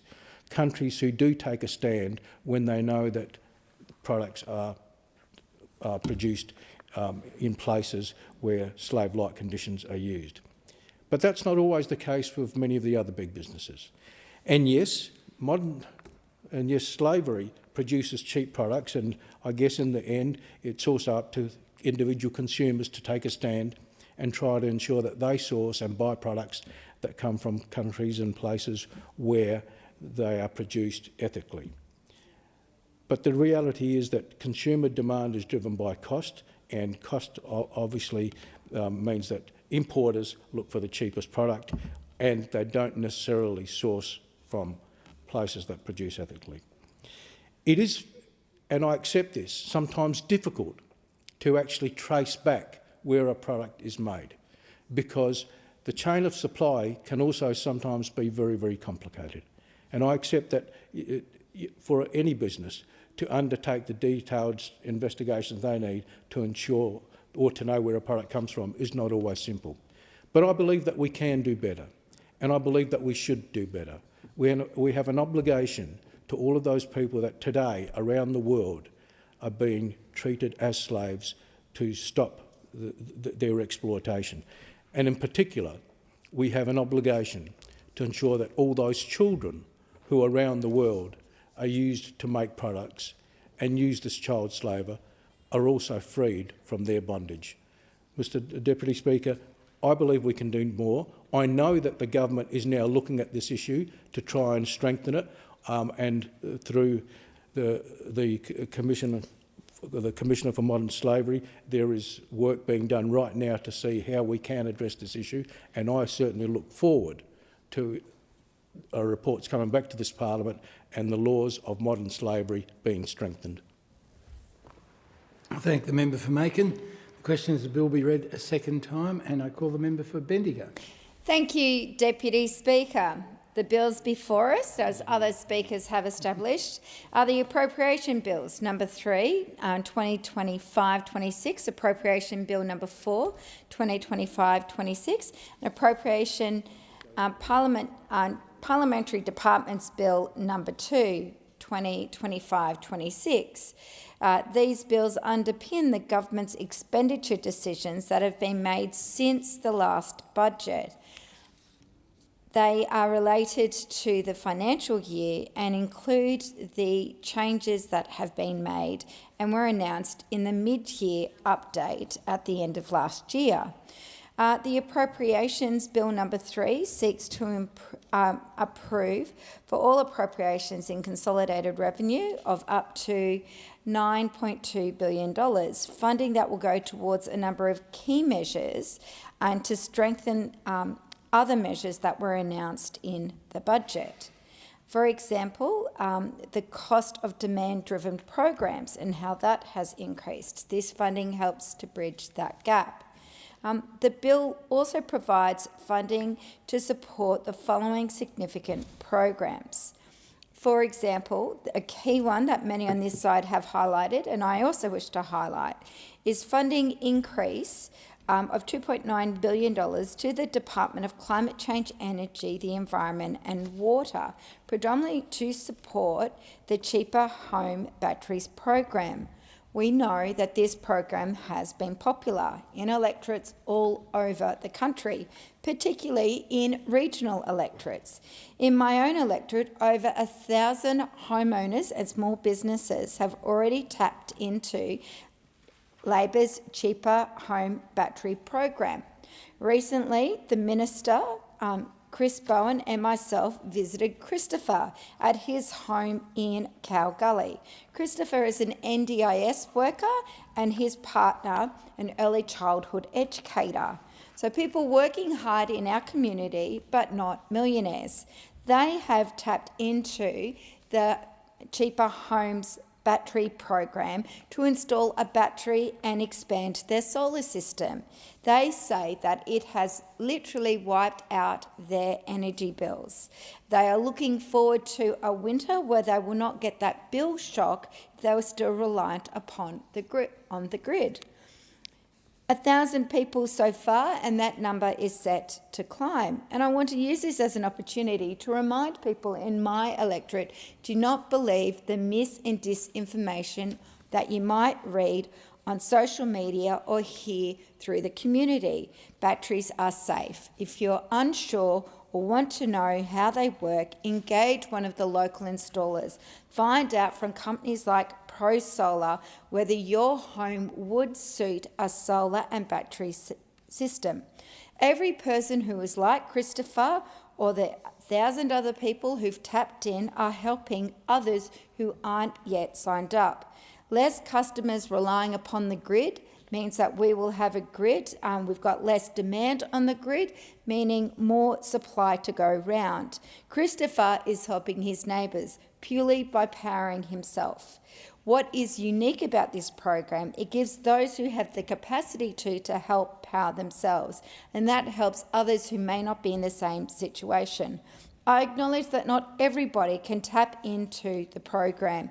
If their roof isn't strong enough to support solar, if they're renters, if they're in an apartment block, there are lots of reasons why people can't access the program, and we need to look for other and alternate ways to support people in those situations. But for those who can, I encourage you to think about investing in Labor's cheaper home battery program, because it will help lower your energy bills. It will make you more energy efficient and more secure going forward. People talk about the apps that they get, checking to see how much solar that they have energy in their battery, knowing when best to use, when to turn the washing on, the dishwasher on. They are becoming more energy aware, energy efficient, and taking back control of their energy use. This is a good thing for all of us. What is also in this bill is increased funding for various programs in the health, disability and ageing portfolio. We've heard other speakers talk about the transformational changes to aged care, and in particular the boost to aged care workers' wages. These are quite often the unsung heroes, not just of the pandemic, but of people caring for our older Australians and making sure that their final years in life are lived with dignity and respect. If you meet an aged care worker, they tell you they do it for the love of it. They love the work that they do, caring for the residents, supporting them, making sure that they've got the support that they need. So it is so important for us to continue to support the sector, lifting their wages and ensuring that they have training opportunities to progress through the system. Thinking of all the aged care services that I've visited locally, you meet lots of people who've worked in the same place for the same home for many, many years. Every year I'm invited out to Bendigo Bupa to award their service certificates. Quite often, 5, 10, 15, 25 years working in the same home, supporting different residents and ensuring that they have the dignity and the care that they deserve. These people are angels, and making sure that they are paid a decent wage is core business to this government. What we've also done at the other end of life is boosted the wages of early childhood educators. We've supported changes to the award to see all educators now receive a pay increase, and wages will continue to go up, acknowledging for the first time that their pay should reflect the skills and the work that they do. Early childhood educators long ago won the debate that they are not babysitters but educating our youngest Australians and giving them the foundations to succeed at primary school and secondary school. And it took our government, the election of our government, to change the system to boost the wages of these critical workers and educators in our community. These changes have seen a stabilisation of the workforce and people come back into the sector because they're now able to earn a decent wage to pay the bills. I recently visited the Bendigo Good Start Early Learning Centre as well as the Strathfield Say Good Start Early Learning Centre. And in both visits, I met educators and teachers who were able to buy a home because their wages now allowed them the opportunity to pay a mortgage and to secure their future. Home ownership is now possible for so many people in the sector where previously, because of low pay, they felt locked out. Another key part of the bills before us is extra funding to help secure and support our strengthening Medicare reforms. This is core Labor business and has been for many decades and generations of Labor parliamentarians. The investment into bulk billing incentives has seen a turnaround in many areas, including my own electorate of Bendigo, where we are now seeing more and more doctors and more clinics become 100% bulk billing clinics. 3 out of 5 clinics in my electorate are now 100% bulk billing clinics, from Kyneton in the south all the way up to Rochester to Heathcote, and so many other services in between. We now have more bulk billing clinics and more doctors bulk billing. And that is because of the investment from our government. And why? Because we believe it should be your Medicare card and not your credit card that you use when accessing healthcare. We don't want a barrier to you accessing a GP or seeing a GP to be cost. It is helping and changing lives. For the clinics not yet signed up, I encourage you to do so. For the GPs who've not yet gone to bulk billing, I encourage you to do so.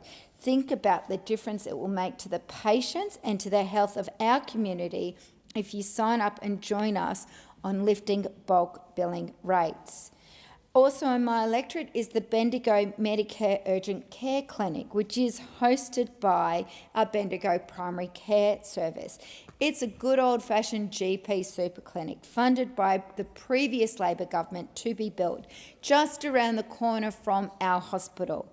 And since the funding from our government has invested in the Medicare Urgent Care Clinic, we are seeing a drop in presentations at emergency. They are supporting what is known as the Category 4 and Category 5 patients, people being able to call, book an appointment or a walk-in service so they're able to get the support that they need. After hours and on weekends, this service is helping. It is staffed by doctors from around the region who take on the shifts as well as the nurses to make sure that people get the urgent care that they require. This measure, working hand in hand with bulk billing changes, is seeing people being able to access the care that they need, taking pressure off our hospitals. Cheaper medicines is also a fundamental change that kicked in on January 1 that is really helping people with cost of living pressures if they have to take regular medication. The last time that the most you would pay for a PBS prescription medication of $25 was 2004. I had literally just finished my university studies and moved to Victoria. That's how long ago it was since medicines were capped at $25. But we didn't just cap it at $25. We've also locked in that for people on concession cards, including our pensioners, will pay no more than $7.70 for their prescriptions. These are the practical ways in which our government is helping people make ends meet and meet the cost of living. They're practical changes that are really helping people. What I can also report back to the House that since the last election, one of the key things that we've been working on locally is ensuring that all of our recipients of election commitments have completed their paperwork so that funding can soon flow for key projects, including funding for the upgrade of the Bendigo heritage attractions to restore and redevelop this very important tourist aspect that we have at the Deborah Goldfields Triangle. We've updated the funding for the Truscott Change Rooms, which is home to the Eagle Hawk Soccer Club. That funding has been secured. The final bit of funding required for the Football Netball Club Change Rooms. Now, this is a project that I'm particularly proud of. In the 2022 election, I was the first level of government, the first person to make a commitment to the redevelopment of the North Bendigo Rec Reserve upgrades. That $1 million that I committed back in 2022 triggered the increased funding that would flow from state and local government towards the redevelopment of the entire precinct. I was incredibly proud to commit the final component of funding required to complete stage 2. And as I stand here today, the council is well underway with developing and delivering stage 1 and stage 2 of the North Bendigo Rec Reserve upgrades. The Bendigo Creek funding has been secured, $7 million to revitalise and restore the Bendigo Creek. Devastated by a legacy of gold mining and development, we are starting to see natural wildlife return to the Bendigo Creek through the work that is being done. A partnership between the City of Greater Bendigo, local land care groups, our First Nations group and the Loddon Campaspe Catchment Management Authority. And finally, the funding has now been confirmed for the Kyneton and the Kangaroo Flat skate parks.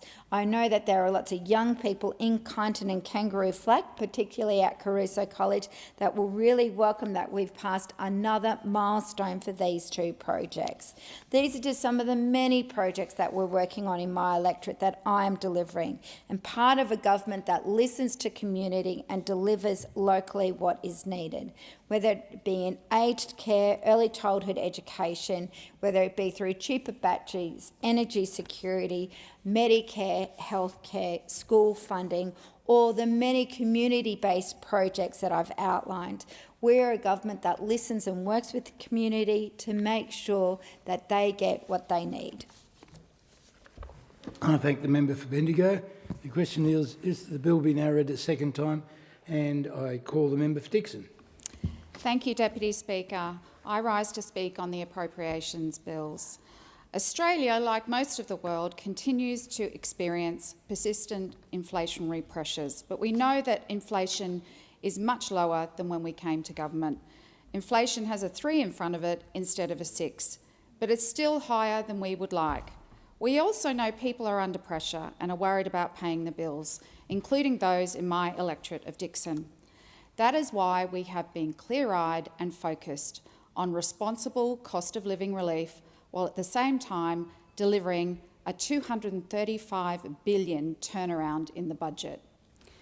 This government has got the Liberal debt down by $176 billion, saving Aussies $60 billion in debt interest. Treasurer Jim Chalmers has also delivered 2 surpluses, something the previous coalition government could never achieve, no matter how many black mugs and premature slogans they put out.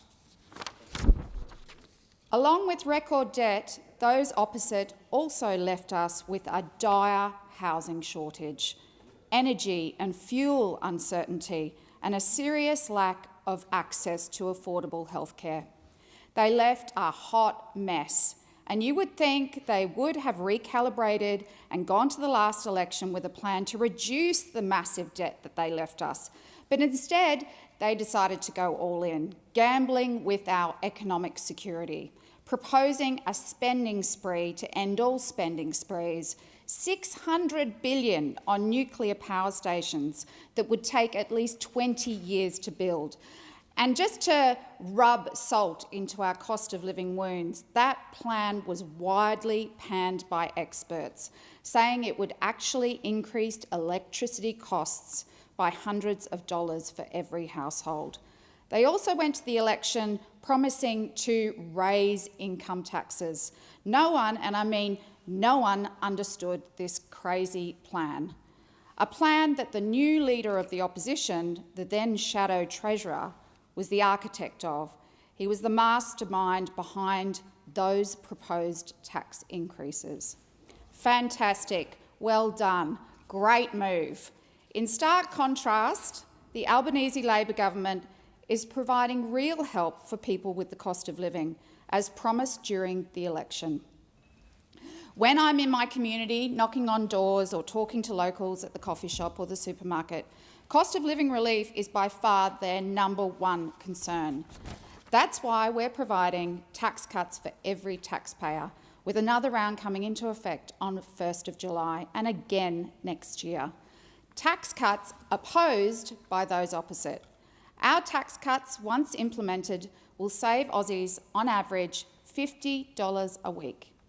$50 a week back into the pockets of every Australian, opposed by those opposite.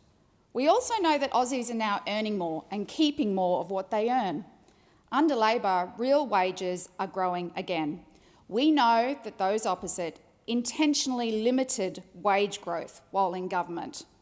a cruel approach that meant that the lowest paid Aussies could not even crawl their way to a wage they could live on, let alone thrive on.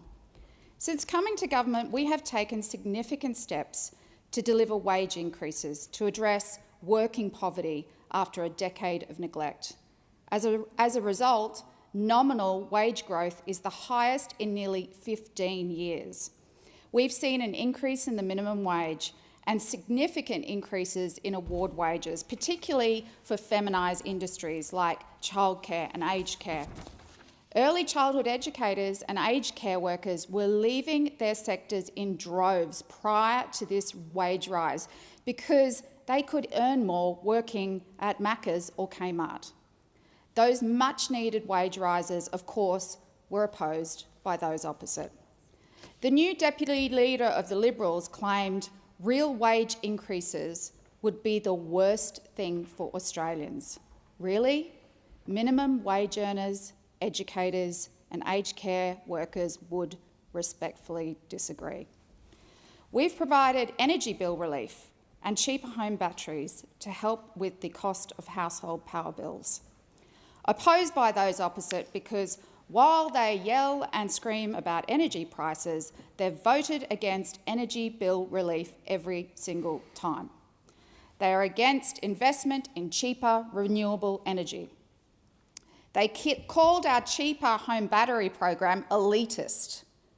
Over 1,700 homes and businesses in my electorate of Dixon have taken up the 30% discount on new home batteries. Again, much needed cost of living relief opposed by those opposite. We've also delivered the single largest investment in Medicare ever, $8.5 billion for more bulk billing and more doctors, and $1.8 billion in extra hospital funding. This is in stark contrast to those opposite. While in government they tried and thankfully failed to introduce a GP co-payment, which would have effectively ended bulk billing. Interestingly, the new Shadow Treasurer, the member for Goldstein, has previously suggested Medicare should be privatised. I mean, all Aussies should be low-key terrified of the member for Goldstein and the Liberal Party's suggestion that he should ever be in charge of the country's finances. Our investment in Medicare is unmatched because you should not have to rely on your credit card for essential health services and medications. The Albanese Labor government has tripled the bulk billing incentive for people who need to see their GP most often, but also offered an extra incentive for whole GP practices to offer bulk billing to every single patient. New data shows Australians can now access over 3,400 Medicare bulk billing practices across the country. That number continues to grow every single week. Almost 1,300 of those practices were previously mixed billing. In just 3 months, the bulk billing rate for all Australians has jumped to 81.4% nationwide. This is the largest quarterly jump in bulk billing in 20 years. We've launched 1-800 Medicare, a free service that will get you an appointment, a free consultation with a registered nurse or GP if needed over the phone. We've opened more fully bulk billed Medicare urgent care clinics. That includes the Marumba Downs UCC in my electorate. It is now a much-loved community service.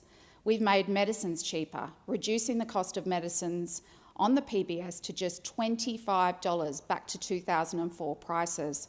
And we're investing more than $790 million in our women's health package, providing Australian women with more choice and better treatment at a lower cost. For the first time in 30 years, we have put new contraception pills on the PBS as well as menopause medications. That is what you get with a majority female caucus. And on that front, on the gender pay gap, it's worth reminding the House that those opposite voted against our 3-day childcare guarantee. saying it's not something the country can afford. Working mums can't afford the coalition. We've provided 20% off student debt, literally changing the lives of so many students. Those opposite called it reverse Robin Hood, basically labelling uni students the big end of town. We've also funded more free TAFE and paid prac places. They said on that, if you don't pay for something, you don't value it. Well, in Queensland, the most popular free TAFE courses are nursing and early childhood education. I know my local nurses and childcare workers value and love what they do. The Albanese Labor government is also taking strong steps to ensure Australians have a safe, secure and affordable home. We have an ambitious $45 billion plan to build 1.2 million homes across the country. Of course, those opposite blocked our plan in conjunction with the Greens, which delayed our progress for a long time. But with the states and territories, we are doing everything we can to increase supply right across the country. Our 5% deposit scheme for first-time buyers is making a real difference in my electorate of Dickson. Since we came to government, 1,713 people in Dickson have been able to buy their first home with a 5% deposit, fast-tracking their way to home ownership. We're also investing in more social and affordable housing through the $10 billion Housing Australia Future Fund to support the delivery of 55,000 social and affordable homes right across Australia. 153 of those new homes are being built right now in Joyner in my community of Dickson. Of course, those opposite not only opposed our investment in social and affordable homes, but they have also said they would repeal the laws that they have allowed, that they would repeal the laws that have allowed investment in these homes. They have said our $10 billion investment fund for social and affordable homes was a warped approach. I tell you what's truly warped. It's the Coalition's record on construction of social and affordable homes in the 9 years they were in government. Shame. Just 373 homes in 9 years. That's not just warped, it is neglect. We've built over 5,000 social and affordable homes since elected. For renters, we've delivered real relief with back-to-back increases to Commonwealth rent assistance. Nearly a 50% boost, supporting 7,230 people in my electorate of Dickson. And we're backing the construction workforce with more than 335 apprentices receiving $5,000 incentive payments. And from the 1st of July 2025 up to $10,000 through Labor's key apprenticeship program. Deputy Speaker, these appropriation bills have ensured responsible cost of living relief. The Albanese Labor government is focused on getting inflation under control while easing cost of living pressures for Australian families. That's right. That is what my electorate of Dickson voted for, and that's what we are delivering. I thank the member for Dickson. The question is that the bill be read a second time, and I call the member for Werriwa. Thank you, Deputy Speaker. The Albanese Labor government is now into its second term, after having been elected in May 2022 and re-elected in May last year. In that time, there's been no shortage of challenges, both domestically and internationally. Notwithstanding, on every occasion, our government has risen to the occasion. We are fortunate, Speaker, that in uncertain times we have leadership. that provides certainty, direction and a steady hand. Front and foremost among the Albanese Labor government's achievement has been addressing the cost of living pressures for many Australians. The list of measures the government has implemented in this area is long and exhaustive and covers almost every aspect of life. But let me use this opportunity today to highlight just a few. Few things are more important to the lives of Australians than healthcare, particularly in the electorate of Werriwa. The Albanese government knows this, and as successive Labor governments all the way back to Gough Whitlam. Central to healthcare is Medicare, bulk billing and the PBS. All have been strengthened by the Labor government and in doing so eased cost of living pressures for those who live in the electorate of Werriwa. I begin with Medicare. I've said many times that the green Medicare card is all Australians carry and it's the envy of the world. It ensures free and universal access for Australians to the world's best health system when they need it. The debate is interrupted in accordance with Standing Order 43. The debate may be resumed at a later hour and the member will be granted leave to continue speaking when the debate is resumed. Are there any statements by honourable members? I give the call to member for Bradfield. Thank you, Deputy Speaker. With all the great challenges comes great opportunities. And put another way, in politics, we should never let a good crisis go to waste. We are in the middle of a global energy crisis, and it's not the only one we've seen in recent times. From Russia's invasion of Ukraine to yet another war in the Middle East, rolling geopolitical crises continuously threaten global fuel supplies. At the same time, while the government is making progress on shifting our balance of energy use from fossil fuels to renewables, it's doing so with one hand tied behind its back. And this is because of the fuel tax credit scheme. It's an $11 billion annual Commonwealth subsidy that's paid for by the Australian taxpayer to make petrol and diesel cheaper for heavy on-road users and for users off-road on farms and mine sites.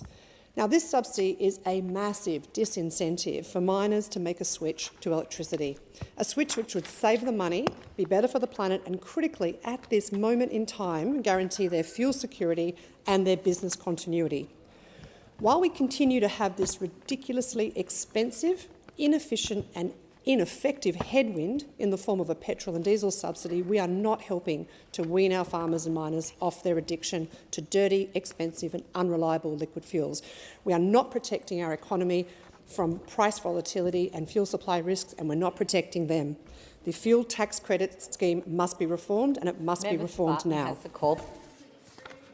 Time for Lebanese Australians who are worried about their family and loved ones. Our message to Australians in the Middle East, including Lebanon, is clear. If you want to, leave now while commercial flights are available.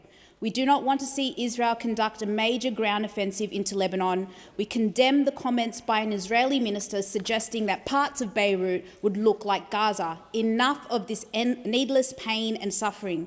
At the same time, Hezbollah must disarm. We support Lebanese authorities in their efforts to prohibit any military activity by Hezbollah, and we call everyone to adhere to international humanitarian law. In Biden, so many of us live alongside Lebanese neighbours. We share our faith, schools, coffee shops and our homes. Continue standing with them during these awful times. Do not give in to the politics of hate and division. And to those in the other parties, like the Greens, who say we have not spoken about Lebanon, those claims are simply not true. And the Greens have got form on this. They've used misinformation to create fear and division before. Senator Shoebridge should not use this crisis for political point scoring. The Foreign Minister has spoken about Lebanon multiple times and is urging Australians in Lebanon to register with DFAT Crisis Portal. We stand with our Lebanese Australian community. We oppose any major ground offensive into Lebanon, and we stand united as a diverse and compassionate and proud Australian community with our Lebanese brothers and sisters. Member for Goldstein. Well, Deputy Speaker, I don't think there's ever been a time where Australians are more mindful and nervous about their future. But don't worry, the Treasurer is on his way to save us. He has turned the inflation corner, almost like it is a magical trick. Australians have now had 13 interest rate rises, and the average Australian mortgage holder is spending $23,000 a year more on interest. But don't worry, Deputy Speaker, it's all under control. We turned the corner. Now revealed, we have potentially an interest rate rise in March as well as in May. Australians were told that this was not going to be the case, but now they know the truth, and worse than that, they're having to live the consequences of the Albanese government, because this government keeps pouring debt petrol on the inflation fire. There's plenty of petrol around for the inflation fire, Deputy Speaker, just not for motorists or farmers.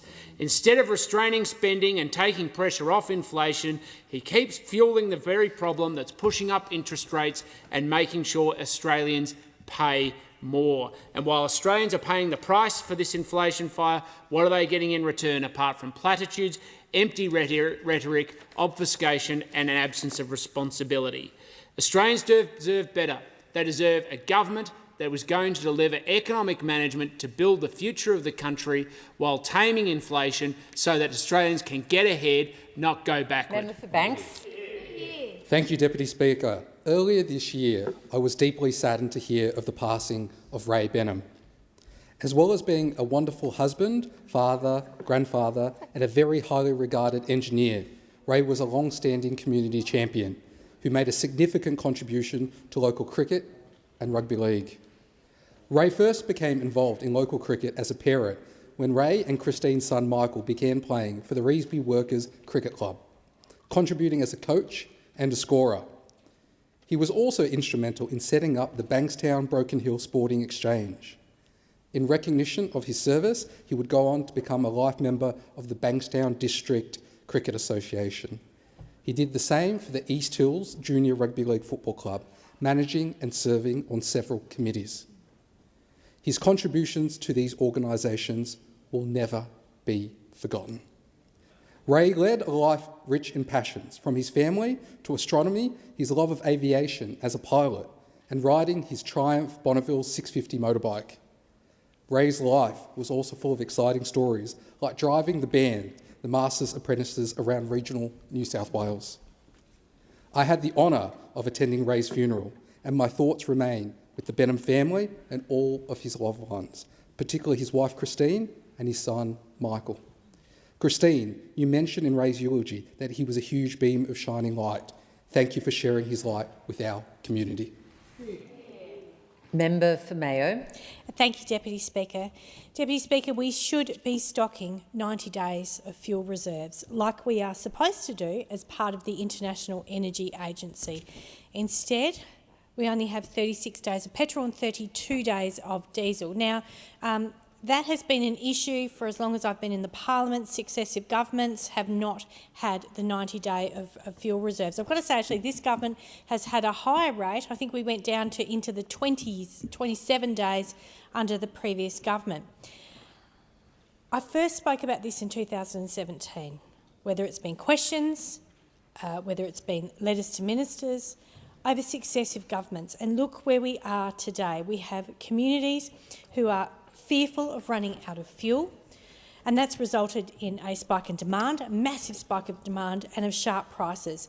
If we had the 90 days of fuel reserves, I don't think we would have had as much fear from people in our communities, particularly in regional communities like mine. We can't just get on a bus, we can't just get on a train, and we can't just not put diesel in our tractors.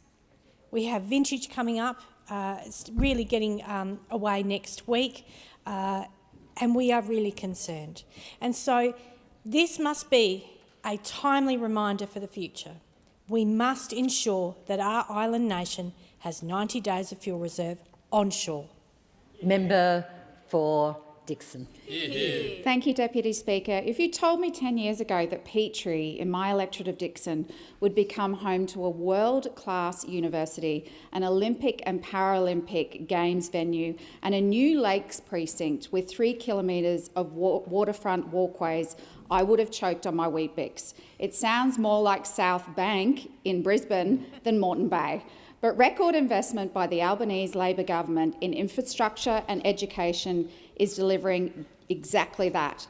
I recently walked the new lakefront walkway at the mill site with Mayor Peter Flannery and State MP Shane King. the Lakes Precinct, located beside the future Moreton Bay Indoor Sports Centre for Brisbane 2032, is being delivered under the $1.8 billion South East Queensland City Deal, a partnership between federal and state governments and local councils.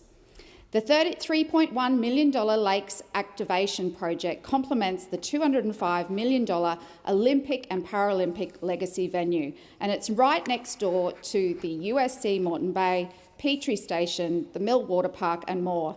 These projects will not only transform Petrie but the whole region, a true demonstration of what we can do when all three levels of government work together. Member for O'Connor. Madam Deputy Speaker, and I rise today to condemn this government's failure to guarantee access to fuel for all Australians.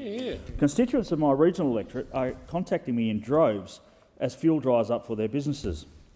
Livestock farmers who need to truck cattle and sheep to market, grain growers preparing paddocks for seeding, southern forest horticulturists who need diesel for their irrigation systems and tractors, transporters who need to take their produce to market, and our great southern fishermen and fish processors who are struggling to save their livelihoods under the WA Labor government's demersal fishing ban. Despite Minister Bowen's assurances that there is plenty of fuel in the country, big wholesalers are rationing fuel, regional surveys are running dry, and regional industries are being brought to a standstill. Bulk distributors are in crisis too. Eagle Petroleum and Kalgoorlie have advised they cannot guarantee supply to 7 Goldfield service stations beyond this weekend. Meanwhile, it appears the big 4 fuel companies have plenty of fuel for city bowsers. Minister Bowen is gaslighting regional Australians when he implies we are hoarding fuel. Minister Bowen, is it not the major wholesalers who are doing the hoarding, while the small independents and our regional economies starve for fuel? This government has the tools to safeguard supply for those that produce food and fibre for our nation. What it lacks is the courage to act. Member for Sturt. Thank you, Deputy Speaker. I recently attended the inaugural season launch for the Nord Netball Club, which will be competing for the first time in the 2026 Hospital Research Foundation South Australian Premier League netball competition. Now, as a netball tragic who still tries to play in my local Masters competition, Masters in age only, not skill level, I was honoured to be able to support the club at their season launch. Netball remains the #1 sport for women and girls in this country, and the Nord Netball Club Premier League squad will be playing in a highly skilled and highly sought-after competition. The Netball SA Premier League competition is the highest level of netty in South Australia, and it is the pathway for players to national competitions, the Suncorp Super League, and to join the mighty Adelaide Thunderbirds. And one day, Deputy Speaker, maybe some players from the Nord Netball Club will even play for the Australian Diamonds, and being at the peak of their career in 2032 when Australia hosts the Olympics in Brisbane, maybe we'll even see the Nord Netball Club representing Australia at the 2032 Olympics. Let's get netball into the Olympics 2022. So I know that under the leadership of co-captains Sienna Burns and Millie Cordy and coach Leanne Cummins, the team will do their utmost to do their best for the Nord Netball Club in their inaugural season. So bring on the season. Good luck, players. Let's win the flag. Member for Latrobe. Thank you, Madam Deputy Speaker. Well, can I say, in my electorate of Latrobe, residents are doing it really tough when obviously the increase of 40 cents to fuel. I know this is occurring right across the country. But the cost of living under Labor has been very bad when it comes to, in particular, inflation. Domestic inflation is running at 4.9%, showing that pressure is really going hard on all Australians. Inflation in Australia is now higher than in major advanced economies, higher than the United States, United Kingdom, Canada, Germany, France, Italy and Japan. That is why interest rates have gone up again, and we're expecting to occur again in the future, which is going to be very tough, especially in my electorate of Latrobe. For nearly 4 years, the government has been spending at record levels outside of a recession. Government's debt is racing towards $1 trillion. Australians are paying around incredible $50,000 every minute to service that debt. Families are feeling the impact everywhere. Electricity up by 32% from last year, insurance up 39%, energy up 38%, rents up 22%. health up 18%, education up 17%, food up 16%. It is very tough for all Australians, and the Labor government must be condemned for failing to act on inflation. Member for Solomon. Deputy Speaker, I want to recognise a constituent of mine, Taylor Peters, on being named the Northern Territory winner of the Australian Awards for Excellence in Women's Leadership. This honour reflects not only her professional achievements, but the deep compassion, strength and integrity that Taylor brings to some of the most challenging areas of social support. Her work spans domestic and family violence, advancing equality and the profound grief experienced by families who have lost a child. Through every one of the roles that she holds, she places dignity, safety and lived experience at the heart of her leadership. She ensures that women, survivors and families who have too often gone unheard are met with respect, understanding and genuine support. As Chair of AMBER NT, Taylor has been a tireless advocate for holistic and culturally safe healing. Her unwavering commitment to securing stable and diverse funding for specialist grief and loss services is driven by her belief that Territorians deserve consistent, high-quality care during their darkest moments. I commend Taylor's work as Chair of AMBER NT, and as she says, no one should have to walk the journey of grief after the loss of a child alone. Today, we acknowledge Taylor for her dedication, her steadiness and the hope that she brings to so many Territory families. Well done, Taylor. Member for Fisher. Madam Deputy Speaker, earlier this week, Australians learned through a national investigation by A Current Affair that an accused child sex offender from New Zealand is now living on the Sunshine Coast. This is a man who was charged in New Zealand with extremely serious sexual offences involving multiple alleged child victims over many years. Those matters were never tested in court after a New Zealand judge accepted medical evidence that he was too unwell to stand trial. This gentleman was apparently on death's dark bed. Yet 2 years later, we now see that he has travelled internationally and is living freely in Australia, which has caused deep concern in the community that I represent. Families on the Sunshine Coast are asking very simple questions. How did this happen? How was this individual able to enter Australia in the first place? Was the Department of Home Affairs aware of these serious allegations? Were appropriate character checks undertaken before he was granted entry? Excuse me. Australians rightly expect that our visa system protects the community. The Minister already has powers under the Migration Act to act on character grounds. Those powers should have been used. This individual's ability to stay in this country should be cancelled and he should be removed from Australia. Community safety must always— Member for Hasluck. Thank you, Deputy Speaker. In an increasingly uncertain world and one where there are all too many conflicts, it is useful to remind ourselves as local leaders that we must encourage peace and harmony in our own communities. As Minister Ali said, harmony is something that we have to build, something we have to strengthen and something that we have to defend. Many of my recent arrivals and citizens in Western Australia have made their home in Hasluck. Our communities welcome me to their celebrations every week. In fact, I'm still finding colours in my hair from the King's Multicultural Holy Festival I attended in Beechborough. And I thank the Tamil Association of WA for bringing the Pongal Harvest Festival to Midland, the Cook Island community for bringing Pacifica.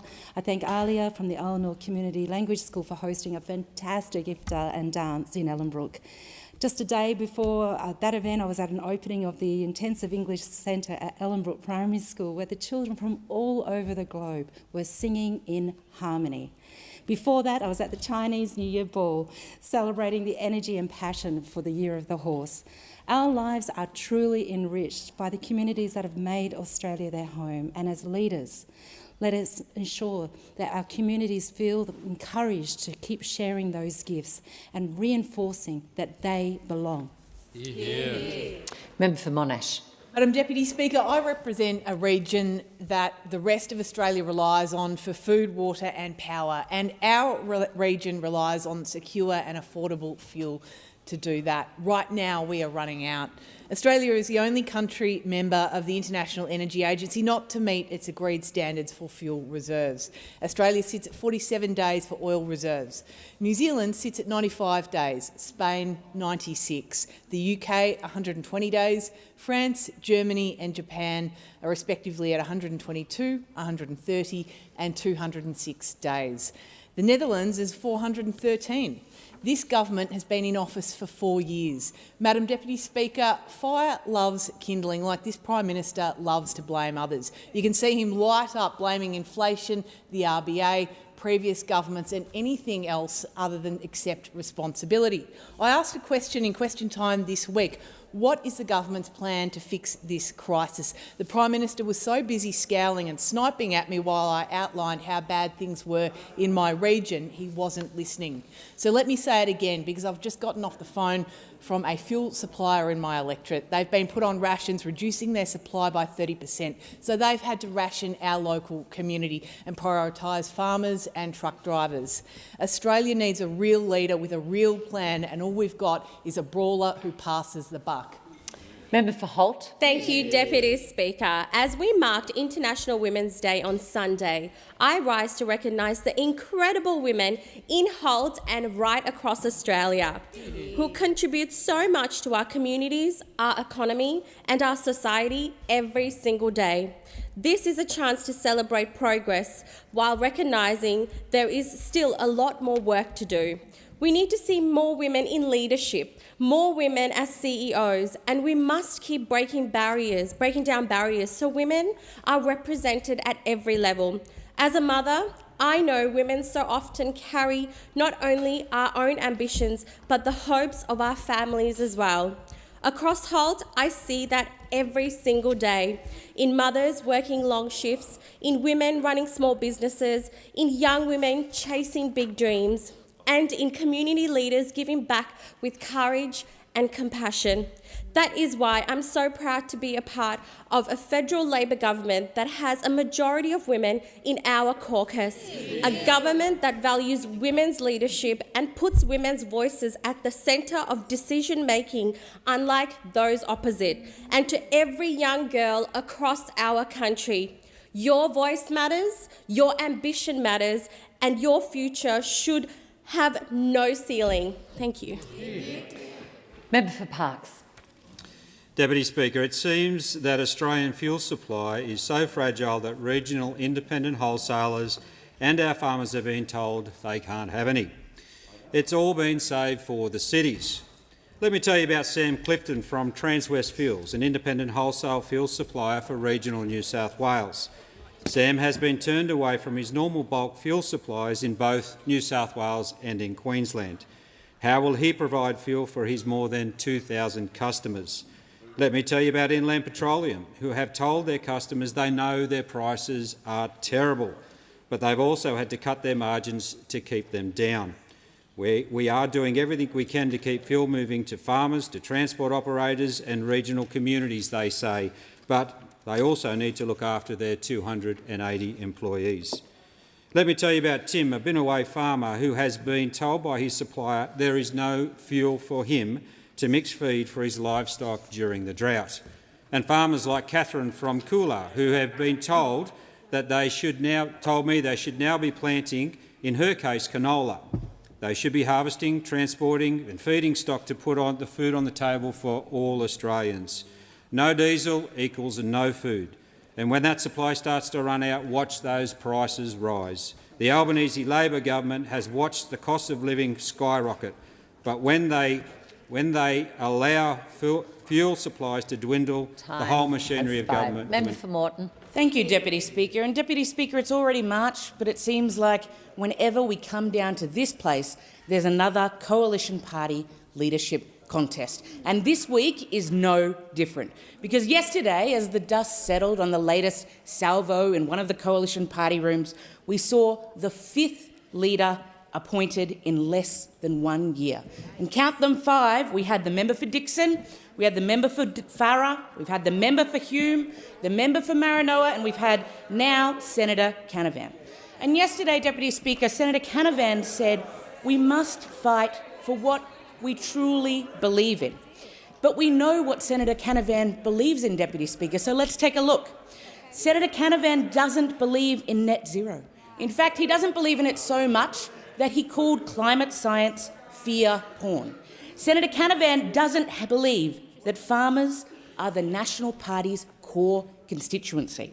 Senator Canavan thinks that the solution to housing is for young people to raid their super, and Senator Canavan's vision for Australian women is to have more babies. Deputy Speaker, one thing is abundantly clear.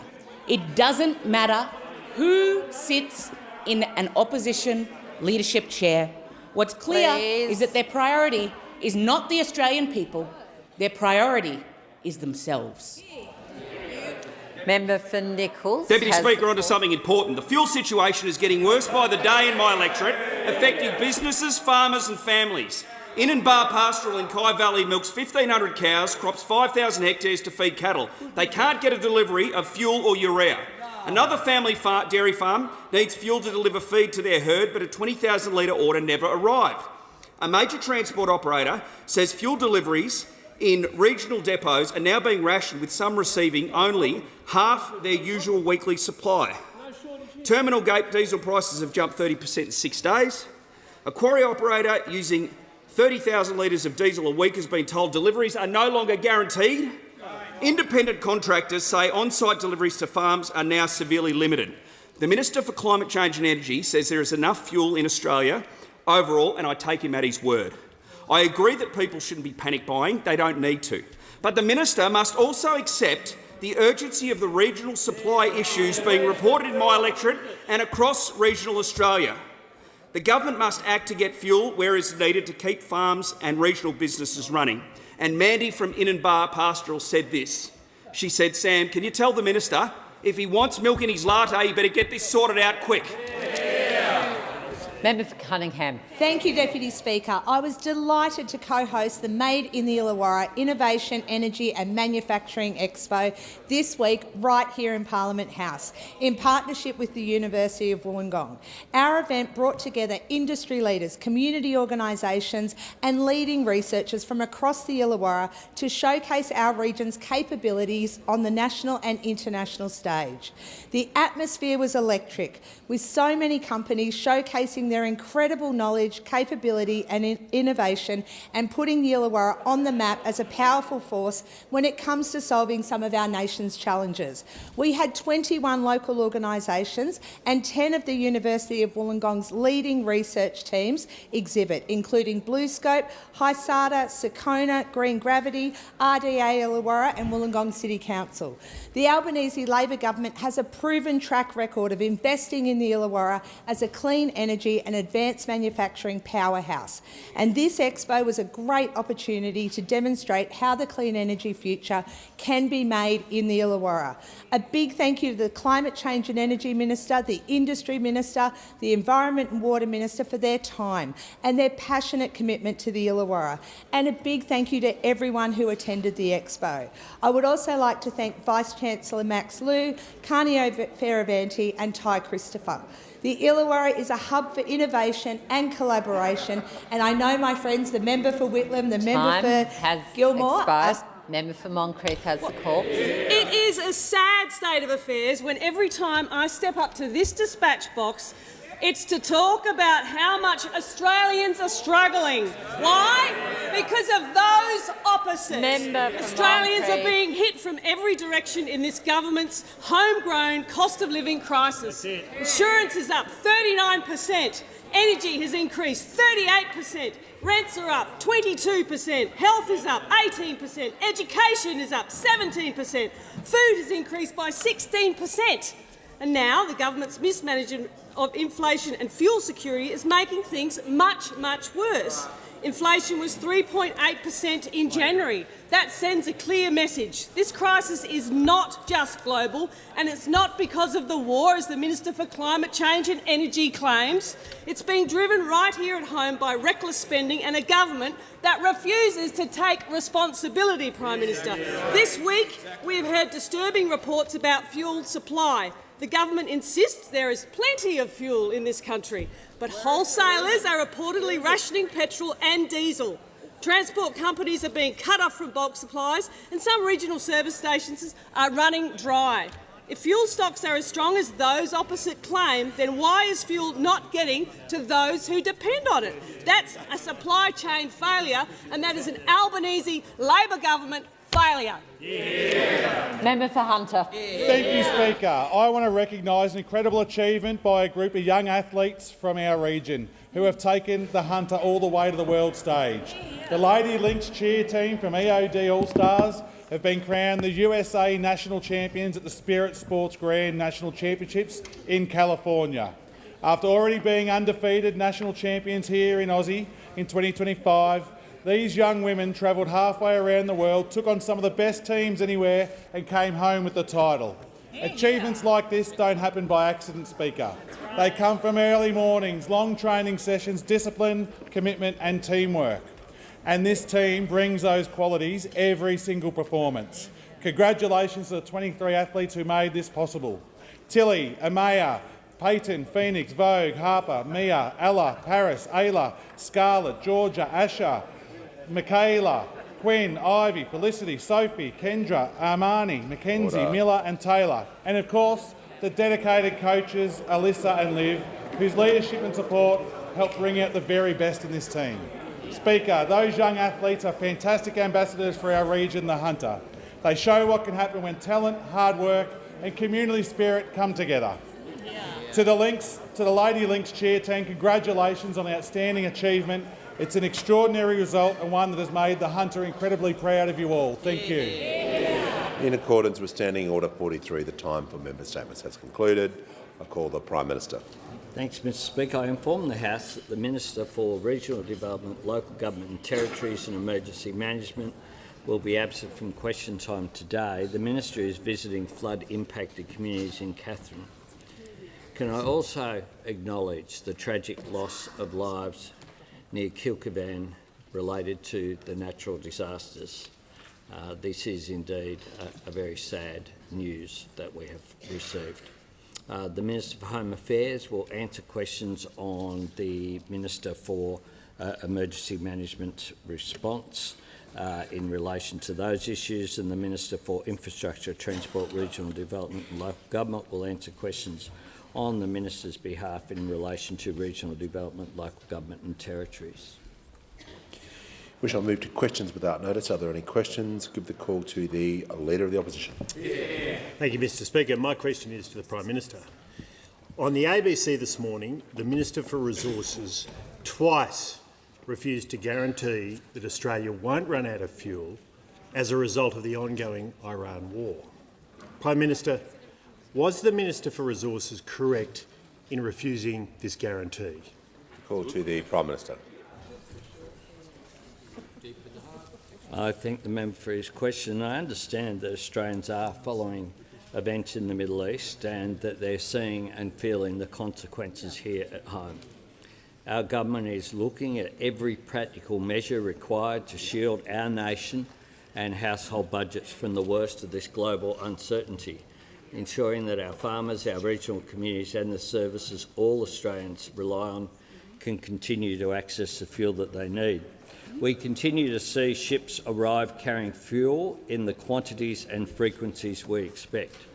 The longer the conflict in the Middle East goes on, obviously the more significant the impact will be on the global economy. On any regular day, 20% of the world's oil moves through the Strait of Hormuz.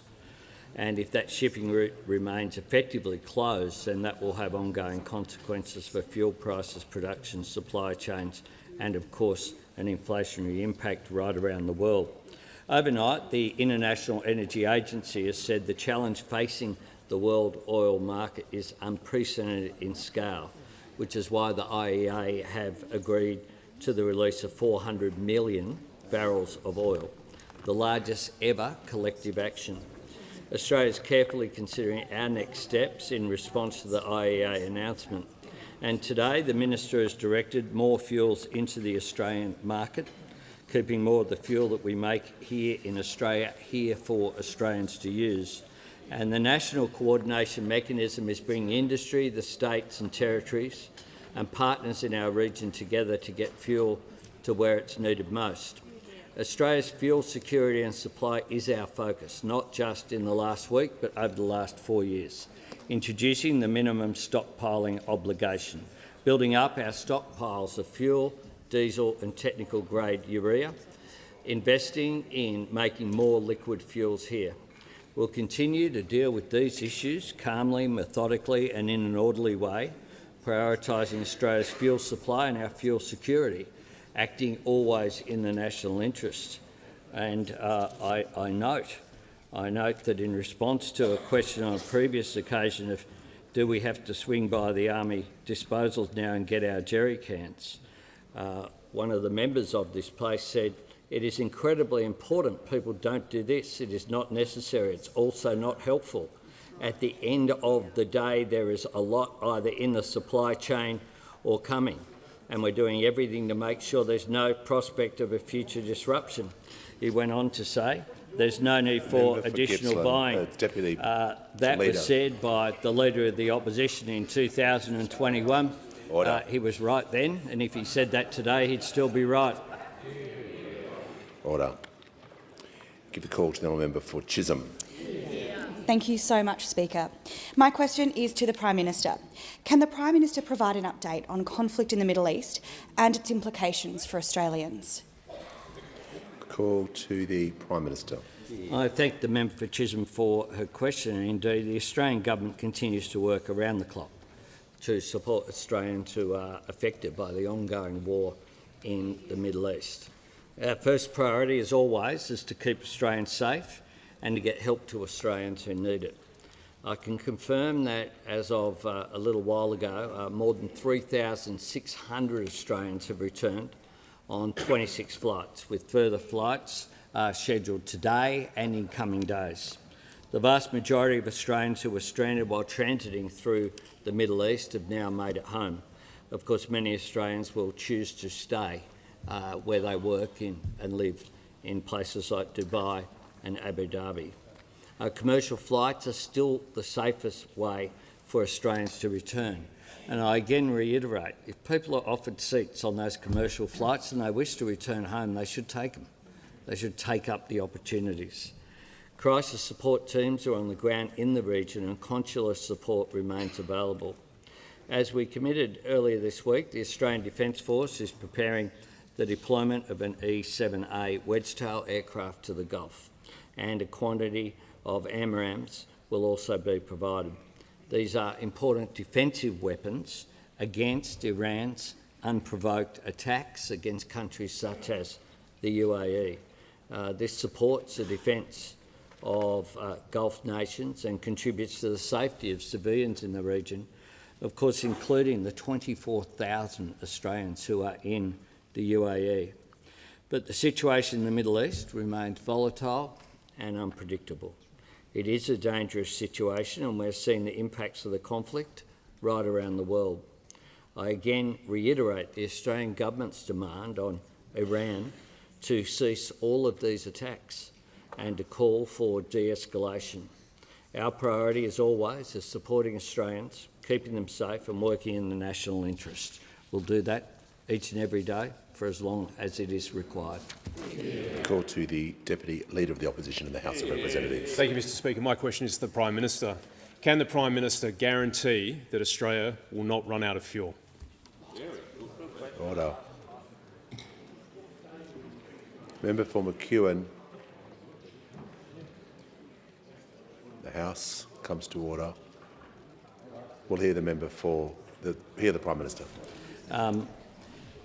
It's just a rhetorical upgrade from the previous question that I was asked, in which I gave a comprehensive answer. A comprehensive answer. Order. Which is we are prioritising full security and supply. The fact is that we're putting in place all of these measures. Our reserves aren't in Texas. They're here and available. Order. I'm not prepared to take the point of order because the Prime Minister is 15 seconds into his answer. And on previous Speaker's rulings on the 18th of June 2009, all through the way of the 19th of September 2019, and I can send those to the Leader, I'm not prepared to take the point of order. Resume your seat. Resume your seat. Order. Resume your seat. We've had this before. I've been crystal clear. If there are, and if it was 2 minutes in or 2.5 minutes in, but it is completely unreasonable. Former Speakers have followed exactly the same course I have. With seconds in, with the Prime Minister barely saying a few words, to take a point of order on relevance. And those members on my right, if you interject on the Prime Minister, you won't be here to hear the answer. The Prime Minister has the call. Thank you, Mr Speaker. As the IEA have said overnight, this is internationally a very challenging time. What it isn't is a political opportunity. We're working with industry, we're working with the NFF, we're making sure that we put in place all the appropriate measures to ensure that there is fuel security in this country. The call to the Minister for Climate Change and Energy for further information for members to hear. Thank you, Mr Speaker. I can guarantee that Australia enters this crisis much better prepared. We currently have 36 days of petrol supply on hand, 29 days of jet fuel and 32 days of diesel. Now, the Leader of the Opposition was asked in 2020 when he held my position, yes, what's the minimum level? I will take level? this point of order. The Minister will resume his seat. The Minister was not asked anything about the opposition. Resume your seat. I will now hear the point of order from the Manager. Thanks, Speaker. It goes to direct relevance. The question was very straightforward. Can you guarantee Australia will not run out of fuel? Resume your seat.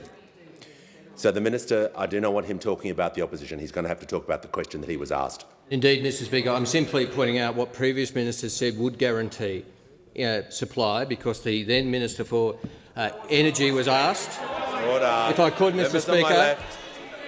No. And he said 24 days. Order. No, the Manager, I will deal with this.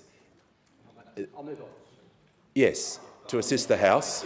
Resume. I'll move order, on, Mr Speaker. Order. We'll do this in a reasonable way. I've directed the Minister to return to the question, and he shall do so. Otherwise, we will move on to the next question. I'll simply say, Mr Speaker, we entered this crisis with 36 days' worth of petrol, which is more than previous ministers said was necessary in a worst-case scenario.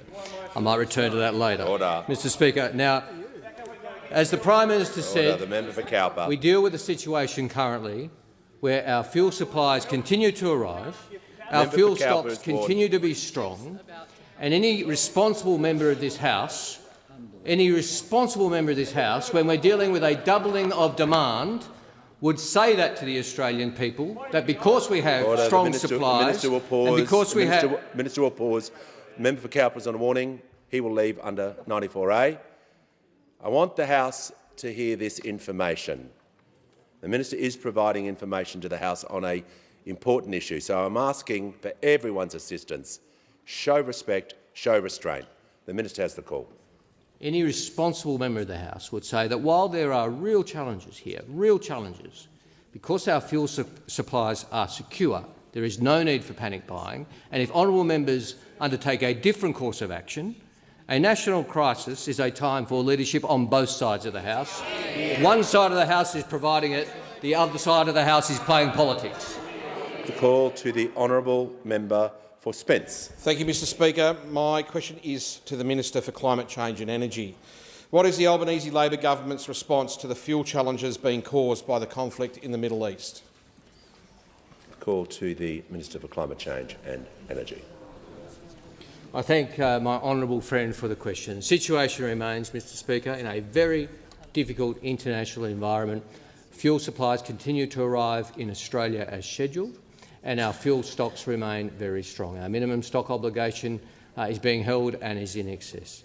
But the situation also, Mr Speaker, is this, that in rural and regional in Australia in particular, we continue to see unacceptable shortages, we continue to see supply chain constraints, and we continue to see a doubling of demand. Now, Mr Speaker, it is the case that demand has doubled, use has not.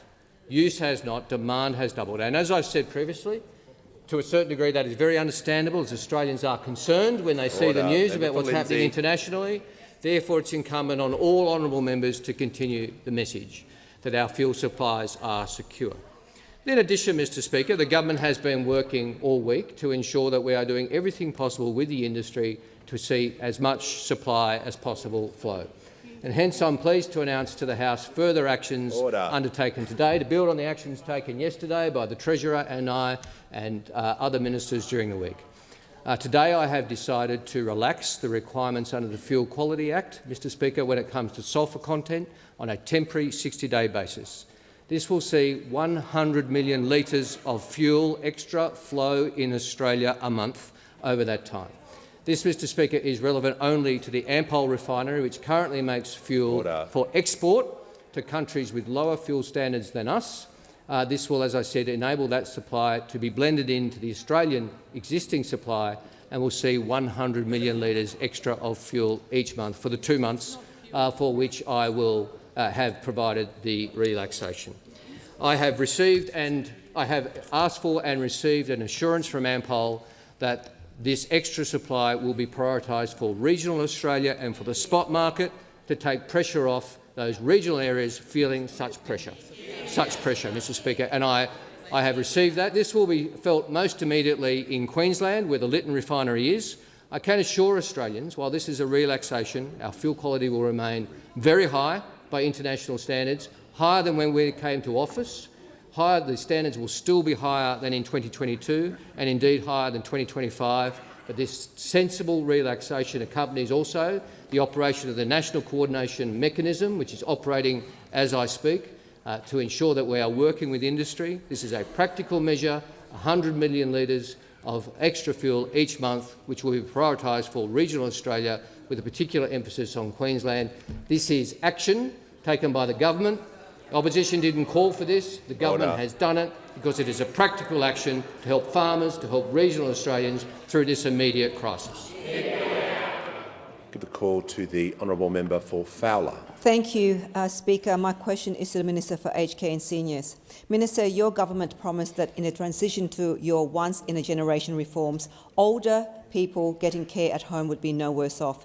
Yet many seniors in my electorate who have been approved for home care packages are left stuck in the national priority queue with only limited interim help because providers are at capacity.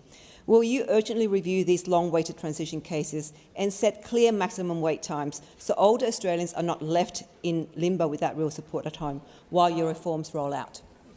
Give the call to the Minister for Seniors and the Minister for Aged Care. Thank you, Mr Speaker. I thank the member for Fowler for her question. I appreciate the constructive conversations that we've had about older people and their care in her community.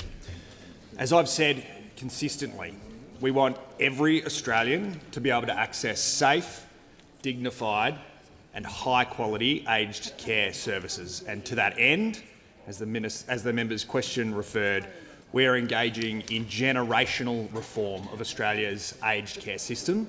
The new Aged Care Act came into effect on the 1st of November, and along with it, the new Support at Home program, again to which the member's question refers. Labor has increased aged care funding overall by over 40% since the Liberals were last in government. That is one of the steps that we're taking.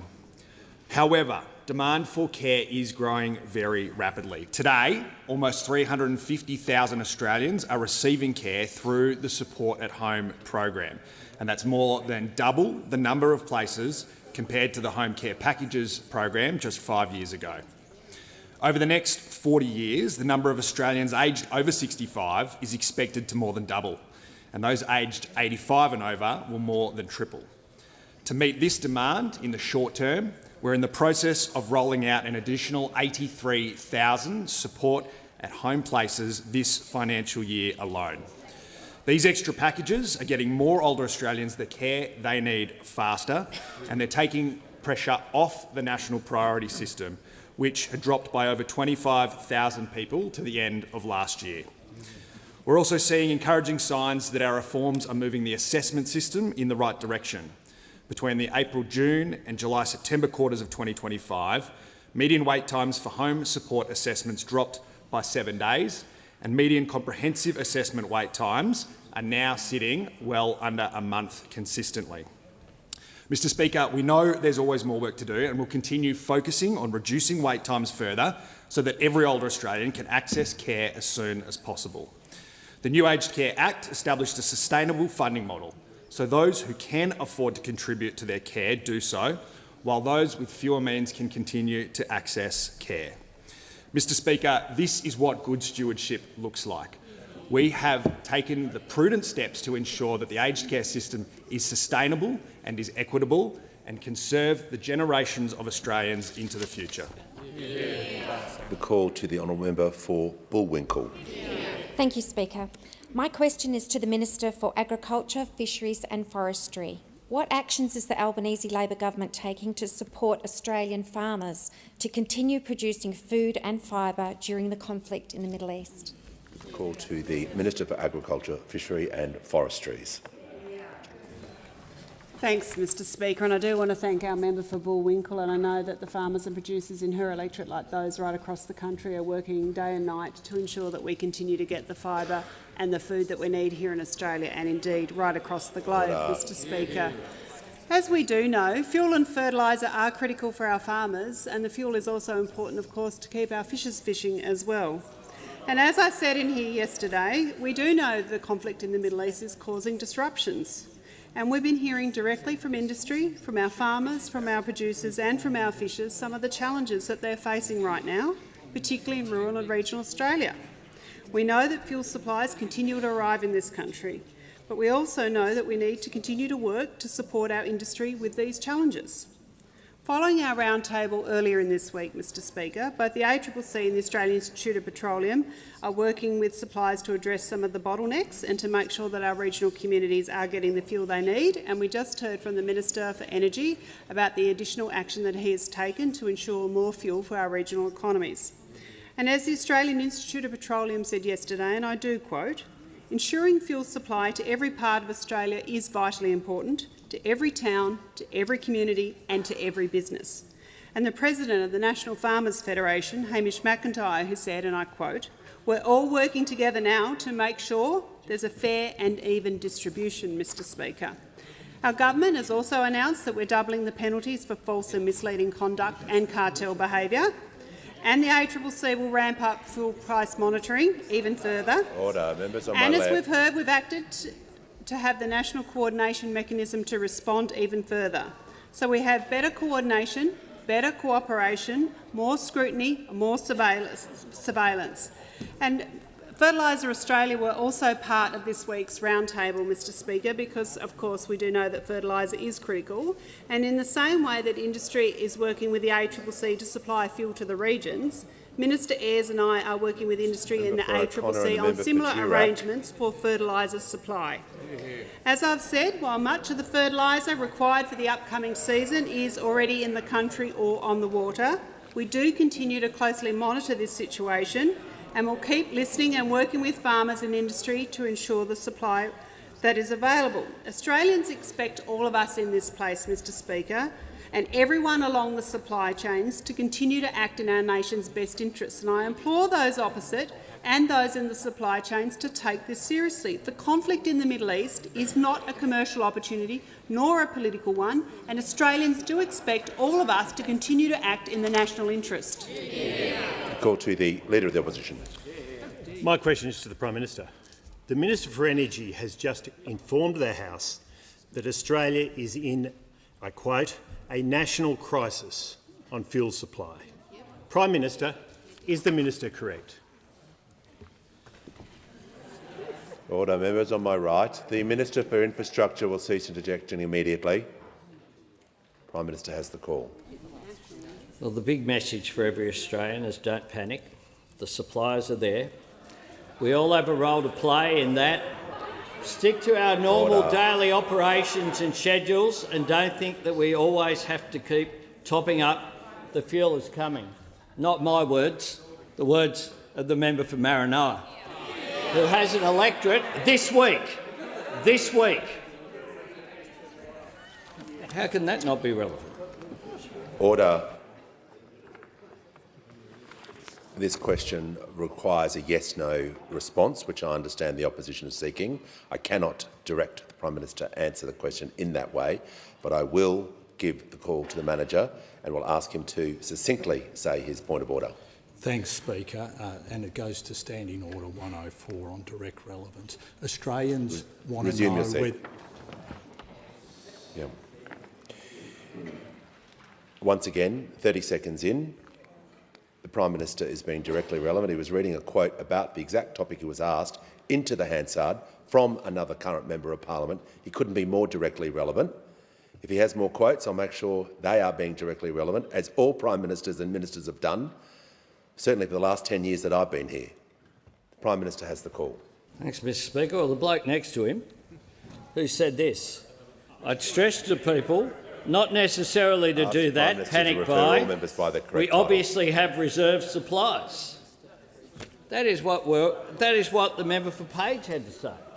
So they're still at this stage sitting on the front bench. Who knows where they'll be? Who knows where they'll be when we come back? Order. The bubble. Those opposite suggest that I'm talking about them. They just talk about themselves, Mr Speaker. On a week in which they've knocked off another leader, they suggest that we're talking about internals. Mr Speaker, Order. What the minister has said is this. Order. On the minimum stockholding obligation, petrol 36 days, jet fuel 29 days, diesel 32 days. And what others have said, what others have deemed as the minimal level is, depending upon the fuel type, they said, 24 days for petrol. Well, we got 36. 24 days for jet fuel. Well, we got 29. And 28 for diesel. Well, we got 32. That's what this bloke said when he was the Energy Minister. So according to the Leader of the Opposition, we not only have are delivering. Well, yesterday, Mr Speaker, they asked a question. They came to the dispatch box and said, when will the war end? When will the war end? And today, they come to the dispatch box and say, is there a crisis? There is a war in the Middle East. It is having an impact. It is having an impact. And if those opposite want to wish it away and pretend that that is not happening, then what they show is that they are simply unfit not only to be a government, not only to be an alternative government. No wonder they're barely in opposition and being led by the bloke up in the corner. Order. Before I call the member for Gellibrand, when the House comes to order. When the House comes to order, I would like to recognise some visitors that have joined us in the gallery. Order. The Leader of the Opposition, Prime Minister, I'd like to recognise a special visit. The Leader of the Opposition, I'm trying to recognise the Foreign Minister who's visiting this country from Estonia. A very warm welcome to you and welcome to question time. Order. Order.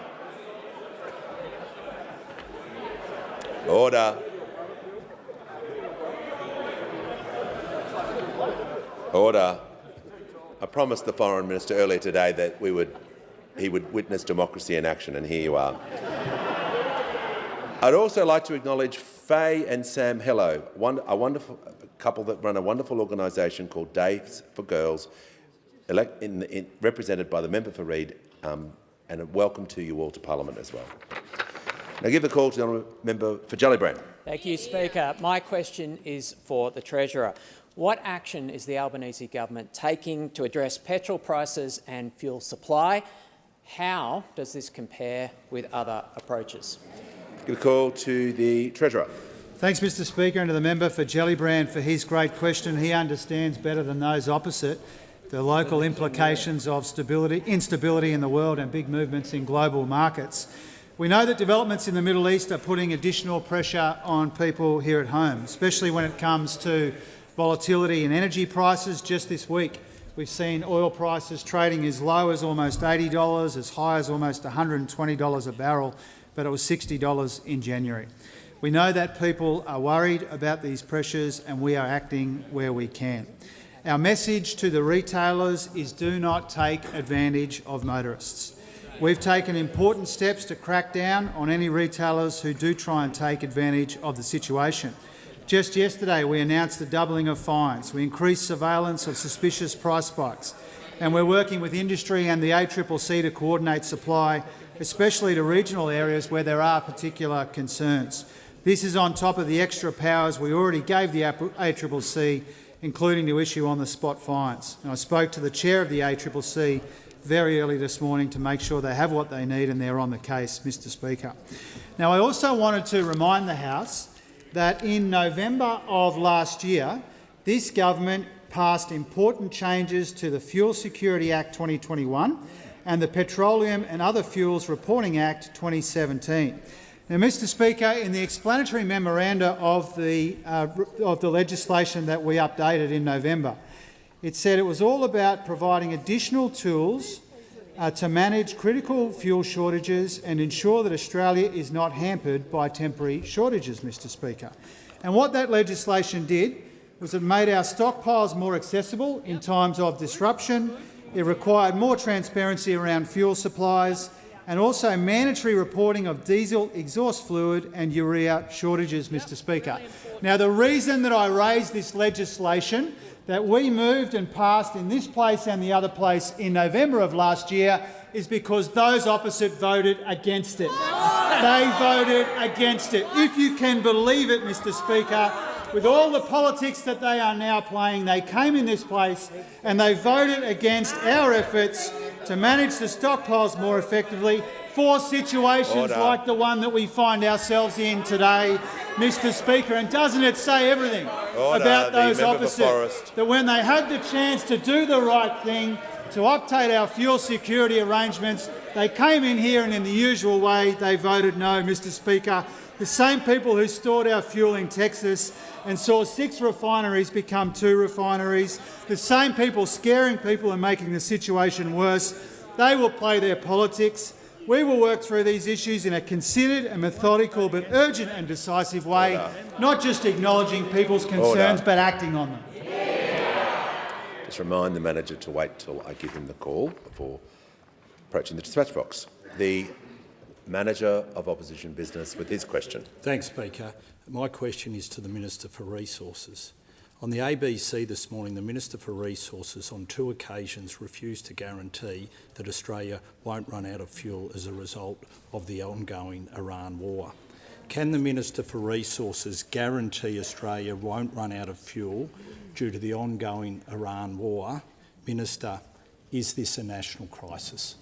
Give the call to the Minister for Resources and the Minister for Northern Australia. Thank you, Mr Speaker, and I thank the leader of the manager. I thank the member for his question.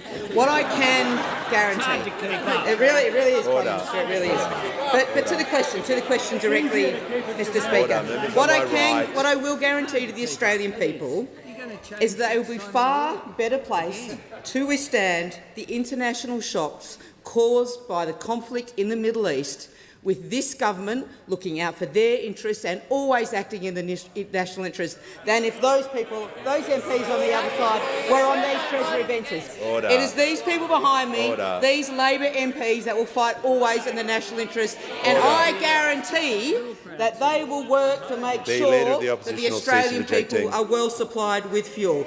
The Treasurer has just highlighted exactly what those opposite have done. Voted against important reform to make sure the Australian people can have access to the stockpiles of fuel that the Minister for Energy and Climate Change has made sure exist, while the Leader of the Opposition made sure it was in Texas or somewhere, I don't even know anymore. It's so confusing, whatever their stockpiling plan was. And now they come in here and try and make accusations about what we are doing in the interests of Australian people.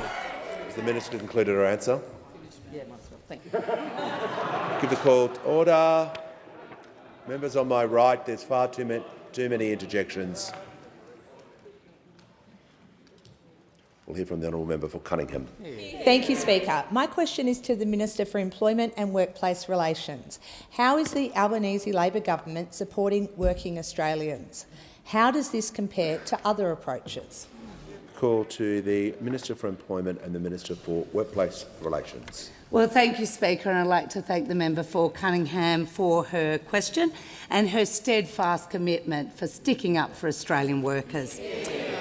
Our government has made significant reforms to ensure that Australians can better balance their work and personal life. Of course, it was our government that introduced the right to disconnect, which means Australians now have a right to enjoy time off with their family and friends guilt-free. Now, Anna, an aged carer, described the right to disconnect as life-changing, helping her better balance her work and family. Now, of course, talking about things the opposition votes against, of course those opposite voted against the right to disconnect, with the newly appointed Shadow Minister for Employment labelling these laws as unreasonable. Well, unlike those opposite, we on this side of the House believe workers like Anna deserve to have work-life balance, and we do not believe it's unreasonable. Now, of course, our laws are also strengthening access to flexible work, making it easier for workers to request arrangements like work from home. Now, the analysis from the Committee of Economic Development of Australia highlights that work-from-home policies can save Aussies up to $110 per week. Well, not only did the Coalition vote against these important improvements, but as we all know now, Senator Hume took it even further by committing at the last election to abolish work from home altogether. Now, this was a terrible policy that would have hurt many workers, especially women workers. Don't just take it from me. The Liberals' own election review confirmed that this was a terrible policy. The review highlighted that this policy demonstrated, and I quote, the Liberals were unsympathetic to the needs of women to better balance their work and family life. Of course, it was also highlighted in their election review voters were turned away from voting Liberal because this policy would have made life more difficult. Now, the review also, and I did read it, called for some critical reflection from those opposite. But instead, we have Senator Hume doubling down and defending the ban on work from home, saying it was the policy backflip, not the policy itself that was a problem. Well, that certainly doesn't sound like a whole lot of critical self-reflection to me. What is really clear is while the Liberals may have changed leader, they have not learnt anything from the last election. It is only Labor that will back Aussies balancing life and family and work. To the honourable member for Nichols.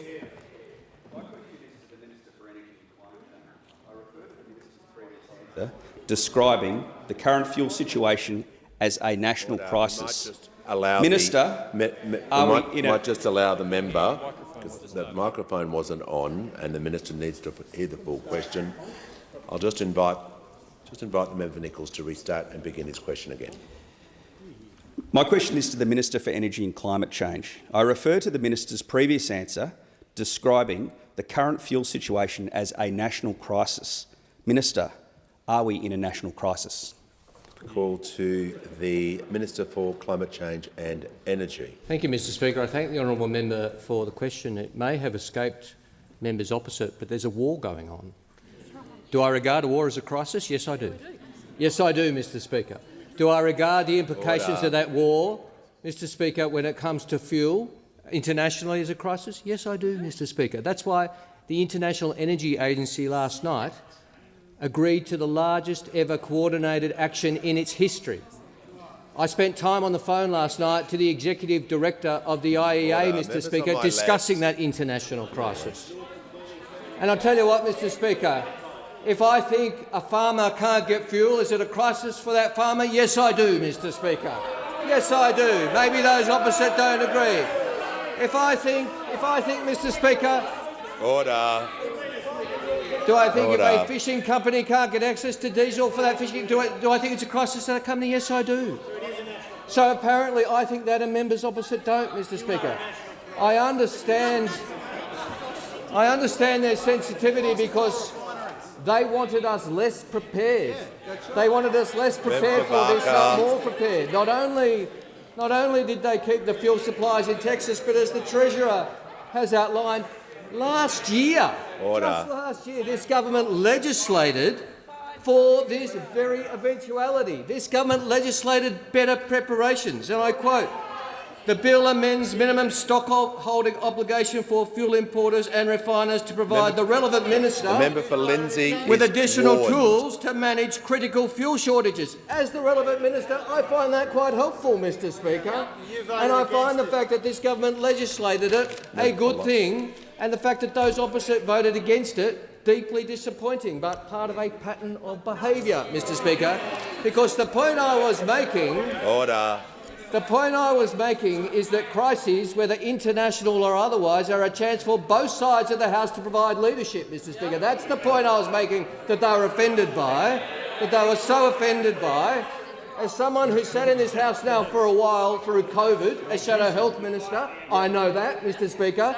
I know when I worked with the then Health Minister that was an opportunity for both sides to provide leadership. Those of us who held opposition office at that time know that. As I said before in that answer, Mr Speaker, and I stand by every word of that answer, and I stand by this part, the fact that you choose to make politics in a crisis says more about the opposition than it does about the government. Order. There's far too much noise.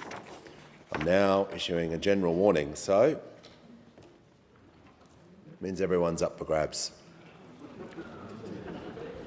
Order. It's just too much noise. So we'll take action. Give the call to the member for Griffith. Thank you, Mr Speaker. My question is to the Minister representing the Minister for Women. How is the Albanese Labor government supporting women and gender equality, and are there any risks to this progress? Give a call to the Minister for Infrastructure, Transport, Regional Development and Local Government representing the Minister for Women. Thank you very much, Mr Speaker. Can I thank the member for Griffith for her question. She is one of 50 fabulous women we have on this side of the chamber.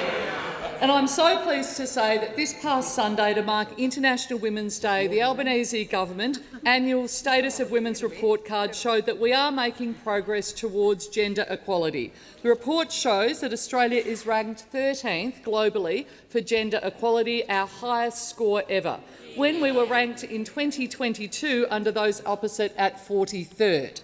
It also shows that the gender pay gap is now 11.5%, our lowest ever. When those opposite left office, we were at 14.1%. And now I know, because of the work of our fabulous Minister for Health, over 300,000 women have accessed new, cheaper contraceptives on the PBS in the last year alone. We are so proud of these achievements. Supporting women is good for our communities, good for our families and good for the economy, and we are backing that up with real action. We've legislated for 10 days paid domestic violence and family leave. We've expanded paid parental leave to 6 months and we're paying super on it. And we've supported pay increases in female-dominated industries such as childcare and in aged care. And for us, these issues are front and centre of our economic agenda. On this side of the House, we are moving forward with women's equality. We only need to walk some 20 steps in that direction to go back almost 20 years. Last month we saw the Liberals roll their first female leader, and just yesterday we saw the Nationals elect Senator Canavan as their leader. The Minister will pause. The member for Forrest will leave the chamber for continually interjecting and showing disrespect to the Minister. The Minister in continuation. And a little reminder that when our government introduced reporting on the gender pay gap, Senator Canavan called the report a hill of nonsense and completely useless. It's good to see that the disdain for advancing women's economic participation is at least something the Libs and the Nationals can bond over. How can we forget as the Minister for Industrial Relations said, the Liberals' attack on women through their working from home policy. I know they like to tell you, but I'll tell you, the women of Australia haven't forgotten this. In fact, they tried so hard to bury this policy that they went so far as to try and bury the whole Liberal Party election review. And you can see why.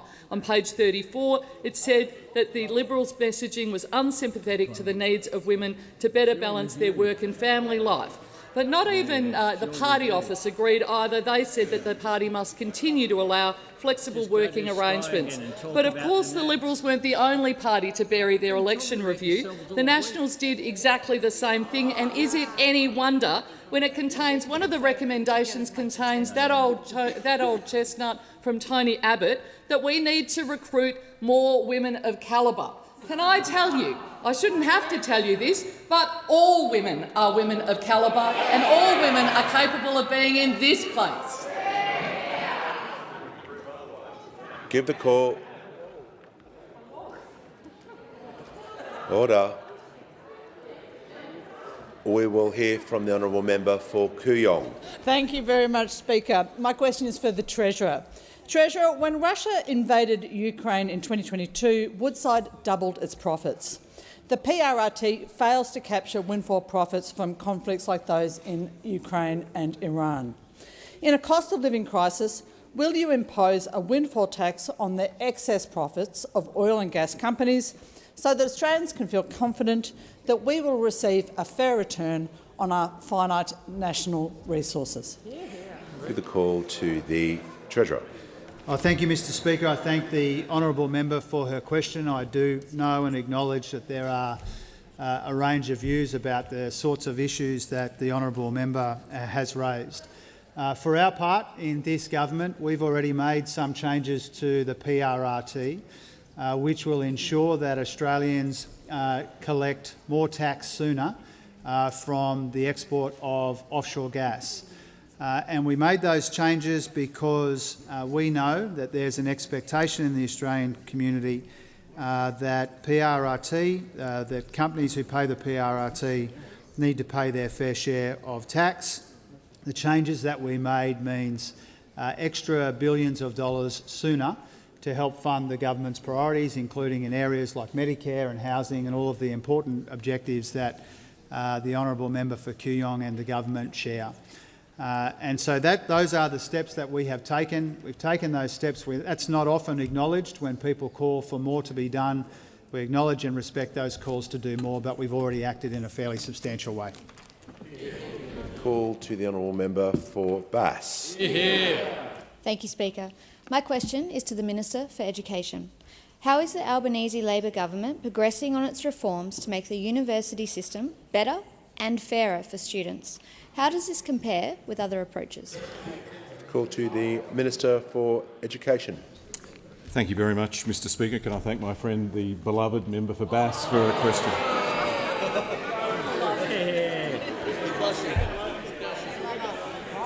Mr Speaker, we've cut student debt by 20%. That means we've cut the debt of millions of Australians by thousands of dollars. And as I told the House this week and last week, more Australians will start a uni degree this year than ever before. That's more teachers, that's more nurses, that's more doctors too. And this year we're taking the next step to help make getting a university degree quicker and cheaper. If you've done a TAFE course in the same area, it should cut the length and the cost of your degree. I can tell you, Mr Speaker, that this year I'll also introduce legislation to help more young people from poor families and from the bush to get a crack at going to university. If you're from a poor background, if you're from regional or rural Australia and you get the marks, if you've got the skills, then you'll get a place at university, a Commonwealth-supported place. But, Mr Speaker, we've also got to fix this year some of the things that have put universities on the front pages of our newspapers for all the wrong reasons. Our universities do great things.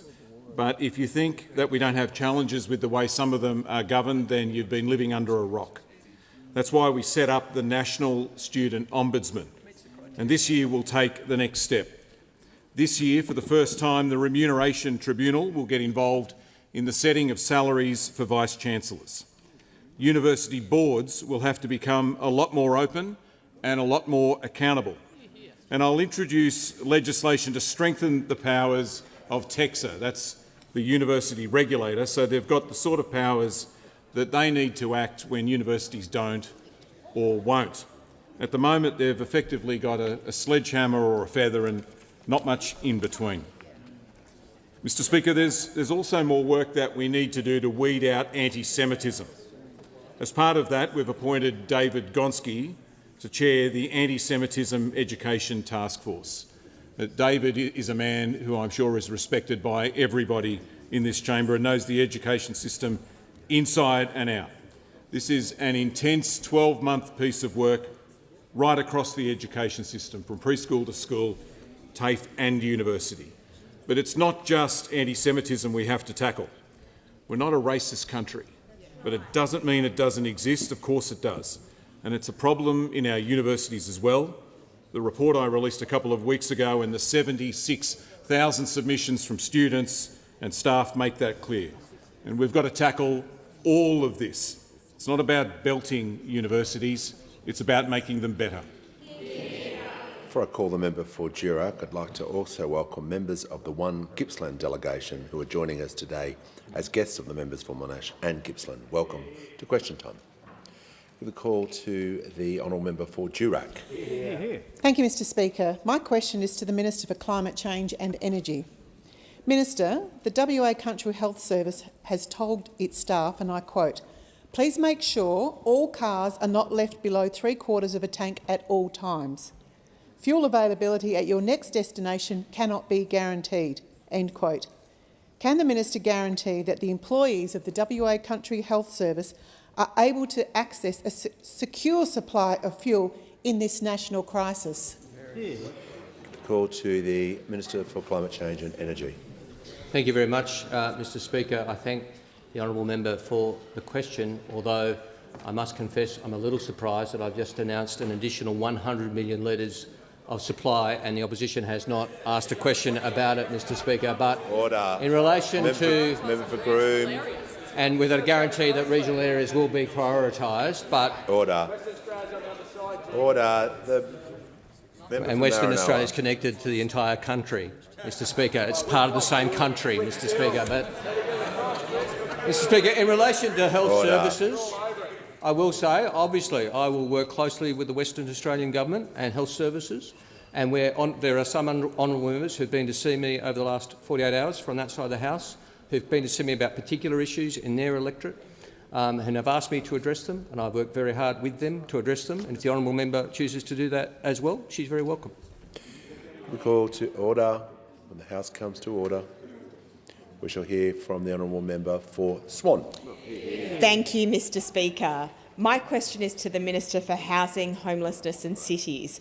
What is the Albanese Labor government doing to help vulnerable Australians find secure and stable housing? Is the government aware of any alternative approaches to this crucial work? We call to the Minister for Housing, the Minister for Homelessness and the Minister for Cities. Thank you, Speaker, and I thank the member for Swan for her question. Speaker, our government is funding the build of 500 social and affordable homes in her electorate alone, Speaker, and next week she is turning the sod on the beginning of construction of 170 of those homes. It's going to be a great day for Swan. Speaker, we've got a national housing challenge that's been building for decades, and for some Australians the stakes here could not be higher. Whether we're thinking about pensioners who are at risk of homelessness, women and children who are fleeing family violence, or young families who might be being pushed from unaffordable rental to unaffordable rental, housing for these people in our community is a matter of safety and it's a matter of security. And that is why, Speaker, building social and affordable housing is right at the heart of our government's housing agenda. Speaker, we are building 55,000 social and affordable homes in every corner of our country. Every single one of those homes will change the life of an Australian and their family. Now, Speaker, it is self-evidently obvious that our country needs to be building more social housing, so you would think that our government's initiatives would have bipartisan support. Unfortunately, what we have seen from the coalition is every single opportunity has been taken to delay and block the building of desperately needed housing. Now, Speaker, it is shameful, but maybe we shouldn't be surprised because this is perfectly consistent to what we saw the coalition do during the wasted decade. Remember, Speaker, 9 years, for most of that period, they couldn't even be bothered having a housing minister. And unbelievably, Speaker, they built 373 homes over 9 years. We're building 55,000. Now, Speaker, the Shadow Treasurer has been unusually open about his personal views about social housing, and I want to share those with the Parliament. He has said our real objective should not be to build more social housing. He went on to say that his view is that social housing, and I'm quoting him here, Speaker, suffocates the spirit of entrepreneurialism. Really?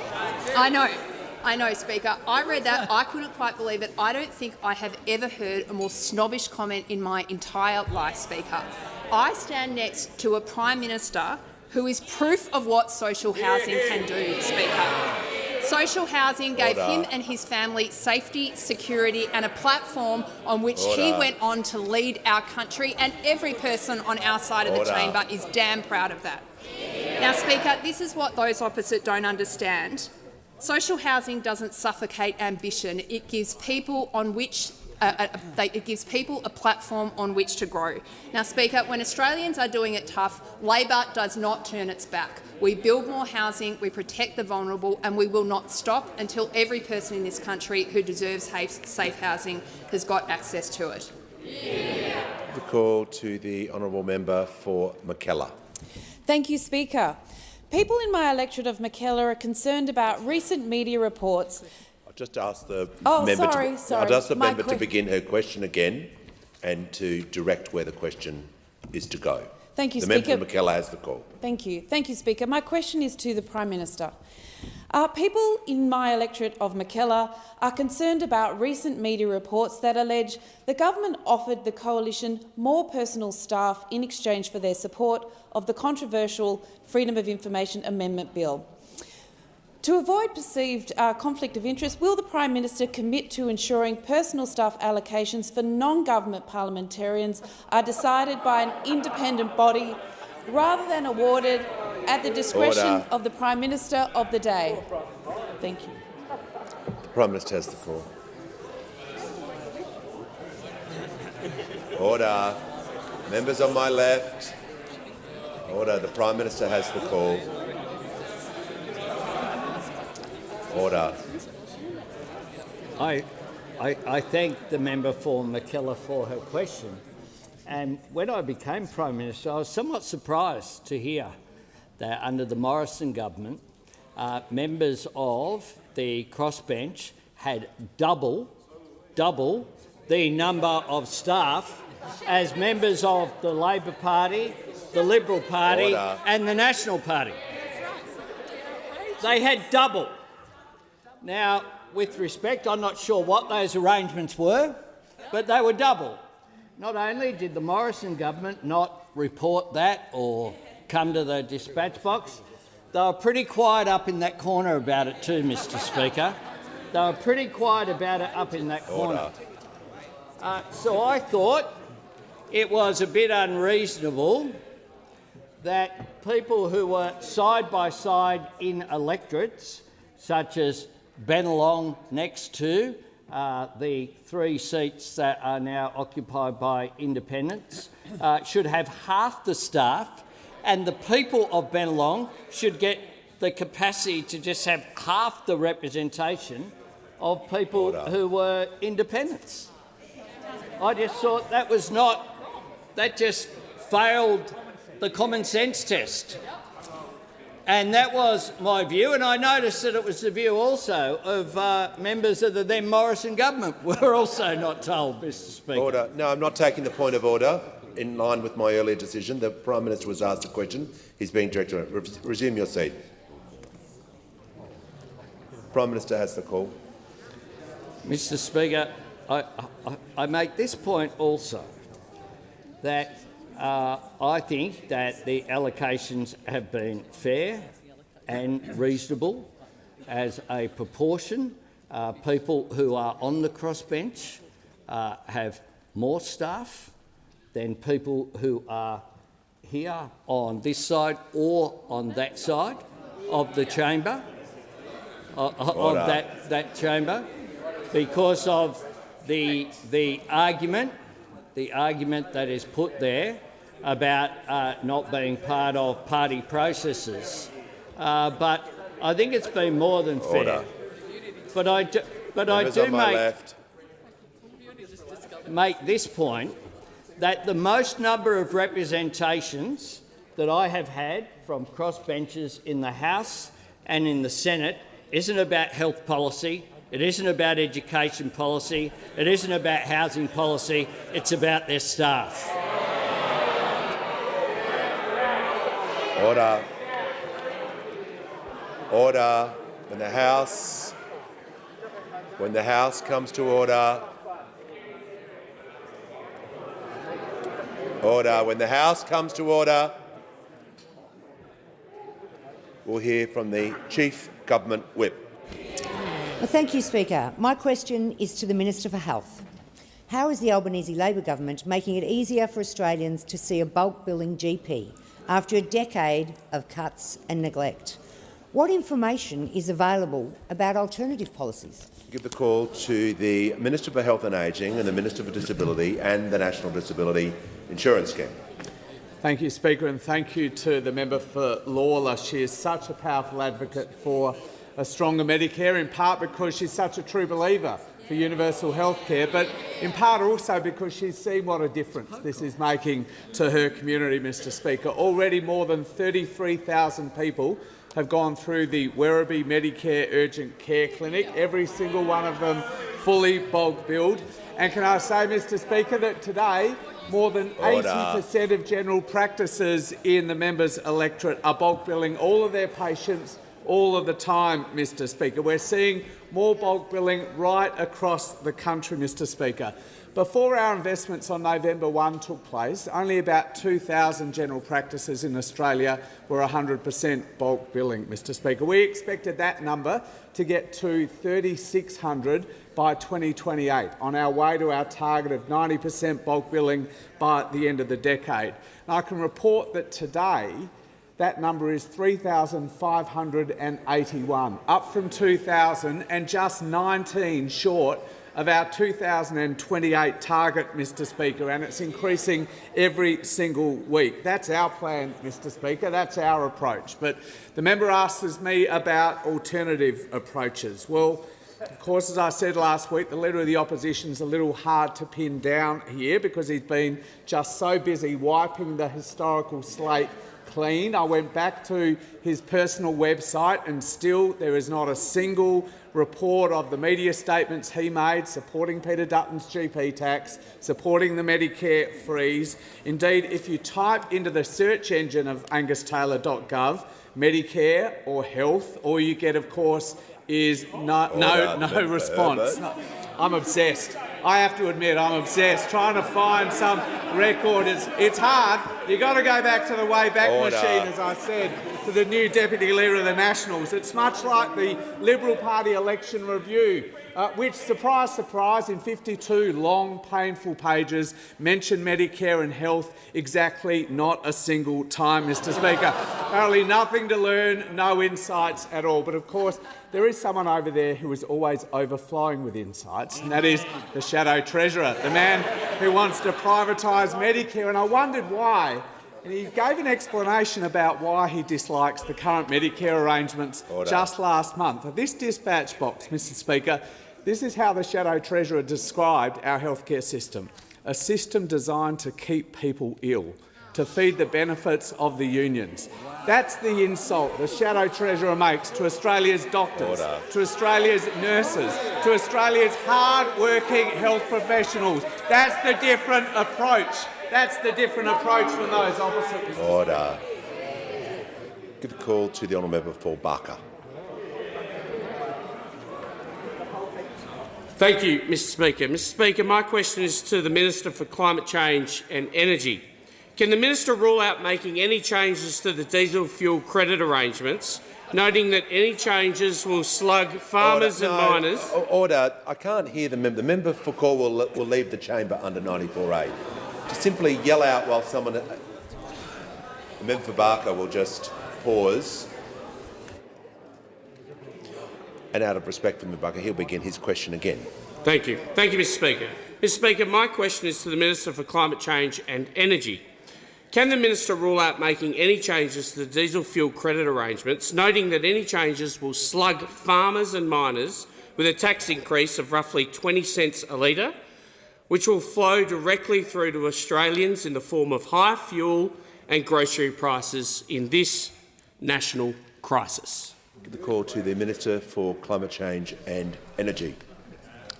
Thank you very much, Mr Speaker. I thank the honourable member for his question. I seem to recall he was excluded from the House earlier in the week, and maybe that's why he didn't hear my answer to the member for Mackellar, where I said the government's policy has not changed and pointed out it provides strong support for farmers. Mr Speaker, that's what I said earlier in the week to the member for Mackellar. That's what I say to the honourable member. Give the call to order. Give the call to the member for Holt. Thank you, Mr Speaker. My question is to the Minister for Social Services. How is the Albanese Labor government delivering on its commitment to strengthen paid parental leave, and what are the risks? Call to the Minister for Social Services. Thank you. Thank you so much, Mr Speaker, and thanks so much to the member for Holt. She's a big supporter of paid parental leave for all those young families in her electorate that rely on it and benefit from it. As I've said before, Mr Speaker, it is really surprising that Australia was one of the very few developed countries in the world not to have a paid parental leave scheme before the Rudd and Gillard governments. We are so proud of the fact that it's Labor that introduced paid parental leave and Labor that continues to expand paid parental leave. We are providing more time, more money, more flexibility and more people with this benefit. More time. This year we will get to 6 months paid parental leave. More money. Each week recipients will get a higher payment, $200 a week more, and superannuation for the first time on paid parental leave because of decisions this government has made. More flexibility, more time for mums and dads to take off together, and of course more people are eligible. Since we came to government in 2022, someone receiving paid parental leave is $12,000 better off. We've almost doubled paid parental leave. Of course, we are very clear that we are for more and better paid parental leave. Those on the other side are frankly all over the place on this. We had a former Treasurer who called mothers double dippers. We had the former Prime Minister who called them rorters. We've got the current Shadow Treasurer who says about their own scheme, it's a very bad scheme. It's not my choice that women have children. Now we've got the leader of the National Party who says that in response to Baby Priya's bill, the women were going to deliberately get pregnant and have late-term abortions to get paid parental leave. We've got a leader of the opposition who went to the election saying that he wanted to see higher taxes and lower wages for working mums. We've got a deputy leader of the opposition in the other place, I think that's her title, it's not very clear, who wanted to cut off access to working from home for working mums. Look, essentially they are all over the place on supports for working families. What we know for certain on this side is we are for paid parental leave. We are for cheaper childcare. We are for higher wages and lower taxes for working mums. We are for workplace flexibility, including working from home. And we are for supporting families to look after their kids with that security. The call to the honourable member for Mackellar. Thank you, Speaker. My question is to the Prime Minister. Was personal staff used as a way to encourage the coalition to support the Freedom of Information Amendment Bill. Thank you. Order. Order. I think that question is barely within the standing orders, and I'll allow it, but the Prime Minister will be obviously be able to be broad with that answer. Well, if he chooses they didn't, much to their shame, because this is an area that needs reform. Give a call to the member for Moore. Thank you, Mr. Speaker. My question is to the Prime Minister. How is the Albanese Labor government delivering for Australians and working in the national interest? What have been the risks to this agenda? Order. Members on my left will cease rejecting. Members on my right. Prime Minister has the call. Thanks, Mr. Speaker, and I thank the member for his question. And of course, this is a government that's focused on the interests of Australians each and every day. And in the last fortnight, we've been advancing that agenda, whether it be last week showing the national accounts, which showed stronger growth than any advanced economy in the world. That showed business investment on the rise. Order. That showed dwelling investment on the rise. That followed up from the figures, of course, that showed that the unemployment rate at 4.1% remains at a historic low. We on this side regard employment as being an absolutely key task, unlike, of course, the incoming Shadow Treasurer who said that they should get rid of the mandate of employment for the Reserve Bank and should not worry about it. The same person who, of course, has said in Hansard, no one wins from low interest rates on the record going forward. We have been focused on that. At the same time, we this week have made superannuation stronger and fairer by helping low and middle income earners to have more in their superannuation support accounts, whilst at the same time impacting people with high balances. We at the same time have been out there assisting with natural disasters. We have our Minister, as we speak, is up there in the Northern Territory assisting, and I'm in constant contact with the Queensland Premier as well about the floods that are impacting areas such as Bundaberg and Gympie. For Goldstein, and the Leader of the Nationals in the House of Representatives will cease interjecting, particularly when the Prime Minister is talking about that topic. Order. And of course, the gender pay gap, as the Minister for Social Services and the Minister representing the Minister for Women have said, is now at a record low, something that we are very proud of. So we've been dealing with these issues in the context as well of the fact that there is a war. That's right. I've gone through now 2 weeks here and there hasn't been a question asked about that war. That is having an extraordinary impact on the world. And those opposite have asked questions of when will the war end, and they've asked, is there a crisis? When the whole world, whether they be in Australia, in the United States, in the Middle East or anywhere else, knows that this is a massive challenge for the entire world and the global community. And in between dealing with things on a day-to-day basis, I've been talking with leaders internationally about that. Order. But today we've had an announcement about the release of 100 million litres of fuel a month. Order. Again, no questions from those opposite. We will continue to be the adults in the room. Order. Those opposite.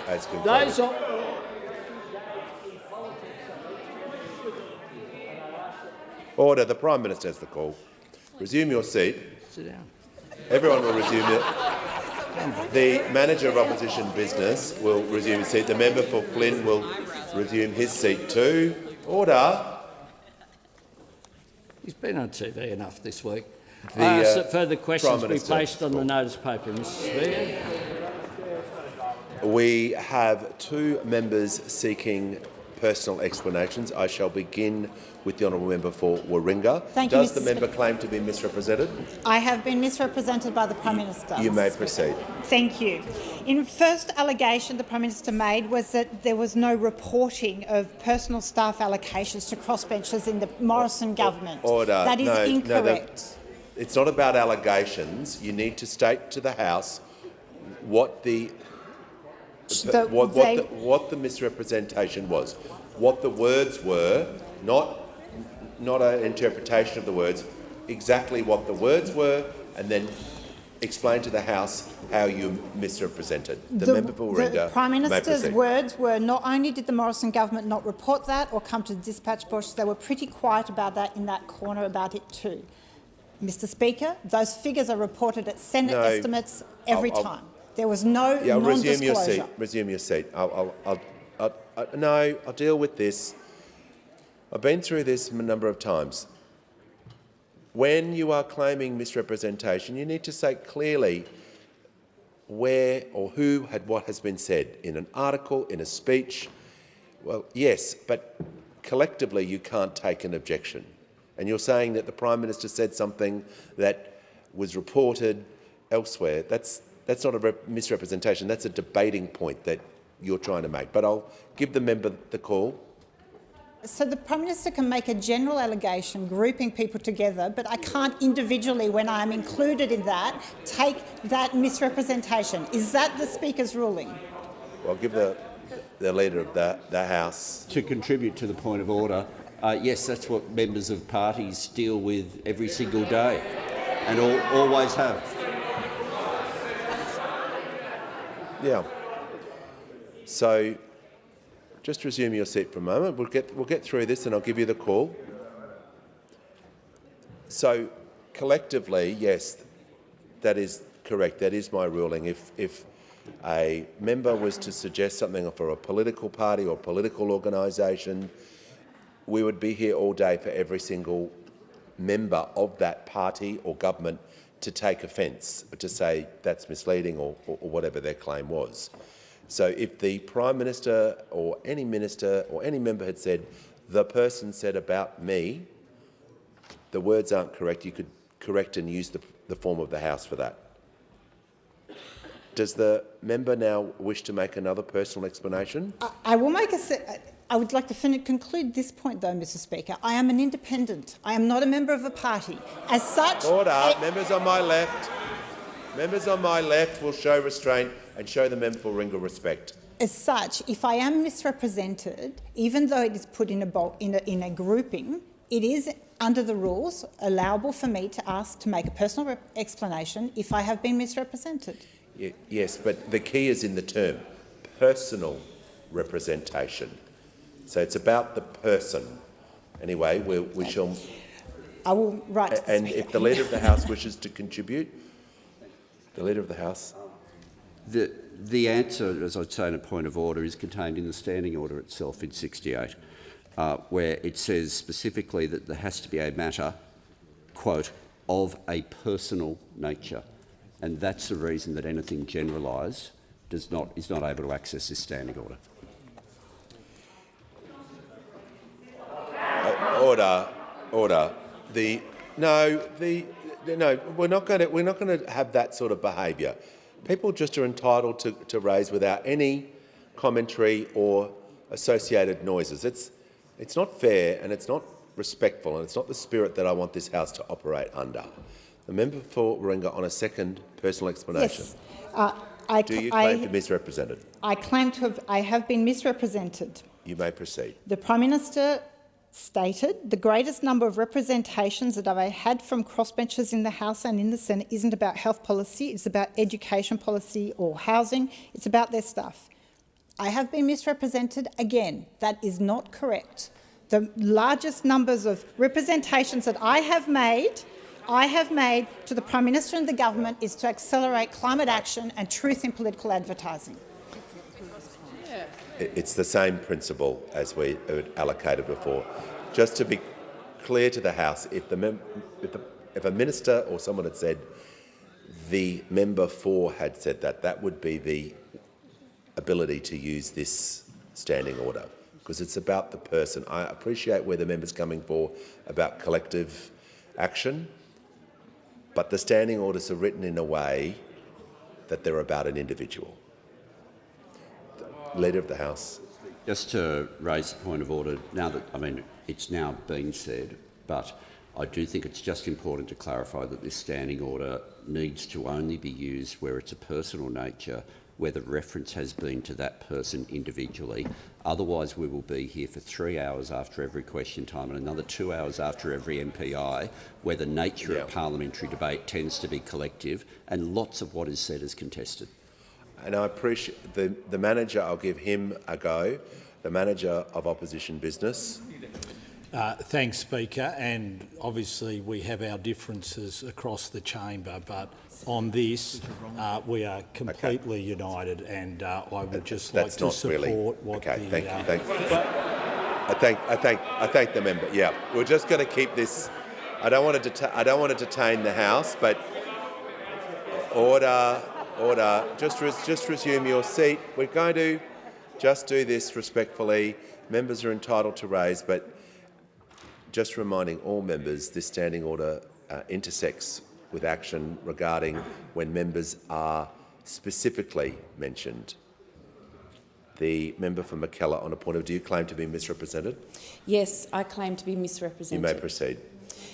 In answering my question 17, it was made clear, and I think to me, that the most representations I, being on the crossbench, had made was about stuff which is not correct.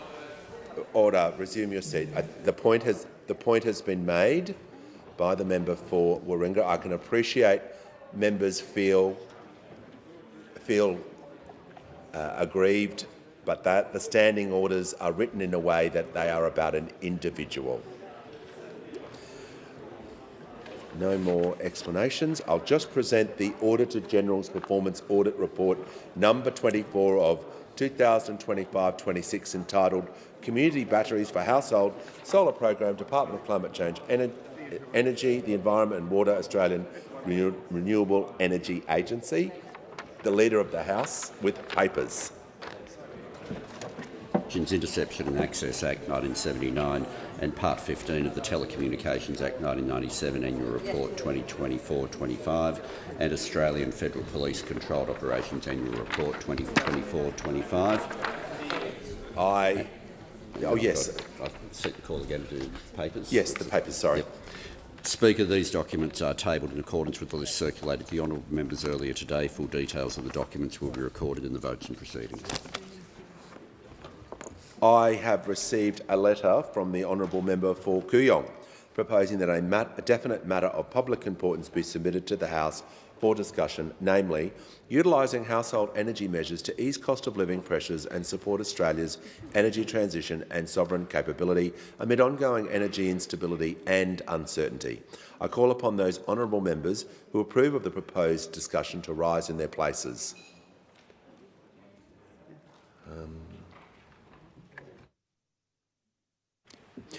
And I give the call to the member for Kooyong.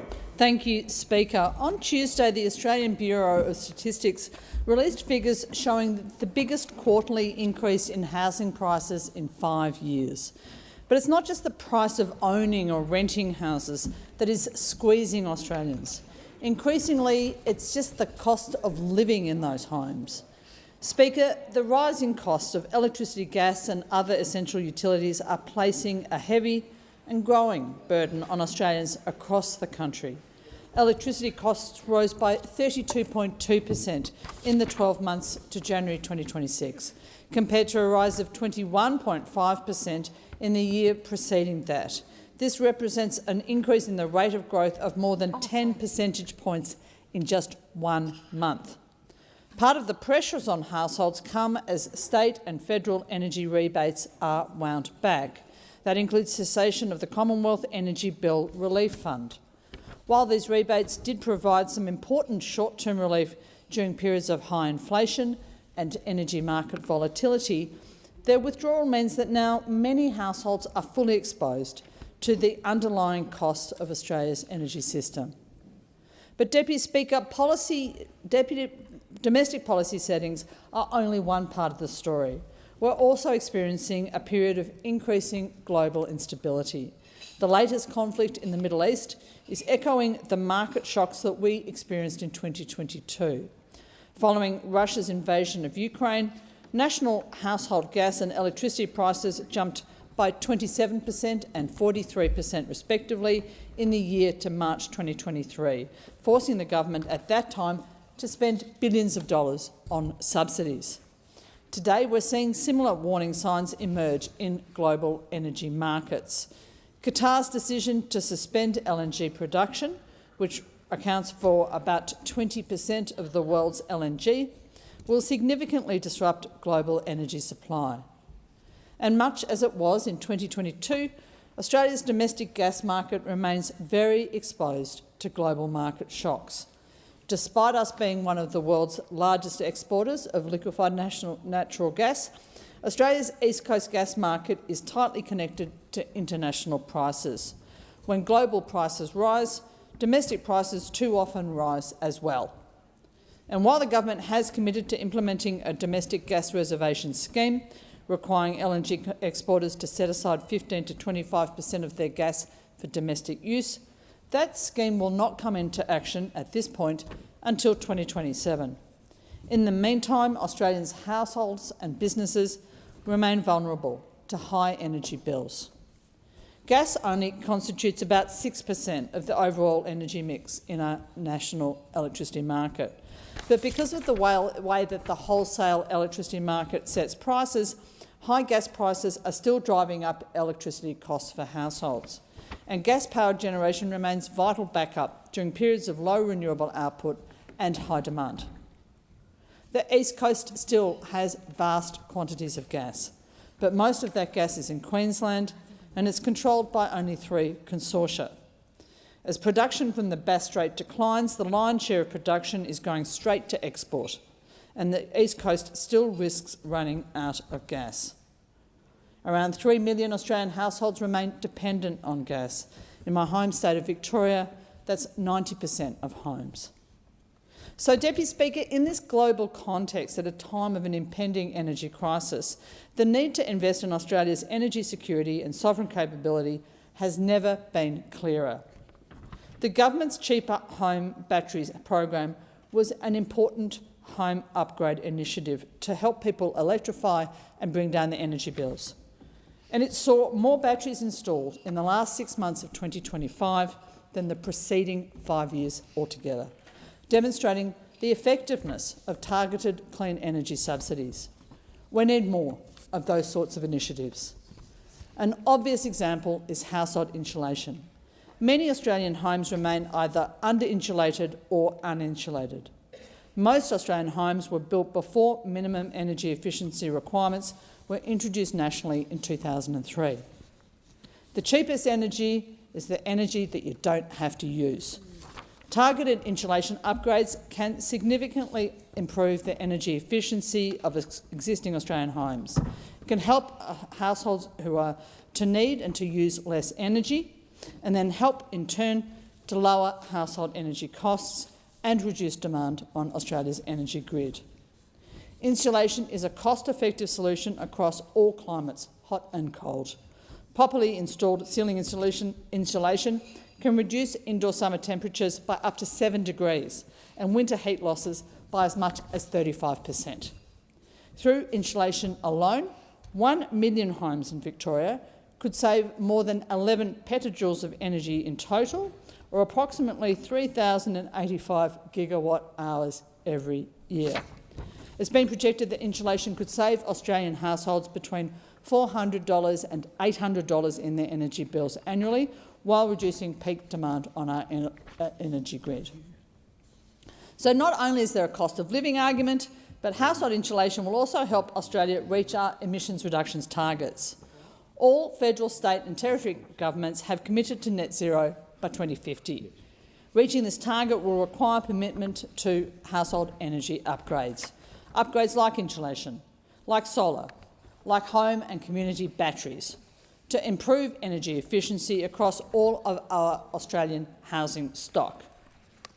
Following the success of the Cheaper Home Battery scheme, I welcome the government's announcement of a $7.2 million expansion of that program.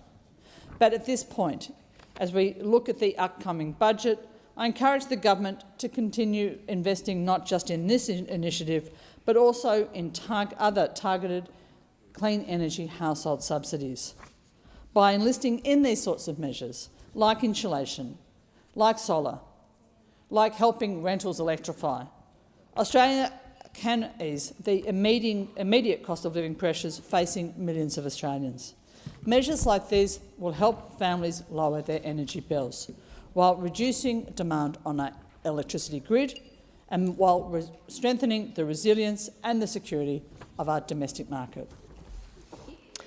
And I give the call to the Assistant Minister for Climate Change and Energy and Emergency Management. Thank you, Deputy Speaker. And I thank the member for Kooyong for proposing this topic and for framing it in a way that is characteristically thoughtful, constructive and timely, considering our present circumstances. The fact is that Australia is undergoing a comprehensive energy transition. It's being led by this government in a way that is starkly different from the approach that occurred in the 10 years previous to that under the coalition, a wasted decade. And it's occurring as part, occurring as part of a global shift being driven by necessity and being driven by good sense. It's a change that for Australia will mean lower costs than would otherwise be the case, more stability and control, cleaner air and lower emissions, more investments, more jobs, more export opportunities. And that's why the Albanese government is leading that change in partnership with the broader Australian community, because it's a transition that the Australian community is 100% up for. And that goes from our household sector through our business and non-government organisation sector. We know there's a lot more to be done, but the progress we've made is remarkable. You know, people can say, how are we going? Well, I'll tell you how we're going. Last year, in 2025, we deployed more renewable energy and storage than ever before. We saw more new EVs than ever before, and we saw the largest annual reduction in Australia's emissions outside of the COVID lockdown period. That's what occurred in 2025. In terms of renewable generation deployment, 7 gigawatts of additional utility and smaller scale renewable, 7 gigawatts of additional generation, when in the previous decade we actually saw gigawatts of generation leave the grid altogether because the coalition didn't even have an energy policy through that period of time. They flirted with 22 separate policies and delivered 0. We saw 5 gigawatts of additional grid-scale battery capacity added last year. That in 1 year is the equivalent of what was delivered between 2017 and 2024. That is real progress, but there's a lot further to go.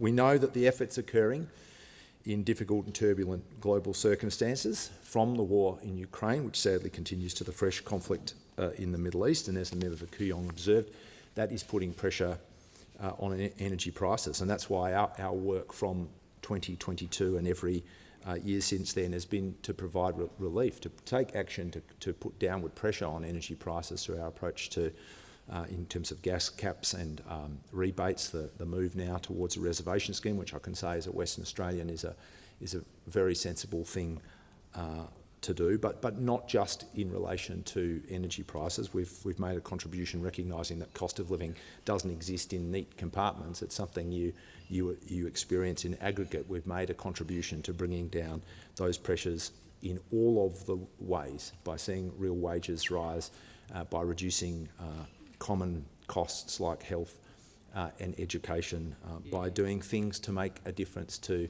Australian households, and particularly to households that face disadvantage and socio-economic pressures. I know that the member for Kooyong and members of the crossbench have supported that. Almost all of those measures, I don't want to say all of them because there might be one or two that I'd be wrong about, almost all of those measures have been opposed by the Liberal and National Party members. But, Deputy Speaker, there's no question that the clean energy transition is needed for lots of different reasons. It's needed to tackle dangerous climate change. It's needed because that's the way the world is moving. It's needed because the energy sources that we've relied upon in the modern era over the last 150 years are in themselves finite. There is not an infinite amount of oil and coal and gas, so the transition has to occur. And in Australia we have a remarkable ability to do that in world-leading fashion. We've already seen some of those benefits. But the way that it is experienced by households at a time of cost of living pressures is pretty dramatic. So the moment that a household goes from not having solar to having solar can save them $2,000 a year. If they add a battery, it's a further $1,000.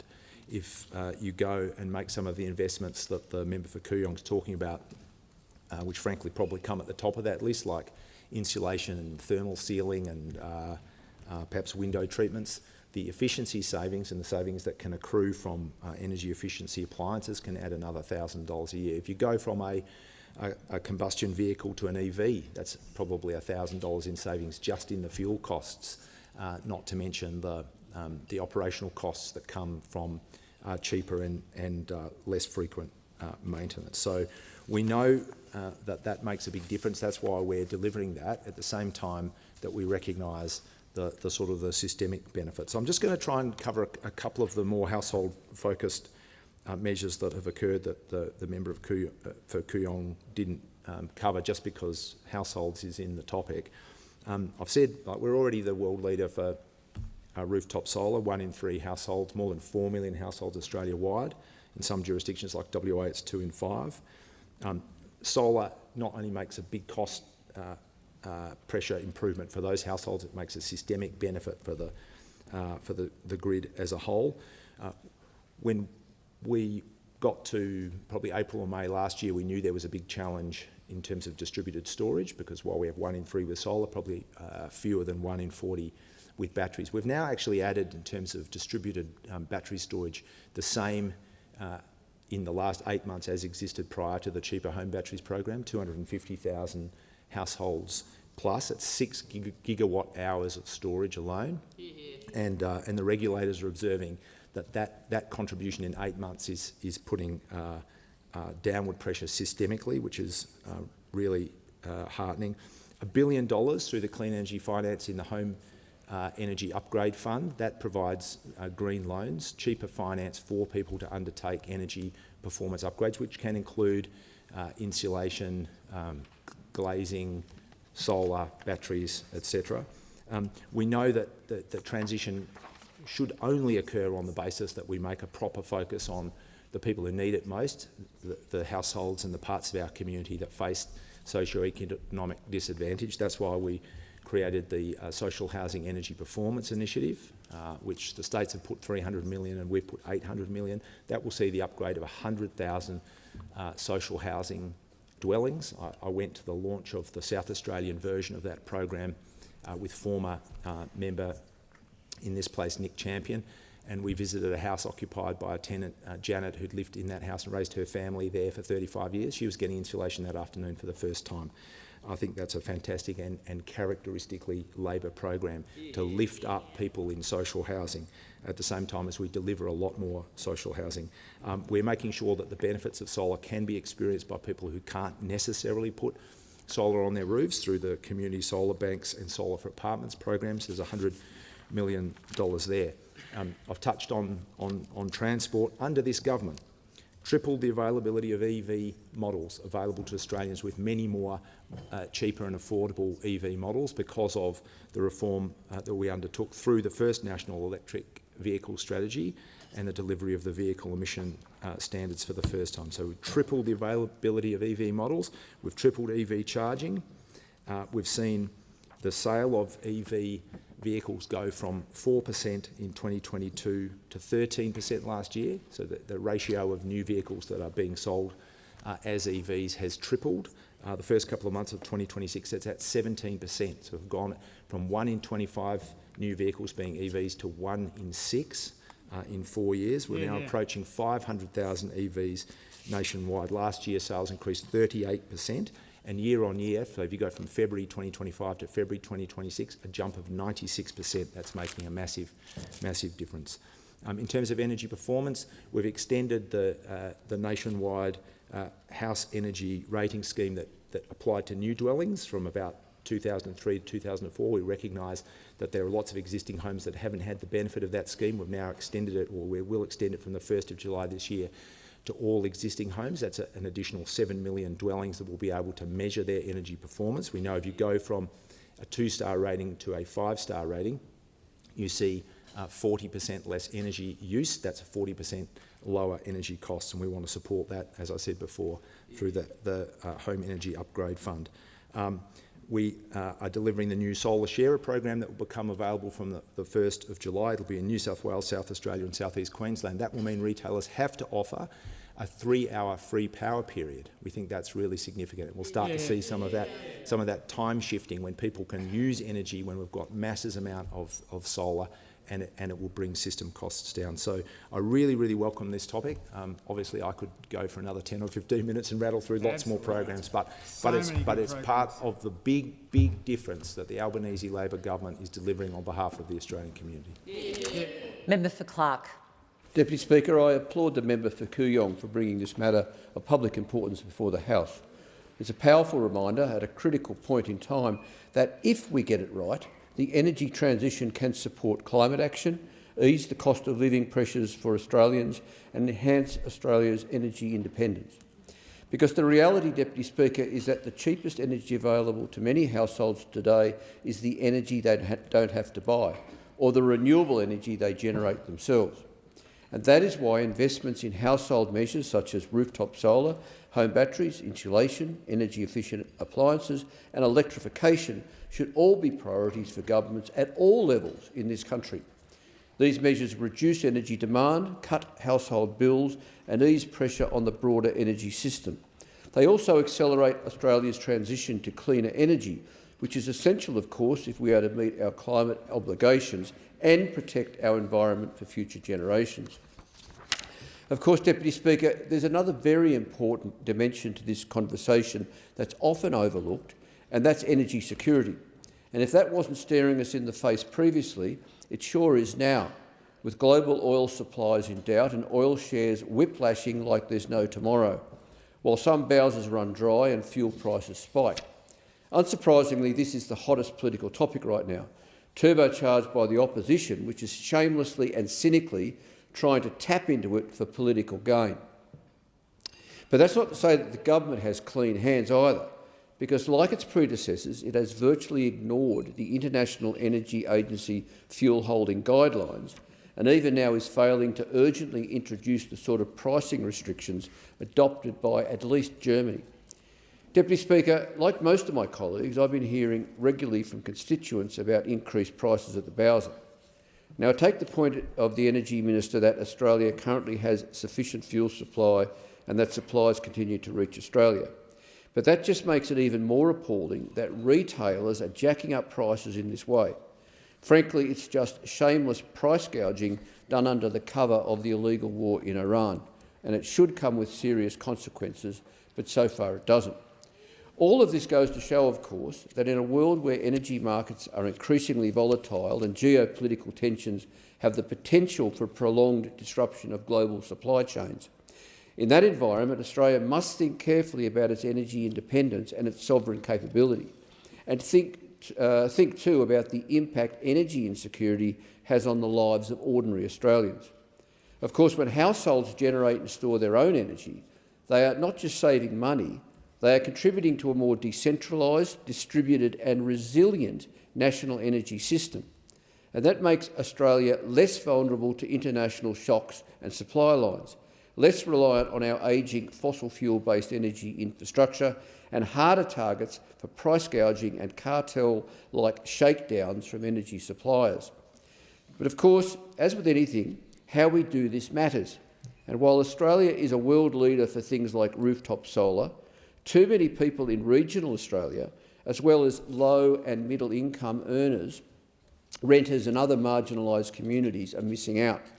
So the government must ensure that investment in household measures are available to everyone, not just those who can afford the upfront cost. To that end, the government should enhance and extend its targeted grants, low-interest loans, community energy programs and minimum energy efficiency standards to help ensure that the transition is fair and equitable as well as effective. Of course, the opposition probably won't have a bar of this because they're still hooked on fossil fuels or, depending on the time of day, nuclear power, and are seemingly baffled by renewable energy. But I'd suggest they try to take the blinkers off and re-examine the issue in light of the national interest and the interests of their constituents. Moreover, adding extra capacity and stability to our grid through investment in household measures will be beneficial in freeing up energy capacity and investment for Australian industry. In other words, if you're fair dinkum about being hyper-Australia and starting to make things again in this country, then you'd actually support and fast-track home energy measures. In closing, Speaker, I want to thank the member for Kooyong for bringing this important topic before the House, because it's increasingly clear that investment in the energy transition for households is good economic policy, good environmental policy and good national security policy. Thank you, Deputy Speaker. Member for Macquarie.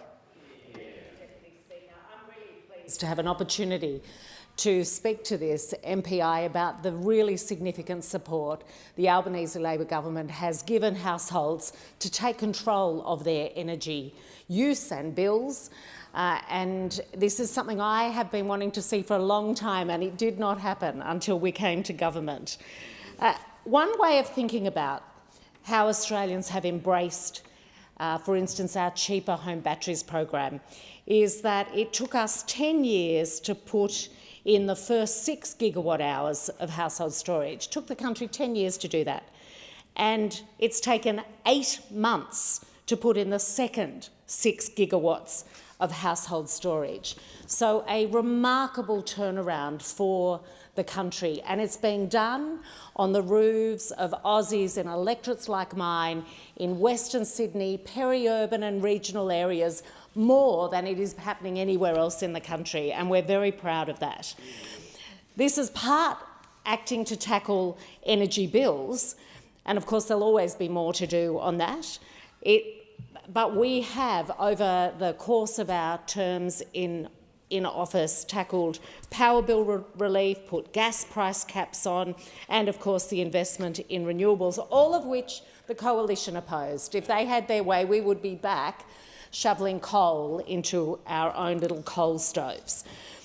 The plan really does have those two parts: cheaper, cleaner energy and a better deal for households. So it's putting Australians back in charge of their energy bills, with better access to solar, to batteries, and of course to cheaper cars that will run more cheaply on electricity. And at a time like this, when we can see the pressures that the more traditional energy sources have, when there are critical things happening around the world, that's something I think more and more Australians will wake up to. I want to quote the Minister for Climate Change, because he spoke to this MPI long before it was proposed earlier this week in talking about the really sovereign capacity of Australia. And he said, the transition of our energy system to more renewables, which is the cheapest form of energy, is not dependent on global supply chains. I mean, Vladimir Putin cannot interrupt the supply of sun to Australia, and the international circumstance in the Middle East cannot interrupt the flow of wind in Australia. So that is a reliable form of energy, and that speaks to why, another reason why this is so important, not just for individual households, but for us as a nation. Home batteries, which at the moment is one of my very favourite programs because it is being so embraced by people in Macquarie and neighbouring areas, helps households store the cheaper, cleaner energy they generate during the day from their rooftop solar, and then to use it when they need it most, including during the evening peak.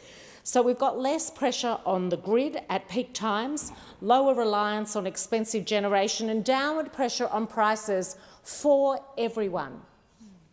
Along with the community batteries that are up and running in Blaxland, East Blaxland and Hobartville, these home batteries help the grid manage demand more efficiently, improve system reliability and support the shift to more renewable energy. Our local clean energy businesses are busier than ever, with more than 2,000 homes and small businesses in Macquarie benefiting from this cheaper home batteries program. And of course, around the country, we've surpassed 250,000. I think we're up to 265,000 plus home batteries. Now, I want to talk about Penrith Solar Centre as an example, now known as PSC Energy. I visited their Penrith facility with the Minister last year. Jake Warner, who's the director, a Penrith local who started out as an electrical apprentice, says the cheaper home battery subsidy has been incredible, not just for mums and dads, but everyday Australians across Australia to get access to more affordable energy. Not only is it more affordable, but it's more secure, it's more stable. We're seeing the grid become increasingly stable since the deployment of these decentralised home batteries.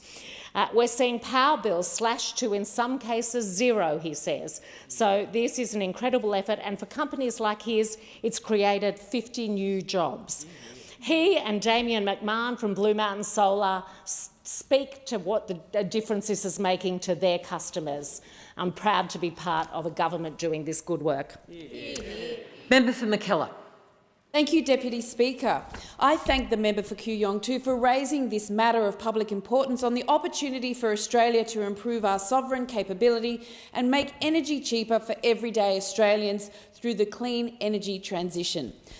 I will focus today on household transport, something that is particularly topical considering the recent petrol price hikes that have occurred in response to the Middle East war. Price hikes that are impacting Australians across the country right now. And it must be noted that we live in an increasingly volatile world. In just a handful of years, we've had a number of major international disruptions, including the COVID pandemic, the Russian invasion of Ukraine, and now the war in Iran. Australia's poor fuel security remains one of our biggest national vulnerabilities and drives up cost of living. Yet, one of the most effective ways to reduce this risk is often overlooked, and that is investing in electric and active transport. The International Energy Agency has emphasised this point. In response to the oil shock triggered by Russia's invasion of Ukraine back in 2022, the IEA released a 10-point plan to cut oil use, aimed at easing market strain. Among its key recommendations were making public transport cheaper, incentivising micromobility, walking and cycling, and speeding up the adoption of electric and more efficient vehicles. For more than a decade, Deputy Speaker, analysts and industry have warned Australian governments about our poor fuel security. Australia imports more than 90% of our refined fuel, tying households and businesses to volatile global markets. The 2020 Liquid Fuel Security Review revealed that, alarmingly, the emergency powers to ration fuel stocks could take up to 3 weeks to implement in the event of a fuel emergency, and we remain non-compliant with the IEA obligation to hold 90 days of net oil imports. As a country that imports the majority of our liquid fuels, it will always be difficult to achieve this target. The more reliant our transport sector is on foreign oil, the more exposed Australians are to higher prices during global conflicts. The faster we shift our cars, vans and buses off petrol, the more capacity we free up to tackle more difficult fuel security problems such as diesel for freight and aviation fuel. Accelerating the uptake of electric vehicles, especially public transport, and shifting shorter car trips to walking, cycling or e-mobility devices will directly reduce our dependence on imported oil. And it is important to note that around 2/3 of the car journeys in our cities are able to be walked, wheeled or cycled in 15 minutes or less. The new vehicle efficiency standards introduced by government in 2024, following a strong push from the crossbench, were a great first step. And we've heard there are now twice as many EVs on our roads as there were 2 years ago. Yet the government is now considering winding back tax incentives and exemptions for EVs purchased through novated leasing programs. This is despite electric vehicles still making up only 13% of new car sales in Australia. Now is not the time to be removing the very incentives that are helping people make this switch. We need clear targets as well to reach 100% electric passenger car sales, just as countries like the UK and France have already set. We also need stronger support for charging infrastructure right across the country. And importantly, we must introduce policies that help low-income households and renters make the transition to electric vehicles as well. Speaker, Australia also desperately needs proactive policies and investment to increase our active transport rate. Currently, we spend $714 per person on roads every year, but just 90 cents goes to walking, wheeling and cycling. And the government's active transport fund is woefully inadequate. The Australia Institute research has shown that the fund of the $100 million in the active transport fund would only be enough to build 25 to 50 kilometres of new separated bike paths. In contrast, France plans to invest around $3.2 billion of Australian dollars in cycling infrastructure between 23 and 27, and they have committed to building 100,000 kilometres of cycle lanes by 2023. Time Thank you, Speaker. has expired. Give the call to the member for more. Speaker, cost of living remains the dominant issue in conversations with households across the country. Energy bills are part of that pressure. Families feel it across Australia. The same is true in my electorate of Moore. From Karen up through to Duncraig, Sorrento, Hillary's and Mullaloo, households are conscious of electricity costs and what they mean for the weekly budget. Electricity is not a discretionary expense. It powers lights, refrigeration, heating, cooling and communication. Reliable and affordable power is therefore essential. When we talk about household energy policy, it is important to place the discussion in the broader economic context. When this government came to office, the economic starting point was challenging. We inherited significant deficits, $1 trillion of debt, high inflation and falling real wages. Since then, the focus has been on stabilising the economy while delivering responsible cost of living relief. The most recent national accounts show the Australian economy growing at 2.6% through the year. That is the strongest pace of growth in almost 3 years and faster than every major advanced economy. Importantly, that growth is being driven by the private sector, not public spending. That matters because cost of living relief must be delivered without adding to inflation. Australia is facing global uncertainty, but the economic data shows the country is approaching those challenges from a position of strength. Strong economic management creates the capacity to deliver practical relief to households. One of the most important improvements in the economy has been the recovery in household incomes. Real disposable income per person has increased by around 2% over the past year, reversing the decline that occurred earlier. Wage growth has contributed to that improvement. Minimum and award wages have increased significantly in recent years. Employment growth has been strong. Since this government came to office, more than 1.2 million jobs have been created. Unemployment remains low and workforce participation is close to record levels. In practical terms, the recovery in household living standards is being driven by people working and earning.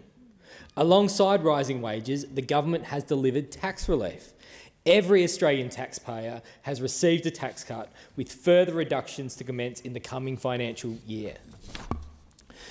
These measures increase take-home pay and help households manage cost pressures. They sit alongside policies designed to reduce everyday expenses. For example, medicines under the Pharmaceutical Benefits Scheme are now capped at $25 or less. That is the largest reduction in medicines in the history of the PBS and will save Australians hundreds of millions of dollars each year. Investments in Medicare, including expanded bulk billing and urgent care clinics, also reduce the financial burden on families.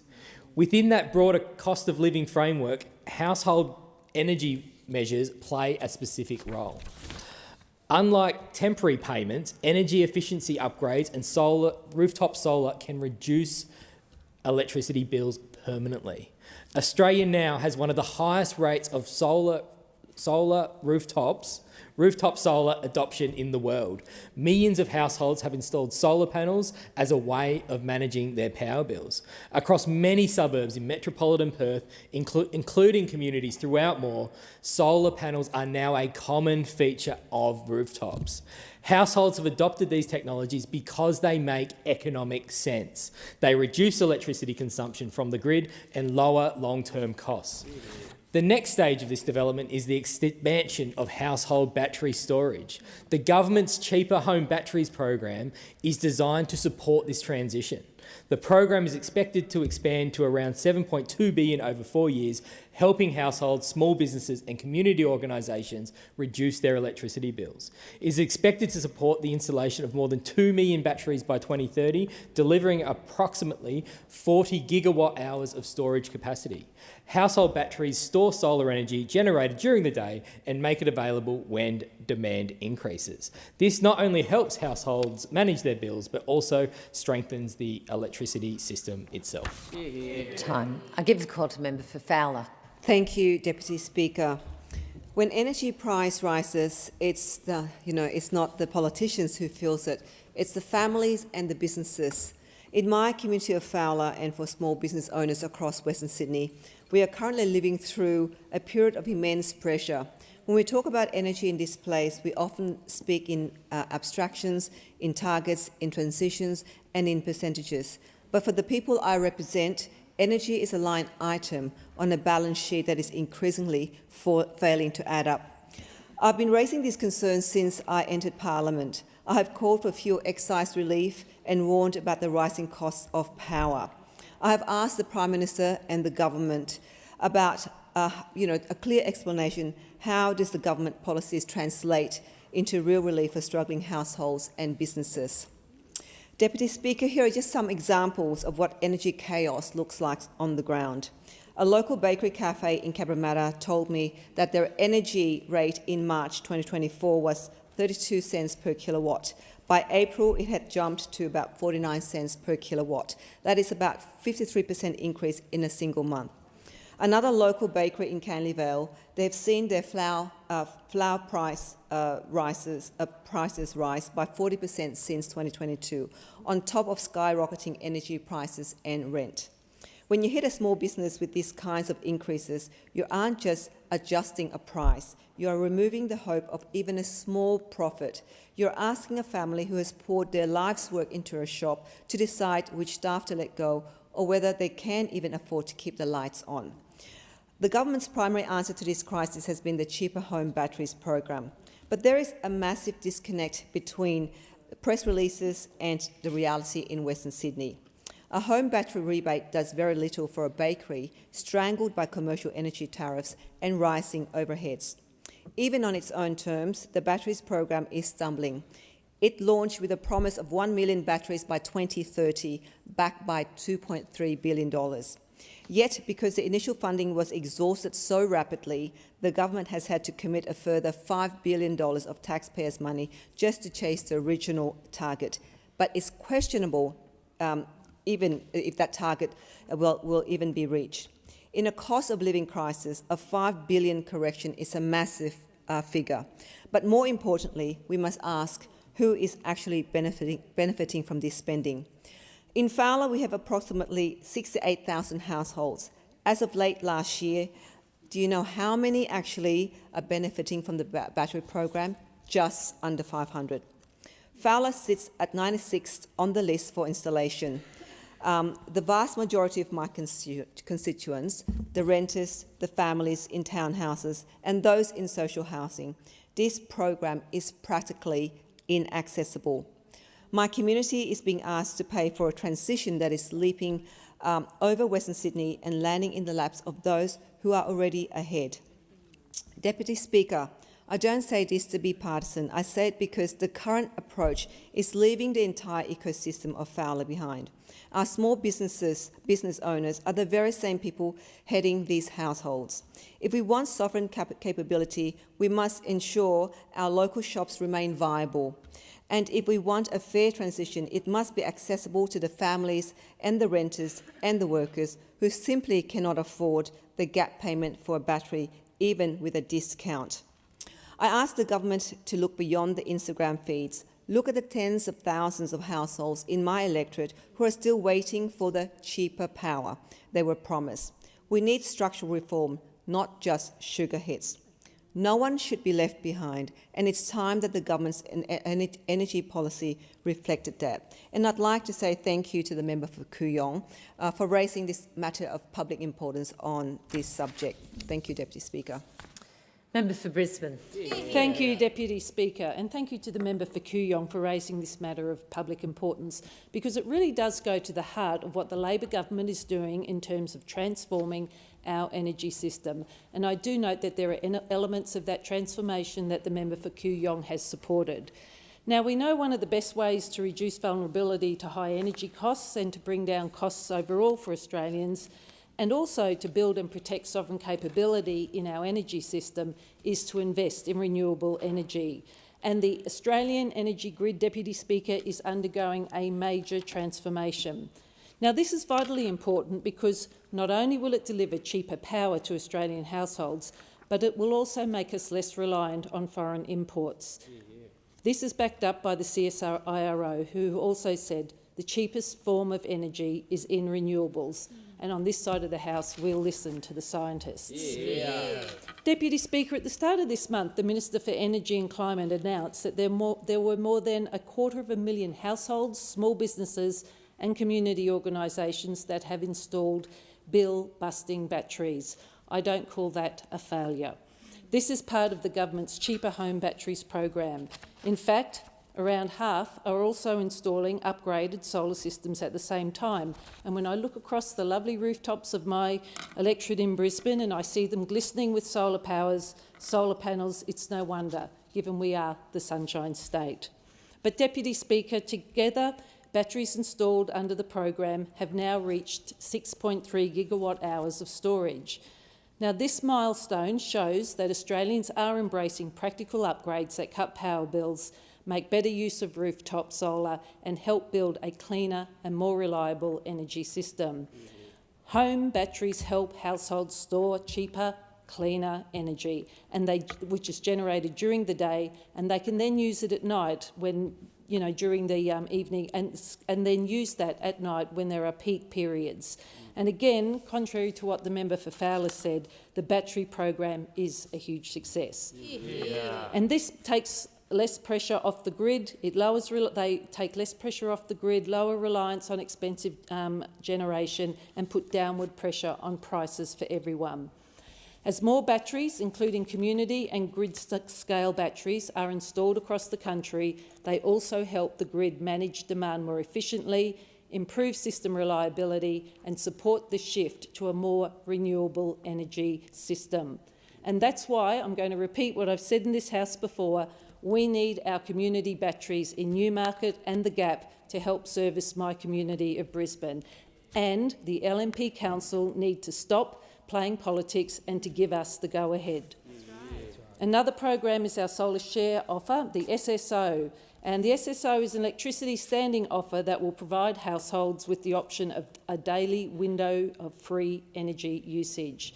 The offer incentivises households to shift their energy use to periods of low-cost generation during the day, saving them money and delivering significant system-wide benefits which lower costs for all consumers. Now, on top of these programs, we've also delivered $150 in energy rebates for all Australian households, because we do recognise that Australians are doing it tough and every little bit helps. Now, this government has also approved our 100th renewable energy project, with recent figures revealing that renewable energy is now powering 51% of the grid. Nice. The government is doing a lot. We're doing as much as we can. We need to do more. And I do again acknowledge the various members of the crossbench who have supported a number of these reforms. But, Deputy Speaker, on this side of the House, we listen to the science and we act on it. We've acted to help with power bill relief, gas price caps and investing in cheap renewables, all of which those opposite have opposed. In fact, those opposite haven't had a coherent energy policy for the last decade. Does 660 million nuclear option, which was rejected by the Australian people, ring any bells? The world is shifting. Energy is not just about power, it's about security and the future. And we're entering a new era of energy sovereignty, where power, both in terms of energy and geopolitics, increasingly comes from producing energy close to where it's used. Why? Because sovereign power reduces our geopolitical exposure and protects our economic and national security. Our government recognises this. We're investing to make it happen. We're investing in renewables, and it's good for our sovereign capability. Yeah. Member for Wentworth. Australia is an energy superpower. Few countries are as richly endowed with energy resources as we are, both of the past and those of the future. Our electricity grid, which while only 50% renewable, is powered by 100% Australian fuels. The coal, wind, gas and sunshine that generate our electricity are domestic. Unlike many countries, we do not rely on imported fuels to keep our lights on, though to keep our cars running we do. So we start from a position of enormous strength. But as was said at Climate Action Week in Sydney, advantage only matters if we act. The fact that we are even having a conversation about energy insecurity in a country with Australia's resources is, in many ways, a failure of policy. When the East Coast began exporting LNG, we did so without putting in place a domestic gas reservation scheme. Since then, despite tripling of production, domestic prices have also roughly tripled. Supply has grown, but the prices have tripled as well. That is not the outcome of scarcity. It is a result of policy decisions that linked Australian gas to volatile international markets. Those markets are shaped by forces far beyond our control. The war in Ukraine, the US fracking boom, OPEC supply decisions, rising demand across Southeast Asia, and now the conflict in the Middle East. Such volatility can be a windfall for exporters, many of which are foreign-owned. But for Australian households and businesses, it has meant painful price shocks and ongoing uncertainty. The current geopolitical crisis has made three things clear. First, on cost. We cannot wait until 2027 for a domestic gas reservation to ensure Australian households and businesses using Australian gas are not forced to pay volatile international prices. Secondly, on benefit. When global conflicts drive extraordinary spikes in export revenues, Australians should share in that benefit. It is urgent that we implement a windfall tax on war-driven supernormal revenues, as the EU and UK did in 2022. Already there are calls on government for cost of living relief, for example by slashing fuel excise or reintroducing electricity rebates. Such calls cannot be answered without a stronger budget position. Without a windfall tax, energy price relief would, in effect, be a transfer payment from government to multinationals. And third, we must accelerate the electrification of our economy. This is not only about climate, it is about energy security and cost of living. Australia imports most of its liquid fuels, leaving us exposed to global shocks. We could reopen refineries and lock ourselves further into the fuels of the past, or we can accelerate our transition to cleaner, cheaper domestic fuels.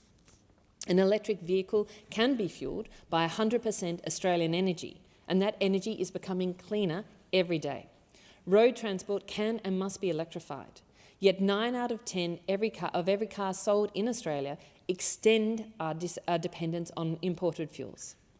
We need policies that drive transport electrification across the country, including in regional areas for those living in apartments and in trucking. This is not about isolationism. Australia's energy story has always been one of partnership. Early gas production relied upon foreign capital and expertise. When Japan's nuclear industry shut down in the 2010s, it was Australian gas that helped keep the lights on. We have resources to spare, just as our trade partners do. We are stronger and safer because of these interdependencies. But we must also be clear. Myopic foreign profit cannot come before Australian households or Australian industry, and it must not come before our long-term energy security. We have weathered too many global energy shocks. We have the benefit of hindsight. Our policies should reflect that hard-won wisdom. And finally, we must continue to focus more on those parts of our community that are currently not well supported through this energy transition. And in particular, I speak to the renters and apartment dwellers in Wentworth, of which 60% of my community live in apartments and 40% rent. Those are big numbers.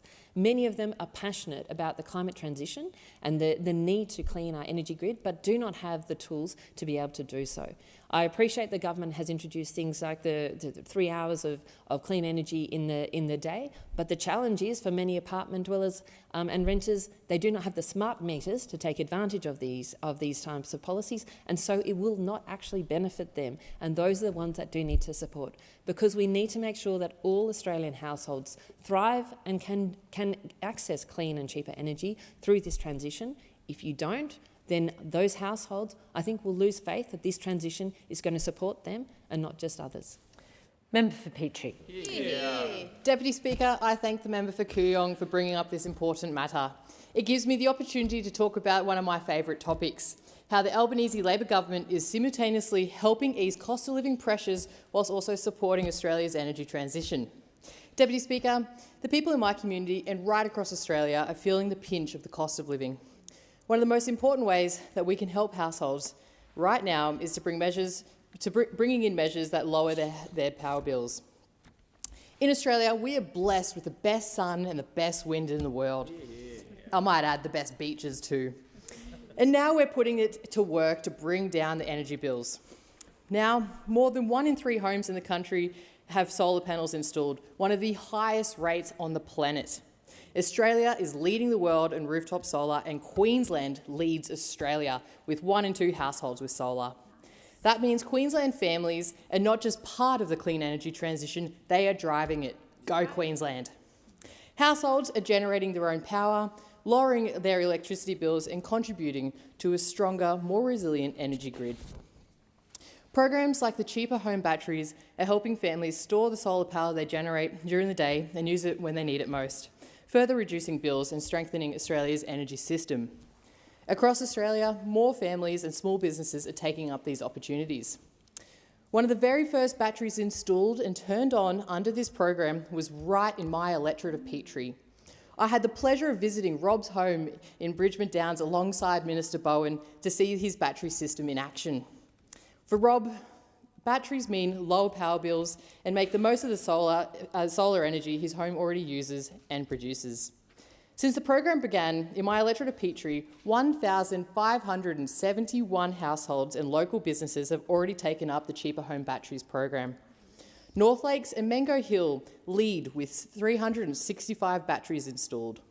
Redcliffe and Scarborough and Newport now have 236 installations, and Deception Bay has 144. And suburbs like Clontarf, Margate and Woody Point are also seeing a strong uptake in installations. These numbers tell an important story.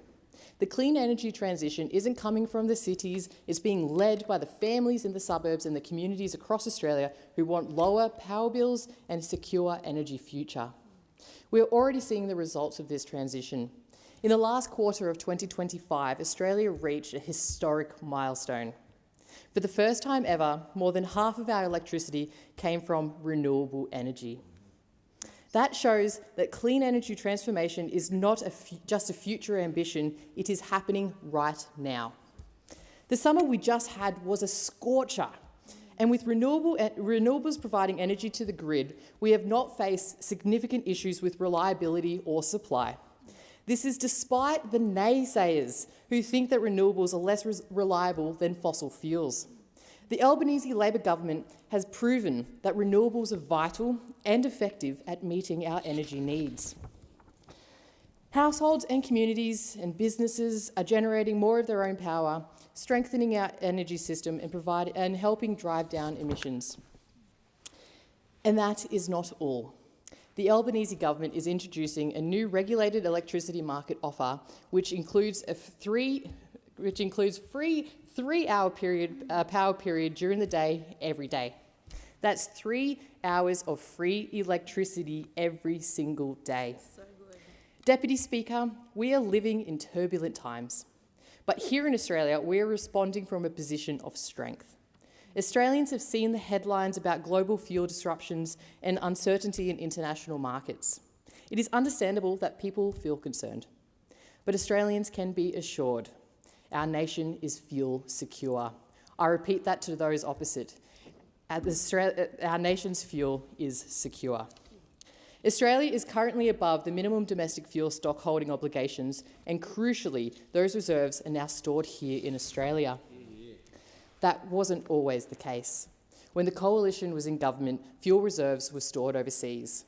This government ensured that the fuel reserves are kept onshore when Australians need them, when they need them. In times of global uncertainty, that matters. We are seeing disruptions in some areas caused by temporary spikes in demand, not a national supply issue. I want to be clear, Australia continues to meet its fuel stock holding obligations and our fuel reserves are secure. That means Australians can have confidence that the petrol they rely on every day remains available and secure. That is the approach of the Albanese Labor government. Thank you. And the time for this discussion has now concluded.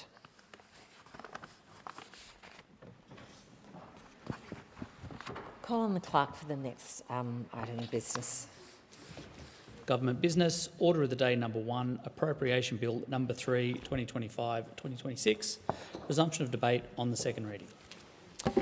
Before the debate begins, or is resumed rather, on this bill, I remind the House that it has been agreed that a general debate be allowed covering this bill and the 2 related appropriations bills.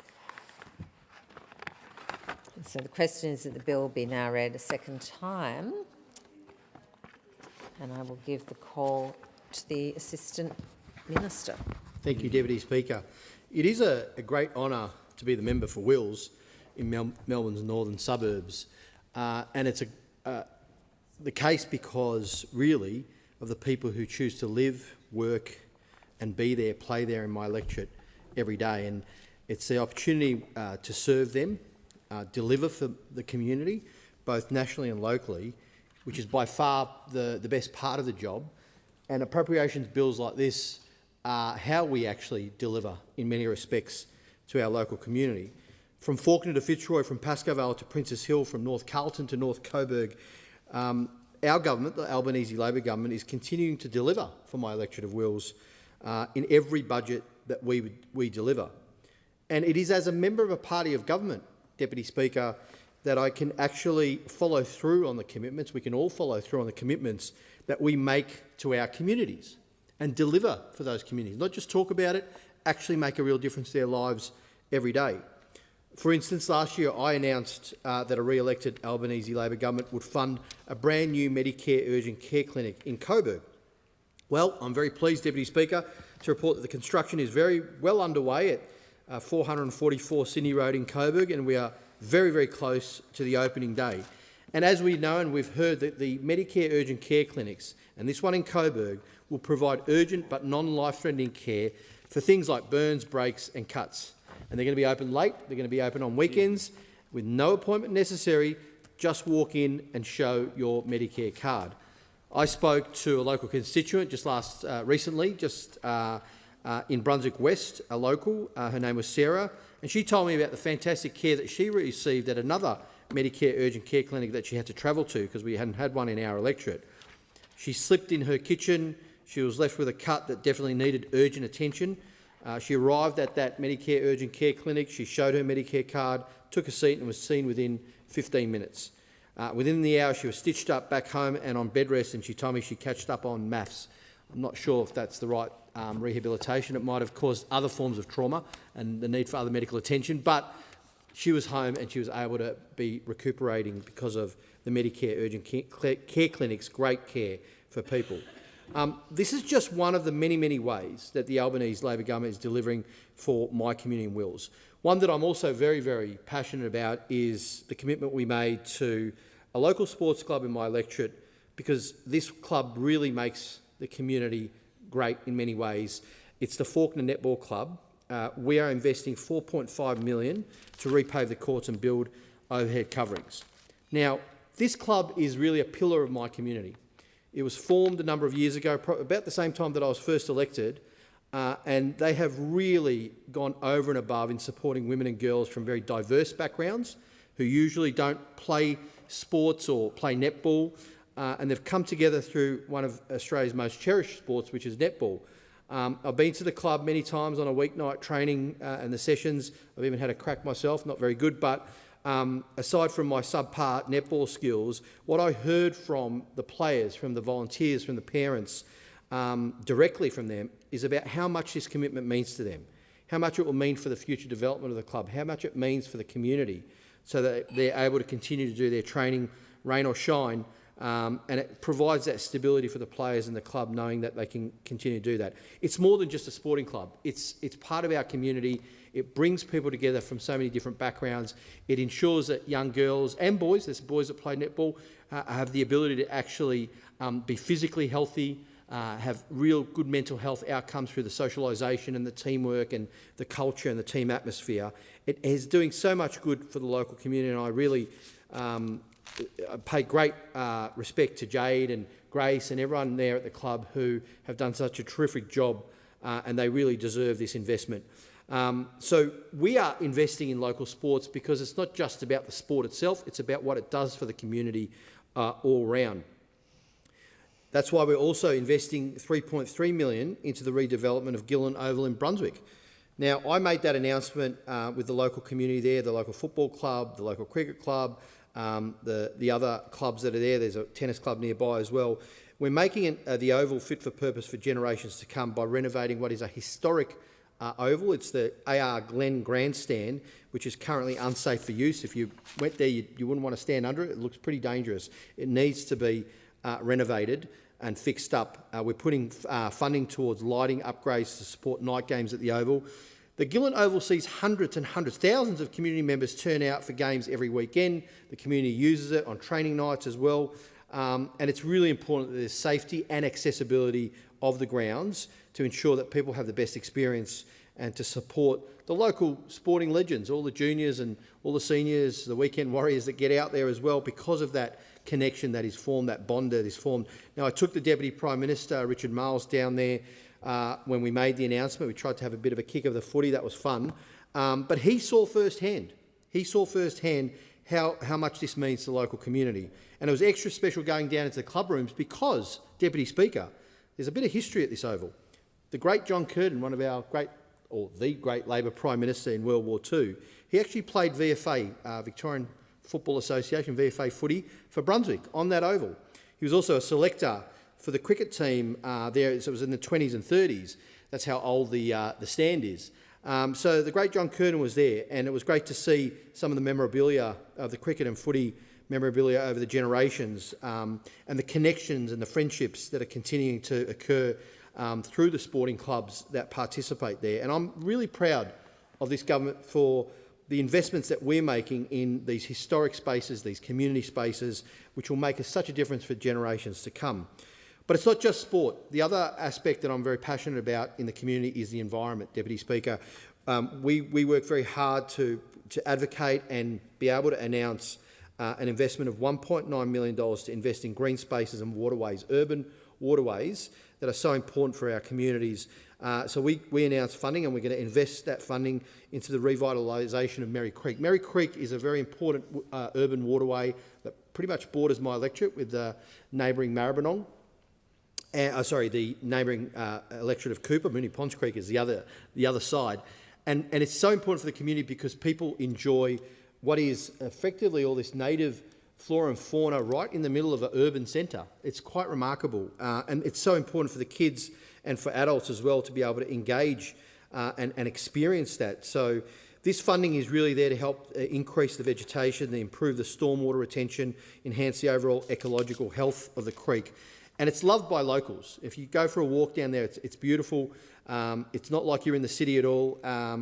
People catch up with their loved ones, they do their walks, they work on conservation of the creek, and there's a real community atmosphere with respect to supporting that part of Melbourne. So it was fantastic to be able to announce that. It means a lot that we can actually do this at the local level. I also announced, and this goes to transportation, Deputy Speaker, $3.7 million to upgrade linear parklands in the south of my electorate, and it will upgrade all the sports and play precincts there and allow all abilities play as well for the community. And that was a true community campaign. As soon as it was announced that Carlton North, Fitzroy North and Princess Hill were moved into my electorate with the redistribution from the then Greens held electorate of Melbourne, it came into Wills. The Yarra Council and the local community really came to see me about the needs that they have. The needs that they have that we could actually deliver if we were to form government.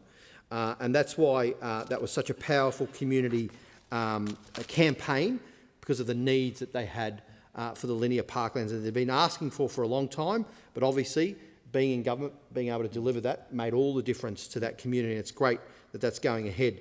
We also did a lot of work supporting multicultural communities in my electorate. It's one of the most diverse electorates in Melbourne. I was just one example, pleased to support the Central Pontian Association with an elevator for the elderly members there on Sydney Road at the Pontiaca Estia Club. That is really appreciated by the community. Deputy Speaker, the Appropriations Bill allows us to deliver. This is why it's so important. It allows the delivery to the community. The Albanese government is investing in local communities like mine in my electorate of Wills. That's the way a Labor government does this. It actually cares about the community. It makes sure that we deliver for them and make a difference to their lives. And I'm so excited by so many of these projects, Deputy Speaker, because what they do is really work with community to actually deliver on the things that make a difference to them, whether it's in sports, whether it's in the environment, whether it's transportation like linear parklands, which incidentally I forgot to mention is the largest or the longest cycling track in the Southern Hemisphere by length, which is quite remarkable. And these are projects that make a huge difference. And these projects come from advocacy from the people that live there, the needs that they understand, and they go to us being as local members of Parliament, being able to engage with them and then deliver through this place. There's a lot of cynicism around politics, Deputy Speaker, but we're able to achieve these things because we form a government and a Labor government cares about the people that we represent. So it's fantastic to see these projects come to fruition through those commitments, through this appropriations bill. I am so pleased for the community members that are going to benefit from this for generations to come. It's kind of, as I said at the start of this speech, Deputy Speaker, it's the best part of the job to serve your community. It's the best part of the job to actually do something for them that is tangible, that's real, that makes a difference to their lives. And I think all of us here, whichever side we sit, especially those in parties that can form government, would agree that local MPs can actually do something for their community, and that's a wonderful thing in politics. There's a lot of cynicism around politics. People talk about playing politics. Well, let's play some more politics in a positive way, because this is positive politics. This is politics that makes a difference. It's political action through this parliament, through this democracy, through our representation of our communities that make a difference to their lives. So I'm pleased to have been able to speak on the appropriation bill. People might not think it's a very exciting bill to talk about, but it makes a difference to people in our community. Thank you, Deputy Speaker. Now being 4:30 p.m, I propose the question that the House do now adjourn. And I give the call to the member for Calais. The people of the Central West are currently enduring crises of historic proportions. Our region is being throttled by a dual failure of infrastructure and essential fuel supply that is threatening our economy, our food security and the very fabric of our communities. Right now, a major fuel crisis is unfolding before our eyes. This isn't only a matter of punishing prices. This is also a crisis of availability. I'm hearing from farmers across our electorate who are ringing the alarm bells. We are at the critical cusp of planting season, yet our producers cannot secure the diesel needed to sow their crops. They're ordering the diesel and it's simply not being delivered. Local service stations are running out of fuel. Rationing has started. Prices are skyrocketing. If our farmers cannot plant, this nation does not eat. The government must guarantee supply before this fuel crisis becomes a full-scale national food shortage. Adding to this burden is the catastrophic indefinite closure of the Great Western Highway at Victoria Pass. The impacts of this are devastating. In Lithgow, as Mayor Cassandra Coleman highlights, 11,000 extra vehicles are being funneled through the CBD every day, pounding local roads that are already owed $7.2 million in unpaid disaster recovery funding. Blaney business person Ian Reeks points to the long delays this is now causing businesses and the dangerous route along the Darling Causeway not built for such an increase in diverted heavy vehicle traffic. In the Hartley Valley, local businesses are at breaking point, watching their customer traffic vanish overnight. Owner of the iconic Lollybug in Hartley, Sharon Toffler, has said that the most terrifying word in the English language right now is indefinite. Sharon is already seeing income slashed by more than half. Everyone fears more forever roadworks that we know all too well. The impacts are region-wide. Jackie Harmon, who runs Kensal Farm at Oberon, has written to me because she is already seeing mass cancellations for the Easter period. Western Regional Director for Business New South Wales, Vicky Seckham, said local businesses have reached breaking point. She said the highway closure comes at a time when businesses are already under intense pressure. This disruption piles on more pressure at a time when many businesses are already operating on very thin margins. Now is the time for strong leadership and investment from both state and federal governments, she said. But what is truly infuriating, what is stoking deep and justified anger across our electorate, is the feeling that the people of the Central West are being treated as second-class citizens. How is it that in the Australia of 2026, the main access road in and out of our region is reliant on a bridge built by a convict chain gang in the 1830s? You cannot make this up. It's a ludicrous, disgraceful indictment of all political parties and decades of neglect. Our communities make an enormous contribution to the wealth of this state and nation. Our regional economy drives this country, yet when it comes to infrastructure, we are treated as an afterthought. The citizens of the Central West see gold-plated tunnels being bored under Sydney at a cost of billions. They see world-class expressways stretching from the north coast to the south coast. Yet successive governments have avoided spending the money we need to build a genuine expressway to Sydney.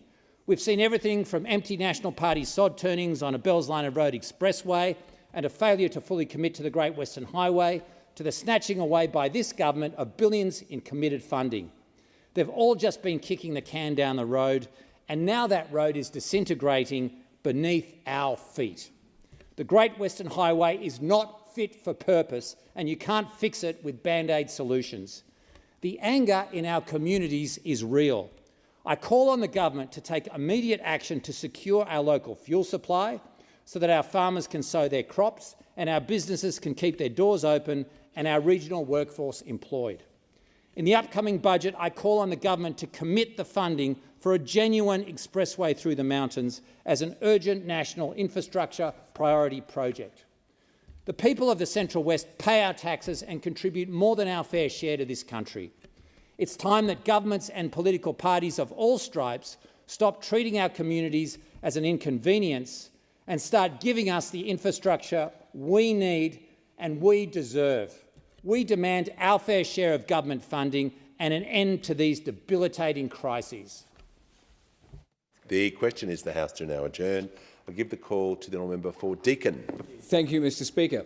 When I first ran for Parliament in 2022, I quickly got used to all sorts of requests being made, all good ideas, and as someone who became interested in politics, wanting to make the community a better place, I loved all the ideas, but the reality is that not all can be funded. So the hard decision is, which do we choose? Which can we support? Which are the really good ideas and what needs to be given priority? In 22, one idea stuck out to me. It was at Croydon Primary School. They were calling for a gym, not only to support their wonderful student community during the day, but also as a piece of essential infrastructure after hours to help engage what we found to be a bit of a disengaged group of youth in the area, hanging around in shopping centres, getting into a bit of mischief. We needed a hub, we needed a piece of infrastructure through which we could run programs to engage these young people, and I'm so proud that we finally have it. Principal of Croydon Primary School, Julie Gilbert, was a fierce advocate for this proposal from day one, and she made an incredibly convincing case. As a teacher, I could see the massive difference it would make to the school community and also to the community more broadly. So I was thrilled to announce back in 2022 that the government would build a gym if the Albanese Labor government were to be elected. and I think it's fair to say that the school community was pretty excited at the time. Now, of course, history tells us I did not win the 2022 election, but I'm pleased to say that the Albanese government honoured its promise nevertheless. I was still thrilled to be driving past Croydon Primary School and seeing that gym being built over the years. It was always a thrill to see it begin. And one of my first stops after being elected was to see the work being done on the primary school gym under construction, which I was able to do with my friend, the Minister for Education, the Honourable Jason Clare. It was amazing to see it coming to life, and only just a few weeks ago, even more thrilling to join the Minister for Education once again and walk into a brand new gym and seeing the faces of all the excited staff and students at the school, absolutely thrilled with their magnificent new facility. Now, I am not a crying person, those who know me would say, but I can say that I did shed a tear that day, because what it meant to those young people and to those parents was jaw-dropping. This was a significant investment in their futures. It showed that our community cared about them and was invested in their future. And it showed that we were listening to community leaders as well, who were begging for the infrastructure to run these programs. They had the plans, they had the ideas, they had the grassroots engagement and support, the volunteers, they just needed a space. And finally, we were able to open up a first-class location for this wonderful community to continue with their important work. Now, the students were so excited, and I have to admit we're a bit encouraged by the Minister for Education to test the acoustics of this fantastic new facility. I'm pleased to say that the windows were able to withstand that pressure of that uniquely high-pitched screaming you get from someone around the age of 6 and 7. It certainly tested the limits of my own ears, but it was just a thrilling moment with such powerful energy in the room. And then after the assembly, Principal Gilbert took us for a more thorough tour, and it was amazing to see how genuinely proud and thrilled she was of this new fantastic facility, and just beaming the entire time. And she was right to be proud, because she had engaged in that long-term advocacy for years and years and years and years. This was a discussion we were having back in 2021.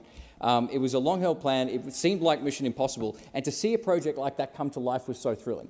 But it also showed the power of a community neighbourhood public school as a hub for community resources. This is a perfectly located facility right over the road from the shopping centre, where we often see young people hanging around and causing a little bit of concern, but actually provides us with an opportunity to run programs that engage them in sporting and pro-social activities, to actually intervene and make a difference to their lives, while addressing concerns in our community as well. It's win-win-win-win, and that is ideal when we invest in a piece of infrastructure. It's great to see when we invest in schools, we're also investing in the community more broadly, and the benefits are going to be massive for this facility. And we had representatives of the Chin community from Burma or Myanmar. Also, they're thrilled by what they were able to see, because they could see the potential of this new facility to provide a place where our young people can be brought in, could be safe, could connect not only with one another but with other groups in our community, engage with our community policing and other government services as well, and also just make sure that all the support's there for them to engage in pro-social activities and to use their time in exciting and productive ways. So I'm incredibly excited for the community. I congratulate Principal Gilbert for her wonderful advocacy, and this is just part of the work we're doing in Croydon. We're spending millions in infrastructure in Croydon, and I can't wait to speak about that in the coming days. The question is the House to now adjourn to give the call to the member for Macpherson. Thank you, Mr Speaker. I rise this afternoon to share with the House the privilege it was to recently welcome the new leader of the Liberal Party, Angus Taylor, and the Deputy Leader of the Liberal Party, Senator Jane Hume, to my electorate of Macpherson on the southern Gold Coast. Both visits occurred within the first 10 days of their election to these leadership roles.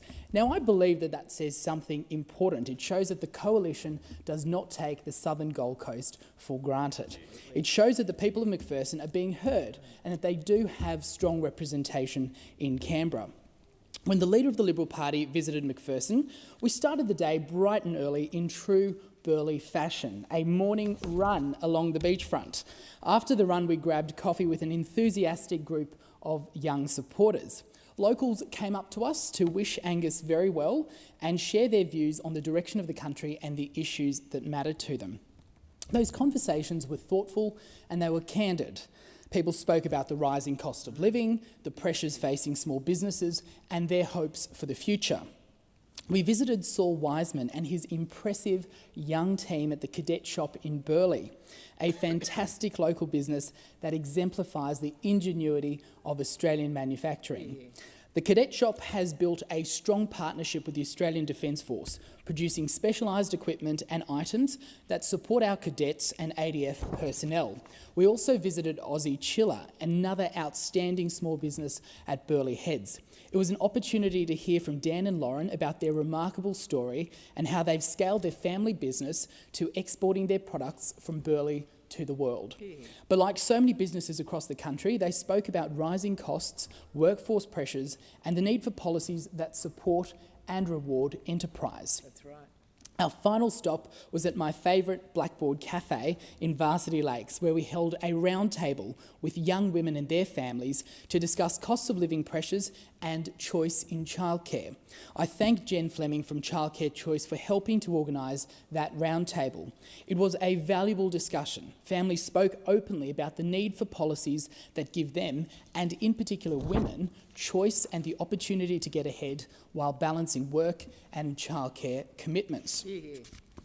A few days later, we had the pleasure of welcoming the Deputy Leader of the Liberal Party, Senator Jane Hume, to McPherson as well. We began the day at one of my regular listening spots at the beautiful Tallabudgera Creek. As Senator Hume observed that morning, and I quote, "Even in paradise, it's clear that people are doing it tough." People told us that the cost of everything's gone up, groceries, energy, insurance and housing, while their standard of living is going backwards. Senator Hume and I also attended a special event at the Country Women's Association Coolangatta branch, the heritage listing of their beautiful hall in Coolangatta. The hall has long been a centrepiece of community life, and it will now be an enduring home for the CWA and the broader Southern Gold Coast community. I'd like to congratulate President Karen Howell and the ladies of the CWA who continue to strengthen women and their families across our community through their tireless work. We also visited Fin Design and Effects, where Andrea Hearn and the team showed us their world-class visual effects studio that is based in Burleigh. It was fascinating to see how films recognised across the globe, including Sonic and Elvis, have had visual effects created right there on the southern Gold Coast. To round out the visit, Senator Hume and I stopped in at Mr Consistent in Burleigh, where Jeremy Davidson and his team have built an impressive local business producing cocktail mixes now recognised across Australia and beyond. It's exactly the kind of entrepreneurial success that the Gold Coast is known for, creating jobs, supporting families and contributing to our local economy. There is no doubt that in the first 10 days of the new leadership team, we put McPherson firmly on the map. The visit sent a clear message. The Coalition values the Southern Gold Coast and the people of McPherson have a strong voice in Canberra. I will continue, Mr Speaker, to advocate strongly in this place and across the country on behalf of my community, standing up for our small businesses, for our families, our young people and the organisations that make the Southern Gold Coast such a truly special place to call home. Yeah. The question is the House do now adjourn and give the call to the member for Hasluck. Thank you, Speaker. As you well know, at Federation, women did not have the right to vote. Once granted the right to vote, it took until 1943 to see the first female representatives in this parliament.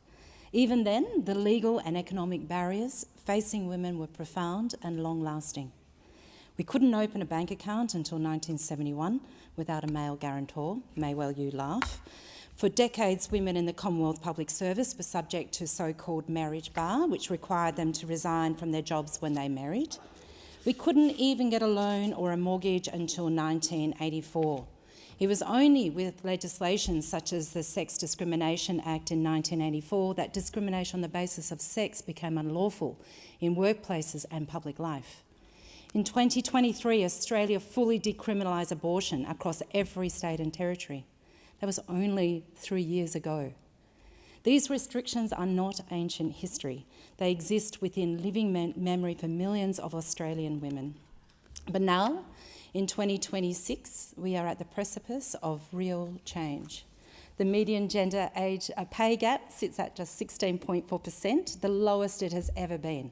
Women are now being paid superannuation on their paid parental leave, further closing the retirement savings gap that has historically left women with significantly less financial security in later life. Women will not pay more than $25 for birth control or menopause support on PBS prescriptions. These changes matter because the cost of healthcare should never be a barrier to women's well-being. And Australia is now ranked 13th globally for gender equality by the World Economic Forum, our highest ranking ever. Just a few years ago, in 2022, we sat at 43rd. It is proof that representation matters, and I'm proud to be part of Australia's first majority woman government party room, and across the country women are increasingly present in leadership roles in business, education and public life. But make no mistake, this progress has been achieved by having women at the table, by women being directly involved in the decisions that shape their futures. And yet Australia needs to have a serious conversation with itself. There is an online undercurrent that is sweeping some young men away. The manosphere, a loose network of predominantly online groups that sadly, in many cases, are promoting misogyny, and that in some cases are radicalising men towards violence against women. These groups are united in their opposition to feminism and holding very traditional views of gender roles. They misrepresent men as victims of the current social and political climate. They describe the hard-fought equality that women have achieved over many years as things having gone too far, as if you can have too much equality. Some of these misogynists use terms like female humanoid organism, an insult meant to suggest women are not only less than men, but less than human. There are also self-proclaimed pickup artists who teach members how to coerce and manipulate women into sex and who openly mock the idea of sexual consent. Research and reporting from Australia's e-Safety Commissioner has warned about the way social media algorithms can funnel young users towards increasingly extreme misogynistic content. What can begin as curiosity can quickly become radicalisation. This content infects our children. They are exposed to it online. One school teacher described her experience working with children who had fallen into this trap. I had a Year 9 boy complete a creative writing exercise that basically described an act of gang rape towards me. These attitudes are not harmless online bravado. They have real-world consequences. According to the Australian Bureau of Statistics, 1 in 4 women has experienced violence from an intimate partner. When young men are taught to see women as objects or enemies or less than human, those statistics become more likely, not less. The Labor government is working to protect our children from this radicalisation. We have introduced new online safety codes on the back of the under-16 social media ban to limit children's access to the R-rated material that is often used as a hook by these groups. The governments can and should act, but government alone cannot solve this problem. Support must also come from inside the home, and I implore everybody to take a role and to work hard to combat the rise in misogyny. The question is the House to now adjourn. I give the call to the member for Forrest. Thanks, Mr Speaker. And this week the Teals have been revealed in this place because whilst the parties of government were debating very serious matters of our border security and the rights of those who hold visas to come to our country, we saw an unbelievable stunt in that the Teals proposed this week that where the government of the day had taken the very serious decision to deny those who hold temporary visas but were located in parts of the world undergoing conflict and crisis, to deny those people arrival en masse to Australia, the Teals moved an amendment to that very serious piece of legislation that would have seen a humanitarian visa issued for every single one of those visas denied in such serious circumstances. It just goes to show that when it comes to protecting Australians and protecting Australians' way of life, the Teal movement cannot be trusted. In the lead up to the last election, we saw and defended Liberal MPs and the Liberal Party making claims that the Greens and the Teals had very similar voting records. Indeed, we tabled information that showed that more than 80% of the time Teal MPs vote with the Greens. I wonder now whether we are seeing the Teal movement exposed as more extreme than even the Australian Greens, because it was the Teal MPs in this place who sought to amend a bipartisan piece of legislation that sought to keep Australians safe, to protect Australians and to protect our way of life. That is something that I cannot forgive nor forget. And family policy is in focus, Speaker, because the fertility rate in Australia is collapsing. The number of children born to every woman in Australia is now just 1.4, well below the replacement rate of 2.1 live births per woman.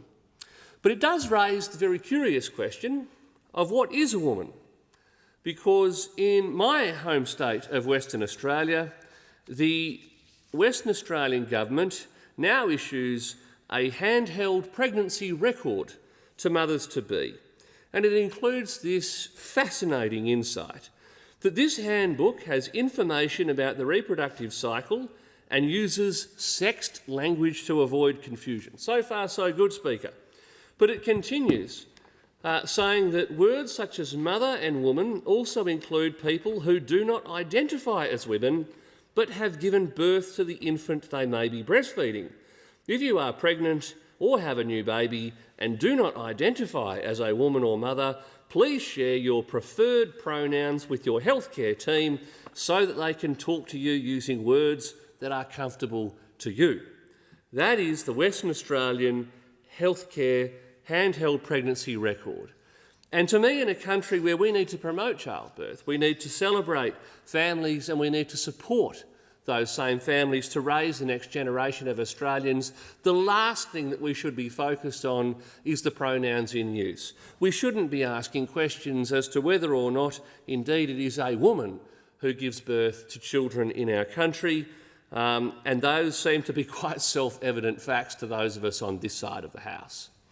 And finally, when it comes to energy security, we deserve a very serious debate in this country, because the so-called rules-based order on which the liberalised world has effectively relied for many decades now, since at least the end of World War II, is indeed broken. And it makes no sense to play by the rules-based order when there are actors around the world who would seek to subvert the interests of democracies like Australia. And so we come to the point of seeing the Strait of Hormuz closed to shipping, with some 15 million barrels of oil a day MIA from global markets. Pipelines across Saudi Arabia and indeed to the port of Fujairah, which I went to as a sailor, have replaced some 6 million barrels of that, and the IEA's unprecedented release of 400 million barrels of oil at 4 million barrels a day has replaced that, leaving a gap of 5. That's why we need to have a serious conversation about resilience and the ability for Australia to once again be an energy independent nation. Thank you, Speaker. The question is the House to now adjourn. I give the call to a member for Adelaide. Thank you, Mr Speaker. And Mr Speaker, I would like just to take a moment to talk about one of the people in my electorate, someone whose experience reflects the challenges that many Australians face every day when dealing with large service providers, big multinational companies, big corporations, financial institutions, call centres, businesses that have robotic answering services and automated computer messaging. Mr Speaker, this is a story of Mr Sasha, and through it, I'm sure, is the story of countless of Australians and others who quietly struggle with essential services when they fall short. Mr Sasha's experience is unfortunately familiar to many when everyday Australians reach out for support to these companies when something has gone wrong with the service that they are supposed to be provided with.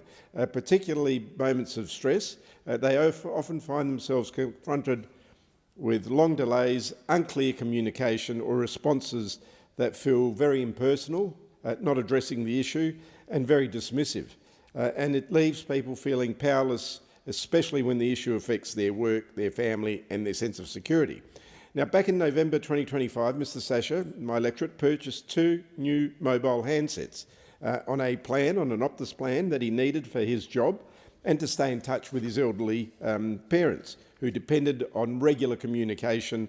Now, not long after he'd purchased this particular service and had signed up to Optus, the local telecommunications tower in Prospect, which was his area that he lived in, went down. And there was no communication on these particular phones. He was told repairs could take up to 3 weeks. Now, for many people, 3 weeks may seem manageable, Mr Speaker, but when your livelihood, such as Mr Sasha's, depends on that service, 3 weeks is a long time. When vulnerable family members rely on you for support and you need to communicate with them, 3 weeks feels like an eternity. And for Mr Sasha, it created deep stress and real disruption in his life and, more importantly, in his business. Understandably, he tried to return one of the handsets back, unopened, unused, still sealed in the box, hoping for understanding. Instead, he encountered a brick wall. He encountered rigid contractual language and a response that left him feeling unheard. And he was told that he would have to pay a $1,000 fee, Deputy Speaker, and was discouraged from seeking help through the telecommunications industry ombudsman. And now no one should ever feel pressured or intimidated when simply trying to resolve a legitimate concern. Australia has complaint pathways for a reason, to protect people like Mr Sasha, to ensure fairness and to prevent large organisations from overwhelming the individual they serve. Behind the policies, procedures and call centres are real people, people like Mr Sasha trying to stay connected to their families, support their work and navigate the everyday pressure. Now, Mr Sasha came to our office and reached out for help. Now, within hours, we had the issue sorted out for him. But why does it have to come to this? Why could they not deal with their customer in a way that was fair, equitable? Why did it have to be to the point where he has to visit his federal MP, and we were very pleased to help him, where we had to intervene, and then all of a sudden the problem was fixed? Deputy Speaker, these people need to be heard. They need to be able to have the confidence that the service providers that we're paying money for are there to assist them when things go wrong. Most of all, Mr Sasha's story highlights a deeper truth that many Australians do not have the time, the confidence and resources to challenge these large corporations, and some feel intimidated, some feel overwhelmed, some simply give up. And I'm sure all of us in this House deal with constituents who come to see us about services that they've paid for, but for whatever reason are not getting those services and cannot find and navigate a way through to recompense them or to ensure that the services are provided to them. So today I want to acknowledge Mr Sasha for his courage in sharing his story and experience, and by doing so he's helped shine the light on the importance of fairness, accountability, compassion in the services that people rely on. Mr Speaker, whether it be telecommunications, banking, financial services, I'm very pleased that the Assistant Treasurer is here in the room, who's one of the ministers responsible, and I know the work that he's putting into this area, and we really appreciate it. It being 5 p.m, the House stands adjourned until Monday, 23rd of March 2026 at 10 a.m.